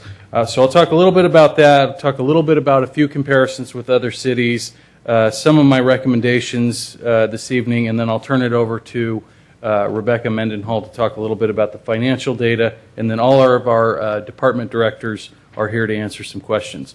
So with that, that's what I just did. So we're looking at our 11th straight year of budget cutbacks. We've talked about it plenty. I know the council's well aware of that.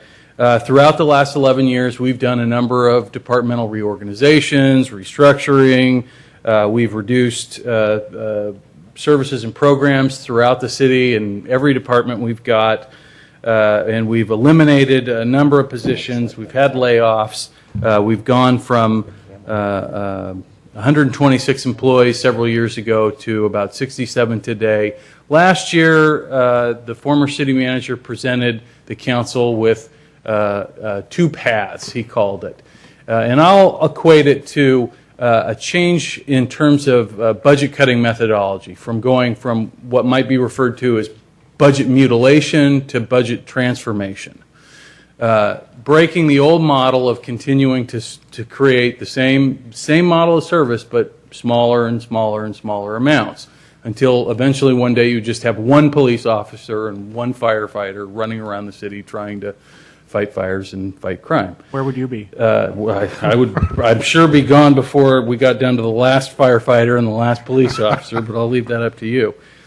And so we started to look at other cities and other models of local government and providing contract services, which led us down the path that you just spent 4 hours of your time discussing on fire, which of course it was the biggest budget discussion point we needed covered this evening. So here's a few statistics in terms of cuts to administration, public works, parks and recreation. All these things have been cut significantly, as well as police and now fire. So looking back at the budget over the past 5 years, we've seen our revenue decline on average of a relatively small amount, but any decline of revenue over that period of time for an agency such as a governmental entity which is used to incremental growth year after year, your property taxes, your sales taxes growing, not huge amounts, but consistent, was a relatively big shock. Combined with what I would point out are very well managed expenditure growth. I mean, 1.74% expenditure growth for any organization is exceptional. It just happens to be not good enough, which has led us to sort of the conveyor belt of budget cuts. Last year at this time, our base budget was projecting fire and police costs in excess of 60% of the city's general fund for the first time ever. And that set off some warning bells with the staff because we were watching it start to grow exponentially faster and faster from one year to the next. And because police and fire typically as departments grow a little bit quicker, or were growing quicker than other departments, and as they were consuming more and more of the general fund, they were causing the general fund to grow faster and faster out of balance. And we were well aware that it was the point where Vallejo passed the 70% mark that they began to experience issues of insolvency. Well, we had gone from 51% to about 61% in less than 4 years. So that set off a lot of warning bells with us. It set off a lot of warning bells with the City Council, and you began to make some very significant changes. The employee groups have gone through 2 rounds of concession bargaining now. The last round that they finished in 2010 was the more significant of the two rounds. We've tiered retirement benefits. We've reduced, put in place vacation caps. We've required all our employees to contribute first dollar amounts towards their medical premiums, employee only, family, doesn't matter. We've had salary givebacks. We've had furloughs. The employees contributed about $500,000 of ongoing savings towards our $3.5 million budget. That's very significant in a 1-2 year contract. You know, the contracts weren't created overnight. They were created over many, many years. And this kind of movement this quickly from our unions showed strong support from the employees in this organization. I think they understand that they want to work for a sustainable city, that they want to know that they can depend, that their jobs are going to be here in 5 or 10 years. And the best way to do that is to work with the City Council to create a situation of solvency and stability and sustainability for this city. So those are the things that we've done there. In terms of comparable staffing, you've seen these numbers before. We're a very different organization than a lot of our neighbors. Based on the recommended budget tonight, which does eliminate 2 additional full-time employee positions, we'd be down to 65. Now, based on the hybrid model, that's going to jump up another 20 employees into the 85, 87 region, depending on how many firefighters we settle on ultimately in a hybrid with Redwood City. And this is our revenue per capita. So again, this illustrates some of the points that you council members talked about earlier in the fire item, that we have a different revenue structure here. Our property tax, a different amount is coming back to the city. You're aware of that. Sales tax, relatively same share everywhere. So it's going to depend on your actual sales base in town, with the exception of course, special taxes. And we've tried a number of times to pass a special tax in San Carlos. We don't have one. Many of our neighbors do, which, of course, is going to be illustrated in why some of those numbers are so much higher than what we've got here in San Carlos for revenue per capita. This is how we're dividing up costs in terms of all our other cities versus safety. So you can see how we compare. Pretty much across the board, we're just about the smallest in every category per capita. There's a few anomalies out there that are a little different, and some of them are highlighted because they're only police. I mean, their police alone in some cities similar to our size is greater than police and fire here. So that's how we're comparing.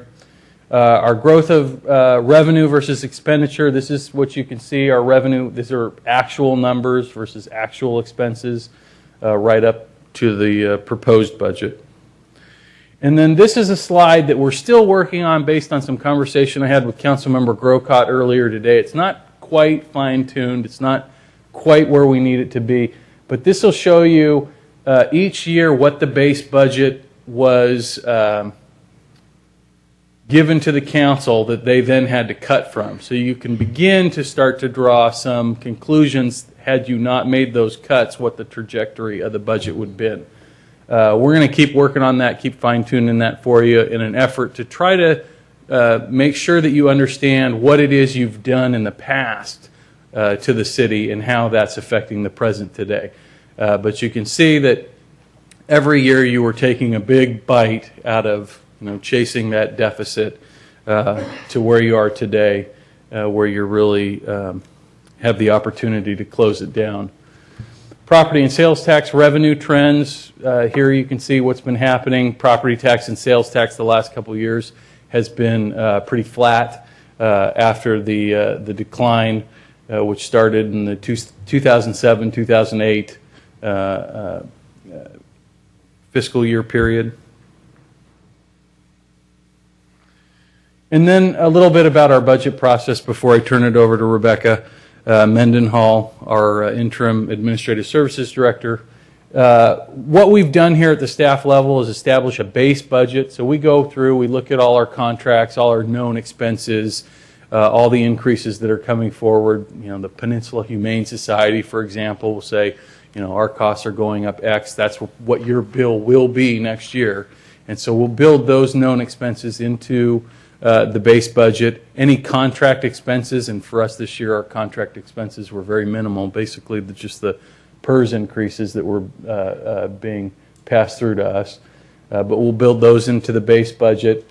We determine what, if any, budget deficit or surplus we might have, and the base budget showed about a $1.1 million budget deficit this year. And then we consider some programs to add on, or revenue options, programs to cut, consideration of surplus options this year for the first time.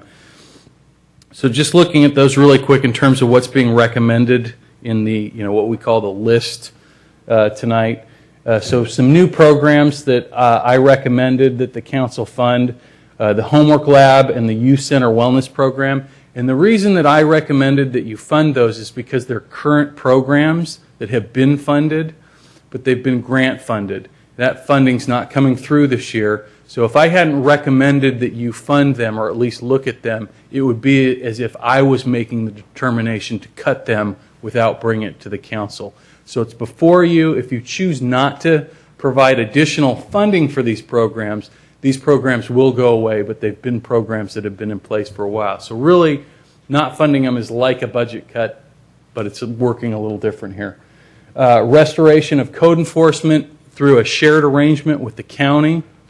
You cut a building inspector last year or the year before, which had the net effect of also eliminating the city's code enforcement program.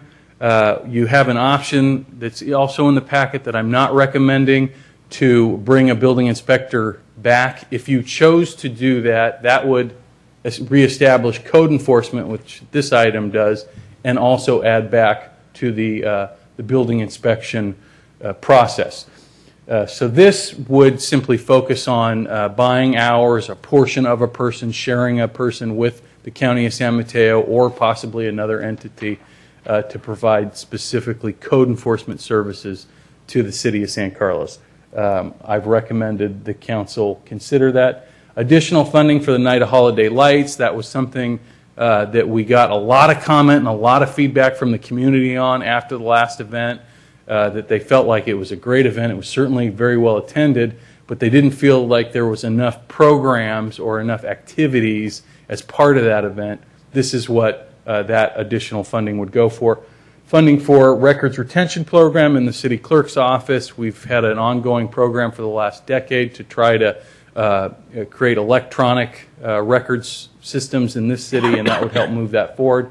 And then we have the opportunity to add even more traffic deputy enforcement time in the city by leveraging some COPS grant money that we've got, with some additional money from the city to provide additional hours for traffic enforcement in the community. Our program reductions include the savings generated from fire. We're estimating that at $1.5 million, so that's a very significant savings for us. A reduction in parks maintenance expenses. This is really a cleanup budget cut from last year when you outsourced to the private vendor the parks maintenance. There was additional money for things for material that we left in the budget as sort of a contingency, since this was the first time we were doing it and we weren't quite sure how it was going to work out or what additional things we may need to buy or spend money on. So that $60,000 reduction in your packet just kind of cleans that up. We don't think we need that particular money in that particular budget right now. Reduction in recruiting expenses that simply relates to having reduced the number of full-time employees over the years to the level it has. A reduction in the activity guide production expenses, elimination of the youth basketball contract and bringing that program in-house. The director and his staff believe they have the capacity to do that, and that would save some money. We're looking at eliminating a vacant IT systems analyst position and backfilling that with contract services, most likely from the private sector, but possibly we're talking to Redwood City and other government entities about how they might attack that in terms of providing the service if we had an interest in doing it that way. And then the elimination of the payroll and benefits technician, with the caveat on that one that we may need to bring it back depending on what happens with fire. Now that we've brought fire in, we're talking with Redwood City about possibly having them process the payroll.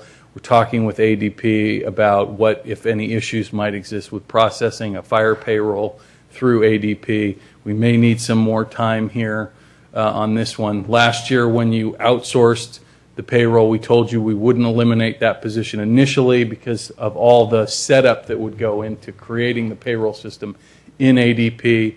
That's been live now for a few months, and we think we've worked out the kinks. There's going to be more kinks with the fire payroll, but we may be, like I said, maybe looking at Redwood City to do that.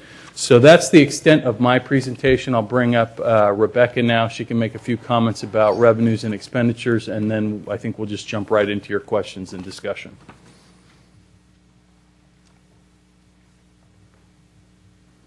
Good evening, Mayor and City Council. Rebecca Mendenhall, Interim Administrative Services Director. I'll make some very brief comments, as he said. The following slides will show that the proposed changes and recommendations represent a balanced budget. So here are the general fund base budget revenues. The general fund is the primary operating fund for the city. It's used to account for most day-to-day activities, including general government, public safety, parks and recreation, traffic and street maintenance, and community development. The base budget revenues reflect an 8% increase from the revised 2011 budget. Some of the highlights are current charges for services and licenses and permits are projected to increase based on the construction activity related with the Palo Alto Medical Foundation development. Franchise taxes reflect a 16% increase. That's based on utility rate increases as well as the averages of revenues received over the last couple of years. Investment income or other uses of money and property, that's a 40% increase, and that's based on new rental revenue that we're receiving from the Three Sisters property on Britton Avenue, as well as another cell phone tower at Burton Park.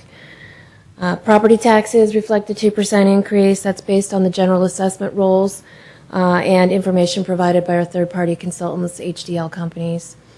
Sales tax reflects a 6% increase over the revised budget. However, the increase is actually less than 1% over our projected revenues.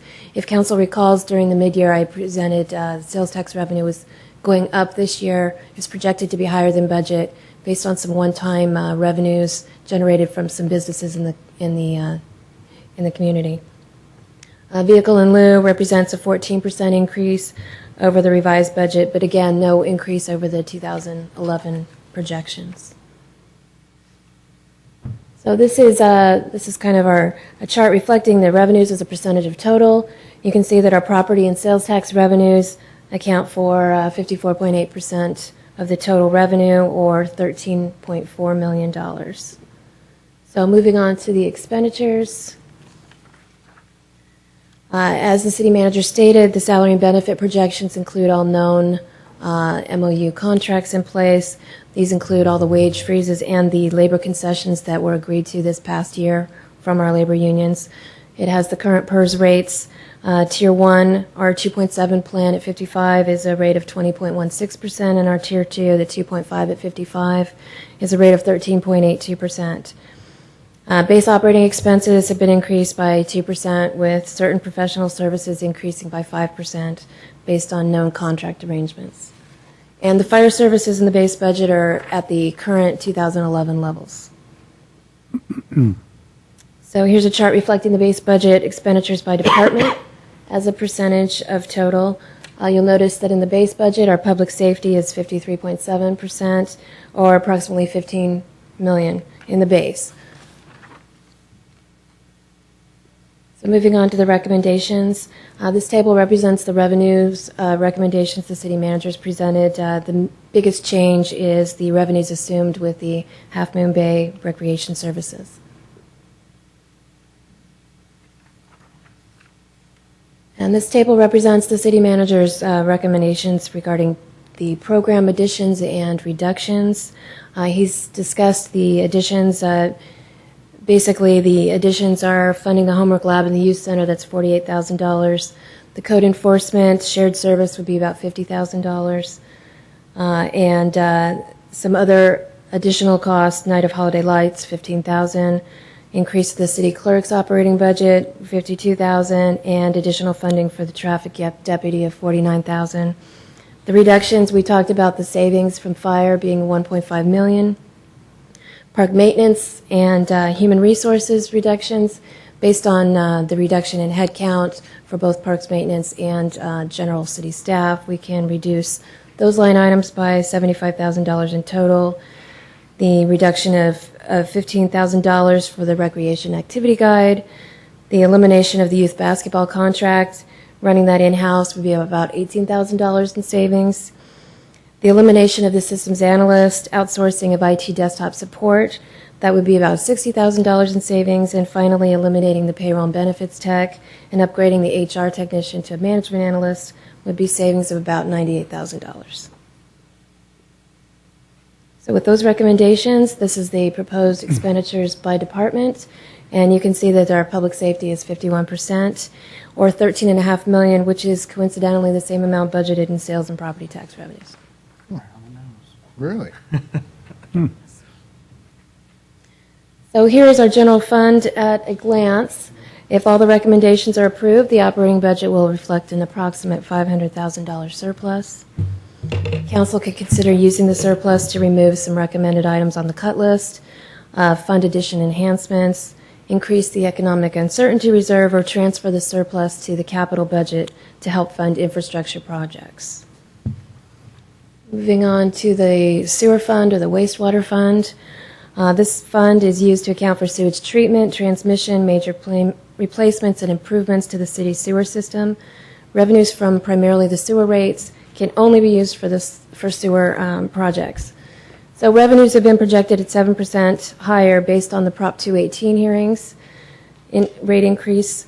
Salaries and benefits are lower based on the concessions approved by the labor unions.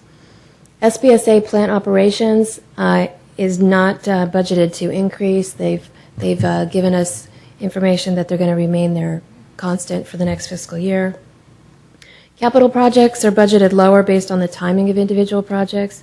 In May, we're going to be bringing the capital budget forward so you can see a list of what those projects are and with the status of existing projects in place. So as of right now, staff's not recommending any changes to the sewer fund.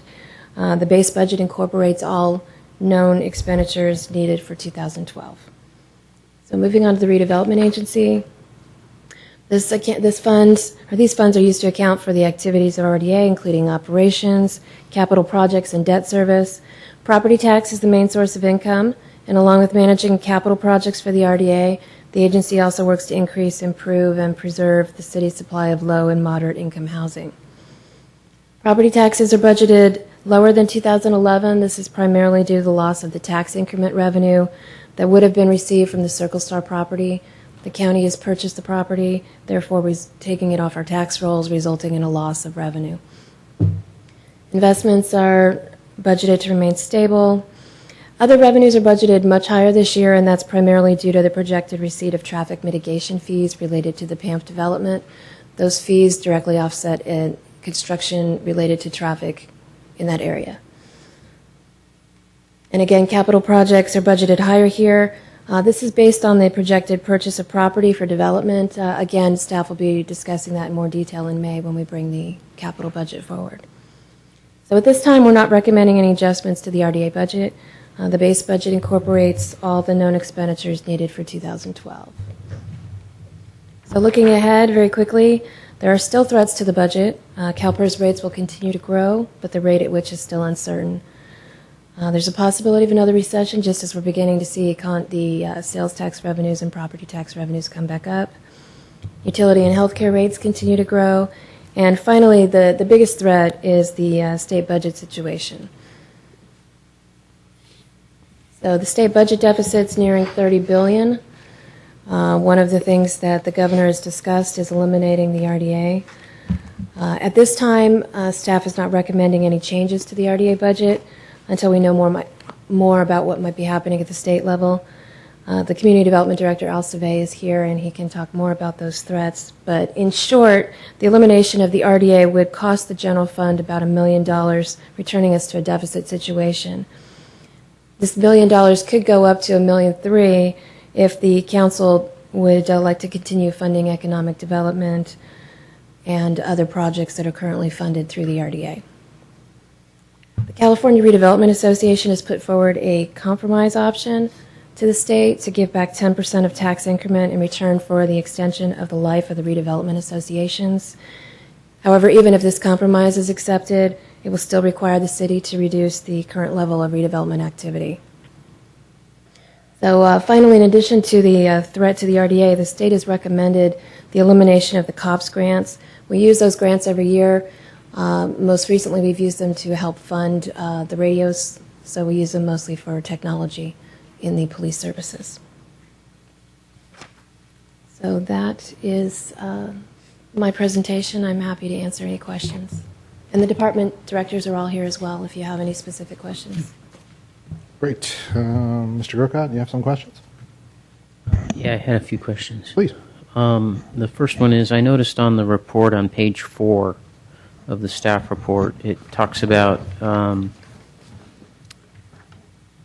projected higher revenues, and number 1 is the one-time receipt of funds related to the sale of the In-N-Out Burger site, so $1.5 million. Mm-hmm. And this is directed at staff and partly to my colleagues.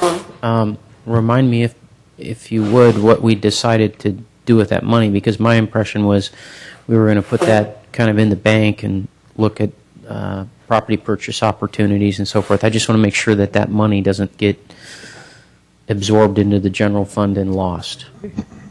Yeah, I agree with Councilman Grocott. I thought that's what we... Yes, through the chair, we did restrict that money.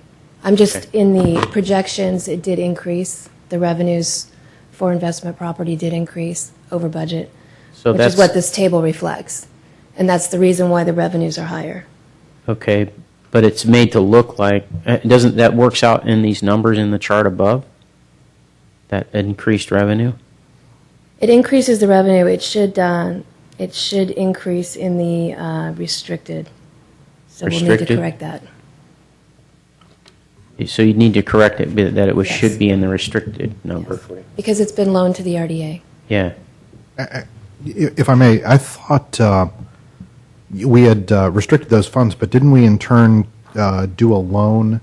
Yes, we loaned the money to the RDA, which it should be reflected in the restricted balance. Okay. So that's just an error. I'll fix that. Okay, thank you. So we're in okay shape there. Yeah. Is that correct? Yes. Okay, I just want to make sure about that. And there would be some revenue to the general fund, unrestricted. Is that not right, on the payments? Actually, Interest if I payments? recall, the council approved the strategic property reserve, and so when the RDA pays those payments back, they'll still be restricted for future Okay, property acquisitions. that's actually good. All right, thank you. I believe that was in October. Okay, so that's question 1 that I had.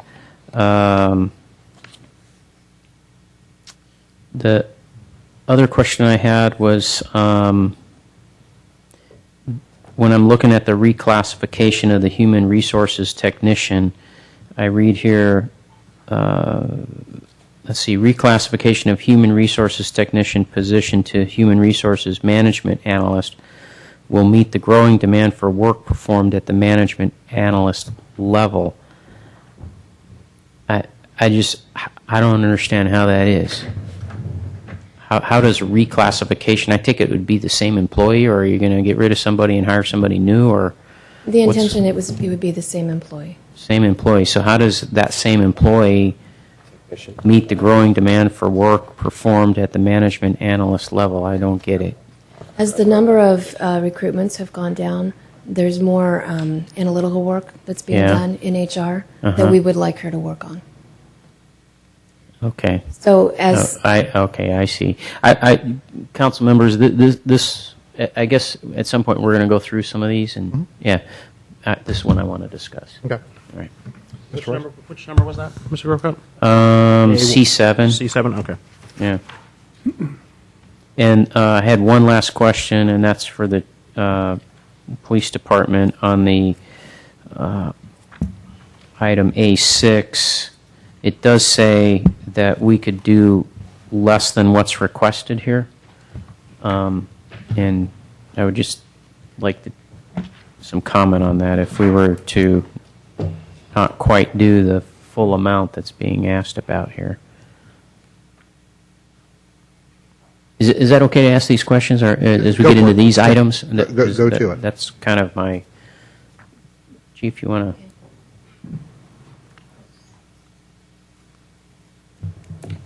I guess my question on this, and I would like to discuss this item with our council members, but if we were to do a less than 10 hours, is there a way that you would recommend we might break that down an additional 2, or like a morning and not the afternoon, or, you know, how might we break this down if we chose to? It depends on how much you wanted how much additional traffic enforcement you wanted hourly. It would be based upon that. I think what I would do is design the best schedule I could for the amount of hours that the city council is willing to put forth for additional traffic deputy. Okay. Right now, we're proposing is to cover the 1 day a week that we do not have a traffic deputy. So we could do something where we might, couple of, look at it more as a month and give maybe like 10 hours that you could do in a month, and then every once in a while, or maybe that's not a good example, maybe like 20 hours in a month where a couple of Fridays, let's say it's a Friday that's being missed right now, Right. there might be a couple of Fridays where you do put out an officer, and then the public wouldn't necessarily get used to that because you could move it around. That's correct. We could Okay, do so that. we could look at that option. Yes, sir. We could do Okay, that. thank you. Okay. Mr. Royce? Just one recommendation reporting to think about. I think we only need one type of headcount reporting. I think it might be a good year to switch from FTE to FTE, which from full-time employees to full-time equivalency. And the reason for that is any kind of comparability that we do within our own system year to year, it matches. It actually will show whether or not there are employees, or like the police, we have a few people in planning. And all the benchmarking we do, which is so important. And we have 65 employees, but we have 32 sworn officers. Do we still have 30, 32, 34? I think just one type of reporting with full-time equivalency would have value in all of our analysis. I'm not creating one additional report, just switch the definition to it. Can I have a question for Mr. Royce? So you're talking about how we have 65 now. That doesn't really reflect the police contract, so it's not really a true number? Or are you talking about trying to get to a truer number? Yeah, well, I look at headcount in managing our cost. Yeah. So whether or not we have 65 people here and 32 officers that we're paying for. Yeah. So you want a truer number? I would rather have the full-time equivalency, so we're really paying Yeah, I just wanted to understand what for you're saying. 82 I get it. people or whatever. That makes it a lot is. more sense, especially with this new model. But only do one, so don't get mixed up. FTE becomes something different, not two, because that'll mess everything up. Mr. Klein? Yeah, this is surprising to me that we have money, so we want to talk about what we want to do with it. I think, and this is going to take some getting used to, and I've only been up here for a year and a half, so I don't know how Mr. Grisili and Mr. Grocott are going to get used to this. But a couple of things. When it comes down to the money we're left over with, that's one of the questions in here. How do we play it out? I'd like to see a 50-50 split. Whatever's left over, 50% goes into the Economic Uncertainties Fund, and the other 50% goes into the Capital Fund. I just think it's easy. It's right down the middle. Capital is an investment in the future, and economic certainty is just in case something happens. It's a good way to, I think, split the money. The two things, though, that are not on the recommended list that I'd like to discuss, and they have to deal with transparency. And I think with some of the things coming down the pipeline, one is A10, which is the recording of the Planning Commission meetings for TV. With the Transit Village and Wheeler Plaza and all of these things coming down the pipelines, cell phone towers, etc., most people don't know that the Planning Commission is the front line of all of this. They do a lot of the heavy lifting for the council. And I think it is important to either now or sometime in the future to start televising these meetings, because this is where a lot of the discussion happens. This is where the recommendation to the council comes for a lot of things that are transformative for our community. So if we're not going to do it this year, I'd like to see us talk about it maybe next year. But it was up to me, I think that was one of the things we would do. Also, the newsletter, I think, is an important thing to show what we're doing as a city, to do whatever we can to get our citizens informed. I don't like the fact that it goes up to 11,500. I think we have to have an opt-out mechanism, since most people do receive email, but there are a lot of citizens who don't. So those are the two that I'd like to talk about, because I think they do lead to transparency. And right now, with a lot of what's going on, there's a lot of uncertainty in the city, and the better informed we can keep our citizens, the better it serves everybody. I can support the second one. And that's it. Mr. Grisilli? I just had two changes, or two. Have we switched? I'm sorry. It seems like we've switched from asking questions to staff. I don't know. Oh, sorry. Yeah. It's No, so it's late. okay. It's I late, didn't have any you know. questions. We're just kind of... I don't have any questions to Okay. staff. Because I've gone over this thing too many times. So what would you... What I would do is I'd like to put in A9 back into the budget, $2,000, and I'd like to eliminate C8, my salary.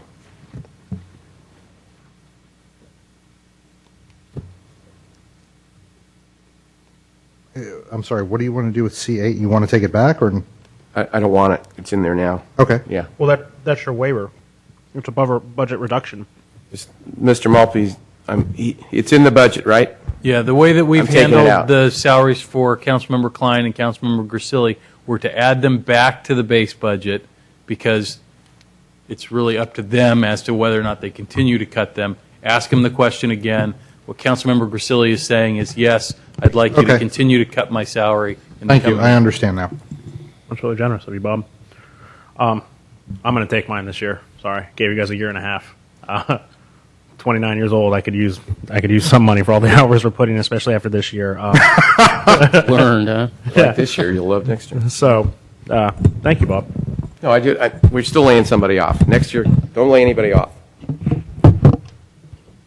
Mr. Grisilli, you took C8 and you wanted to go back to A9? Add A9? I'm trying to, that's all I have. I don't have any other. And under deference to Mr. Grisilli, since he's giving $10,000 and $10,050 back, I think we should add his $2,000 in for sure, since he will be partially funding that by giving his salary back. What's his $2,000 funding? Yeah, for the job youth program. Oh. A9. Yeah, job street. So are we into horse trading now? May as well. All right. Mr. Grocott. I had probably quite a few changes. I was looking at both programs of the youth center that I would like to look at these alternatives of charge an annual membership fee. We could offer scholarships to those who couldn't afford it, but I looked at these two items, A1 and A2, plus the one that was about the basketball, which talked about we charge, I think, $152 to be in that program. I would like to look at a program where you just pay $100 to be a member to the youth center, and then if you want to go to get homework done, or if you want to go play basketball, or whatever you want to do, you can do it. But you pay $100. If you can't afford it, apply to the city for a waiver.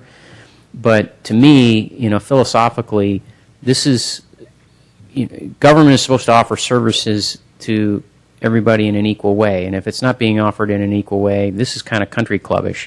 Join. Become a member. You don't have to become a member, though. I'm saying you do. That's what I'm saying. Walk in the door. Huh? But he wants to require you because to make it a country. Yeah, I mean, I've got two kids at home. Neither one of them use the new youth center. One of them because he's But they too could. young. No, one of them's because he's too young, and the other one is 18 years old and thinks it's uncool. So, but it's not something that's offered to every citizen in an equal fashion, like street sweeping or garbage pickup. So, I think we should start instituting a program with the youth center where you pay $100, and again, that's $100 a year. It's not that much, and if you can't afford it, we'll give you a scholarship. But just like we did tennis, pay to play. Would that be the same fee then for the senior center? Because We can look at it, but it's not in this list. Yeah, but the logic follows through for everything we do. It does not. Well, it does for the senior center. Well, Mr. Klein has brought up the senior center, but it's not in the list here. So I guess No, we I understand, but could look at that. It's in the budget. Yeah. I mean, It wasn't. I mean, you're saying pay to play. You can break down every single thing we have. You can. Well, you can break that. Well, you can break up 1,000 items. In some out of the budget. regards, you're right. If you come into City Hall and you want to submit a set of plans, you pay to play. If there are things where you touch the city and you pay to play. Well, I respect your opinion, but unfortunately, I don't agree with this one. So tell you what, just in the interest of kind of moving this forward, how about I just go through the list Yeah, and see that'd if be there's great. consensus? Yeah. For A1, is there consensus to restore? Yes. Just leave it the way it is. A2? Leave it the way it is. Yes. A3? Leave it the way A3 is the... Restore code enforcement through shared services with County of San Oh, yeah, Mateo. that's fine. 50,000. A4? Yep. Okay, I'm going to push back on that one. Maybe you've got consensus, but I at least want to get the word out on this, and we can think, if it doesn't pass this year, maybe it will later. I think on tree lighting, I met with the city manager on this, and I said with the tree lighting, and there's another one in here about adding a program for the spring, which he was not recommending, I think. But I said on all of these, you know what? Really what we ought to do is go to the chamber and go to the restaurants and the businesses downtown and say, if you want to put on an event, close Laurel Street and put on an event, do it. We will support you, and we might waive some of the fees that we normally charge for things like, parking enforcement, because you have to close down parking on the street and so forth. We'll support you. You organize it. You do it. We'll support you, and we'll subsidize our support. But we're not going to do these things. This is something that I think you got enough restaurants downtown making pretty good profit down there that they could pick something like this up and run with it in concert with the chamber. So your objection is noted. Is there consensus on A4? No, on Matt's point, I have a little different viewpoint. It takes a lot of work. It takes some money to put these on. By us doing it and even spending money, we still depend on businesses and chamber to make it a complete success. So they're spending money, they're spending resources. There's a lot of work that goes into these. And I'm just a little closer to a lot of nonprofit or a lot of organizations I've been in town from and all the clubs, and Rotary and Kiwanis and Sister Cities. It takes a whole team. You just can't depend. You talk to the restaurants, you're not going to get much money. I mean, they love the activity, but they're not going to give you money or do any labor to put it on. Through the chair, I'd like to make a motion to extend the meeting till 12:15.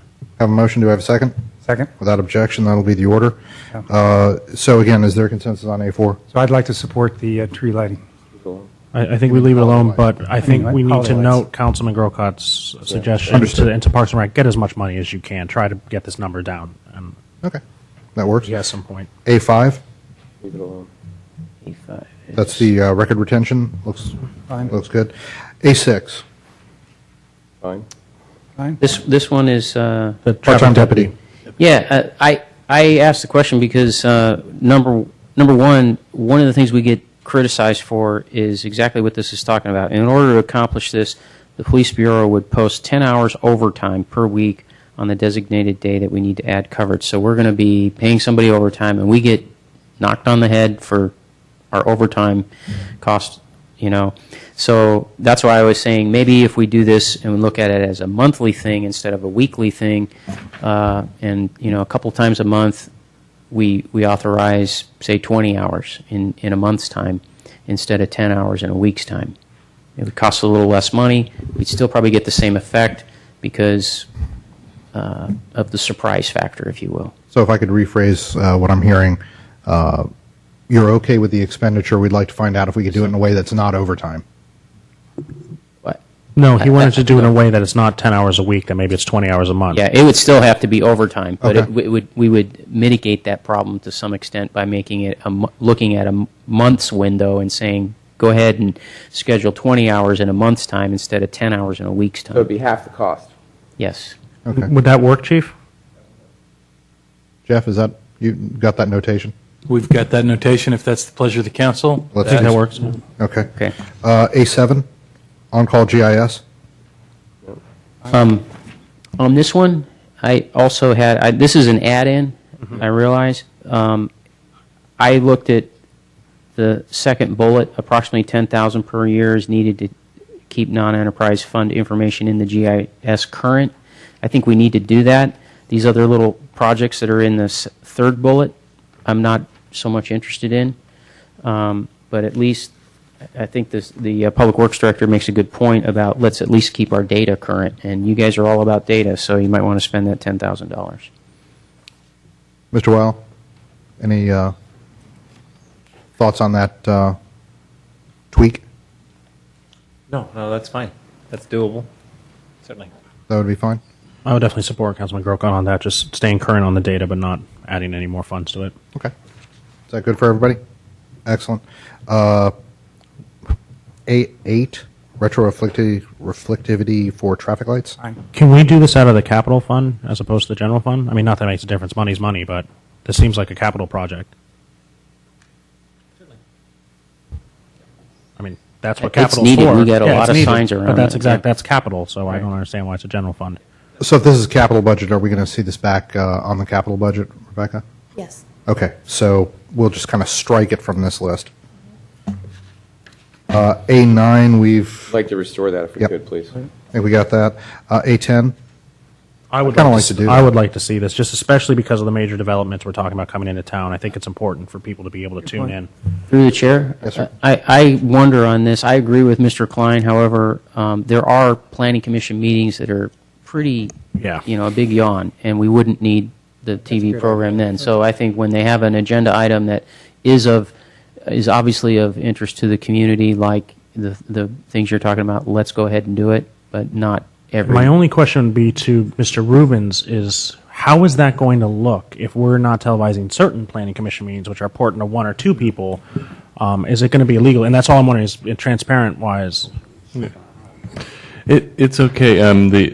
There's no requirement that they be televised, so it's optional. I think it's more of a matter of publicizing that particular meetings will be televised, and then it's a contract issue with our provider. So maybe we can leave it up to the planning staff direction as to which ones they think really need to be televised, like cell phone towers and major developments. Mr. Survey has a good handle on that. Well, through the chair, is that legally going to be able? You going to be able to do that, Jeff? We'll call you when we want the thing on. You know, that's actually going to put the staff in kind of a tough position because we may make a determination that it's not really kind of a citywide issue, but you may have a couple of very vocal folks in a neighborhood or one small neighborhood or a sub-neighborhood that feel really strongly about it and feel that we're somehow silencing them or not allowing their message to get out. It's kind of like if you got to do it. Even though I think some of them, I guess our apologies to the guys running the camera crew that, there's going to be some meetings that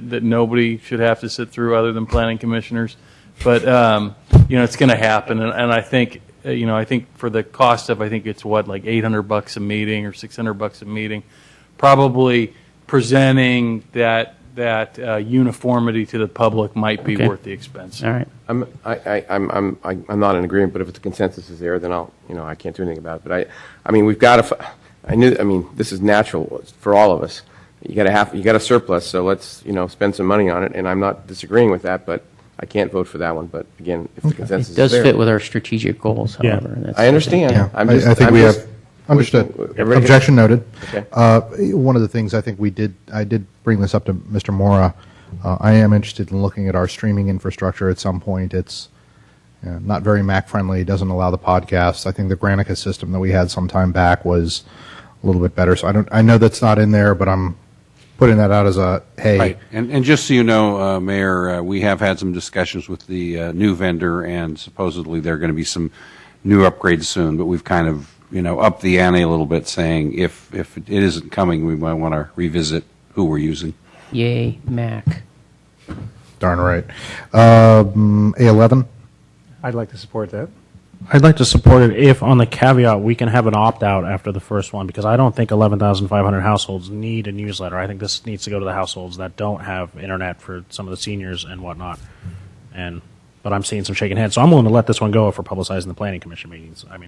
It's baby steps, but that's where I'm coming from. Okay. Is, baby steps. Okay. A12? I can't go there. No. We can't put more staff on Yeah. right now. Nope. So 12, 13? No. No. 14? Nothing else. I think you're seeing from the council that pretty much everything under what we've discussed, no one's in favor of, unless there's anyone. There's nothing. Anybody, 14 or 15? Nope. Okay, then let's just go to the revenue enhancement programs. I think everybody wants to provide services to Half Moon Bay. We voted on that. In the budget reductions, we saw Mr. Gracilli. And is there anything else we need to do? The only thing I had a question on, but I think I have the answer, on the trail, or excuse me, on the reduction with Parks and Rec. And I asked the Parks and Rec director about some trail maintenance, because I do a lot of running on the trails, and I noticed that they could use some attention, but he says that's done with volunteers, so I guess that's not a budget issue. And are we up to C7 yet, or not? We can be right now. We can? Yep. Okay. C7. This is elimination of a payroll and benefits technician, upgrade HR tech to HR management analyst. Yeah, and so I understand how Ms. Mendenhall answered the question. The thing I have trouble with is the impact of the change, that now this is going to eliminate, if you read the bullets down below, the second bullet and the third bullet means we're going to get less service to the public and to our city employees regarding, if they have discipline issues or labor relation inquiries and so forth. So, and then, really this is a $10,000 ad. It's not really a reduction. So I would not go with this. I would keep things as they are. Is there a consensus on that? It's a $10,000 ad, but I think the staff has to manage the staff, and if this is what the city manager feels is best suited, I'm going to go with him on that one. Well, and just to be clear, it's a $107,000 reduction and then a $10,000 ad, if you wanted to look at it that way. I wasn't sure, when you said just keep it the status quo, that would result in us not making a budget reduction of $97,000. $97,000, yeah. I guess there's I'm two confused. employees right now. Mm-hmm.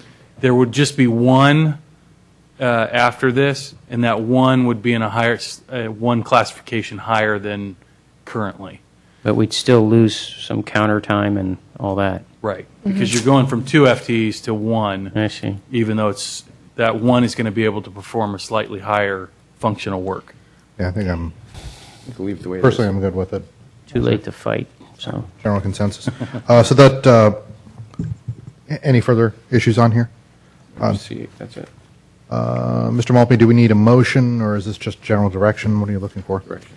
no, we need. Well, a motion we to didn't talk adopt about the what we budget. do with the leftover money. I made a suggestion, but Yeah, I can see a simple split. However, I looking around town, I see a lot of capital improvement that needs to be done. So I would rather it be like a 60-40 or something like that. Send a little bit more money to the capital improvement fund. and I'm fine with that. I believe capital is like putting money in the reserves. It's an investment in the future. So Yeah. you put it one place or the other, we're doing something with it. It's not $500,000 anymore. It's down to 400 or 375 or something, right? Something like that. I know you didn't have any Keeping track. But so I would go with 50-50 just to make it simple. Looks like we had roughly 3 people nodding, 60-40. You want to go? Either way. 50-50, okay? I guess so. All right, so We don't need a motion this evening. I think you've provided us clear direction on all the issues before you that'll allow us to go back and prepare the budget for your consideration and possible adoption in June. Before we do wrap up this evening, I'd like to thank the staff. They did a wonderful job preparing some very detailed budget presentations that nobody's going to get to hear. I know you could just look at them. Look at how disappointed they all are.